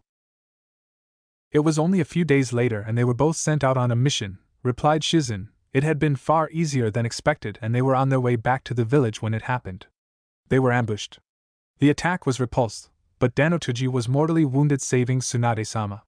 She did all she could to save him, but his wounds were too great. Afterwards she could only think of all the blood in the area. The ground was soaked red and she was covered in it. All of it was his. She quit being a full-time healer and active duty shinobi after that mission, because she developed a severe case of hemophobia. Hemowada? Asked Naruto dumbly. Hemophobia, fear of blood, explained Shizen. Tsunade-sama was never the same, and it's only gotten worse as the years have gone by. Well then I guess there's only one thing I can do, said Naruto as he stood up. Shizen looked a bit nervous as she stood with him. What is that, Naruto-kun? Give her something to believe in again, said Naruto, looking her straight in the eye. Meanwhile, Tsunade and Jiraiya had went further down the street to yet another bar. I didn't expect him to lose it like that, said Jiraiya apologetically. When I first saw him, it was like looking at a smaller version of Erasure. While I was training him, it was like watching Kushina train. Hearing him speak of his dreams, it reminded me a lot of your brother when he would come around. Which is why you brought him with you, Tsunade stated. Jiraiya remained silent as confirmation wasn't needed. There's a war coming. Tsunade and Naruto is not only going to be Konoha's hope, but possible the hope of the entire elemental countries. You sound rather confident in him, noted Tsunade as she sipped on her drink. Like I said, he's a special kid, said Jiraiya. He reminds me so much of myself sometimes it's kind of scary. Yet, he's different too. Everything I've ever worked for, everything his father sought to accomplish to succeed where even Nagato failed, if there is anyone who could do it, it's Naruto. Perhaps, but I say it's still a little premature to place all your hopes onto that kid, Tsunade compromised, especially a kid with a dream like his. It's only going to get him killed. Still haven't managed to let go, I see, said Jiraiya sadly. And what would you know of it? Asked Tsunade bitingly. More than you realize, Jiraiya answered, as he stood and paid the tab. More than you'll ever realize. Tsunade was unsettled by the look he gave her, but she remained seated where she was nursing her sake. She had a lot to think about. Thanks for watching. I hope you had as much fun as I did putting this epic what if together. Make sure to smash that like button, subscribe, and hit the bell icon so you never miss a single twist in the story. Drop your thoughts, theories, or even wild ideas in the comments. I read every single one. And hey, if you're craving more awesome Naruto content, go check out the other videos on the channel. I've got plenty of heat waiting for you. Until next time, stay sharp, stay awesome, and remember, even a shadow clone needs love. Peace out.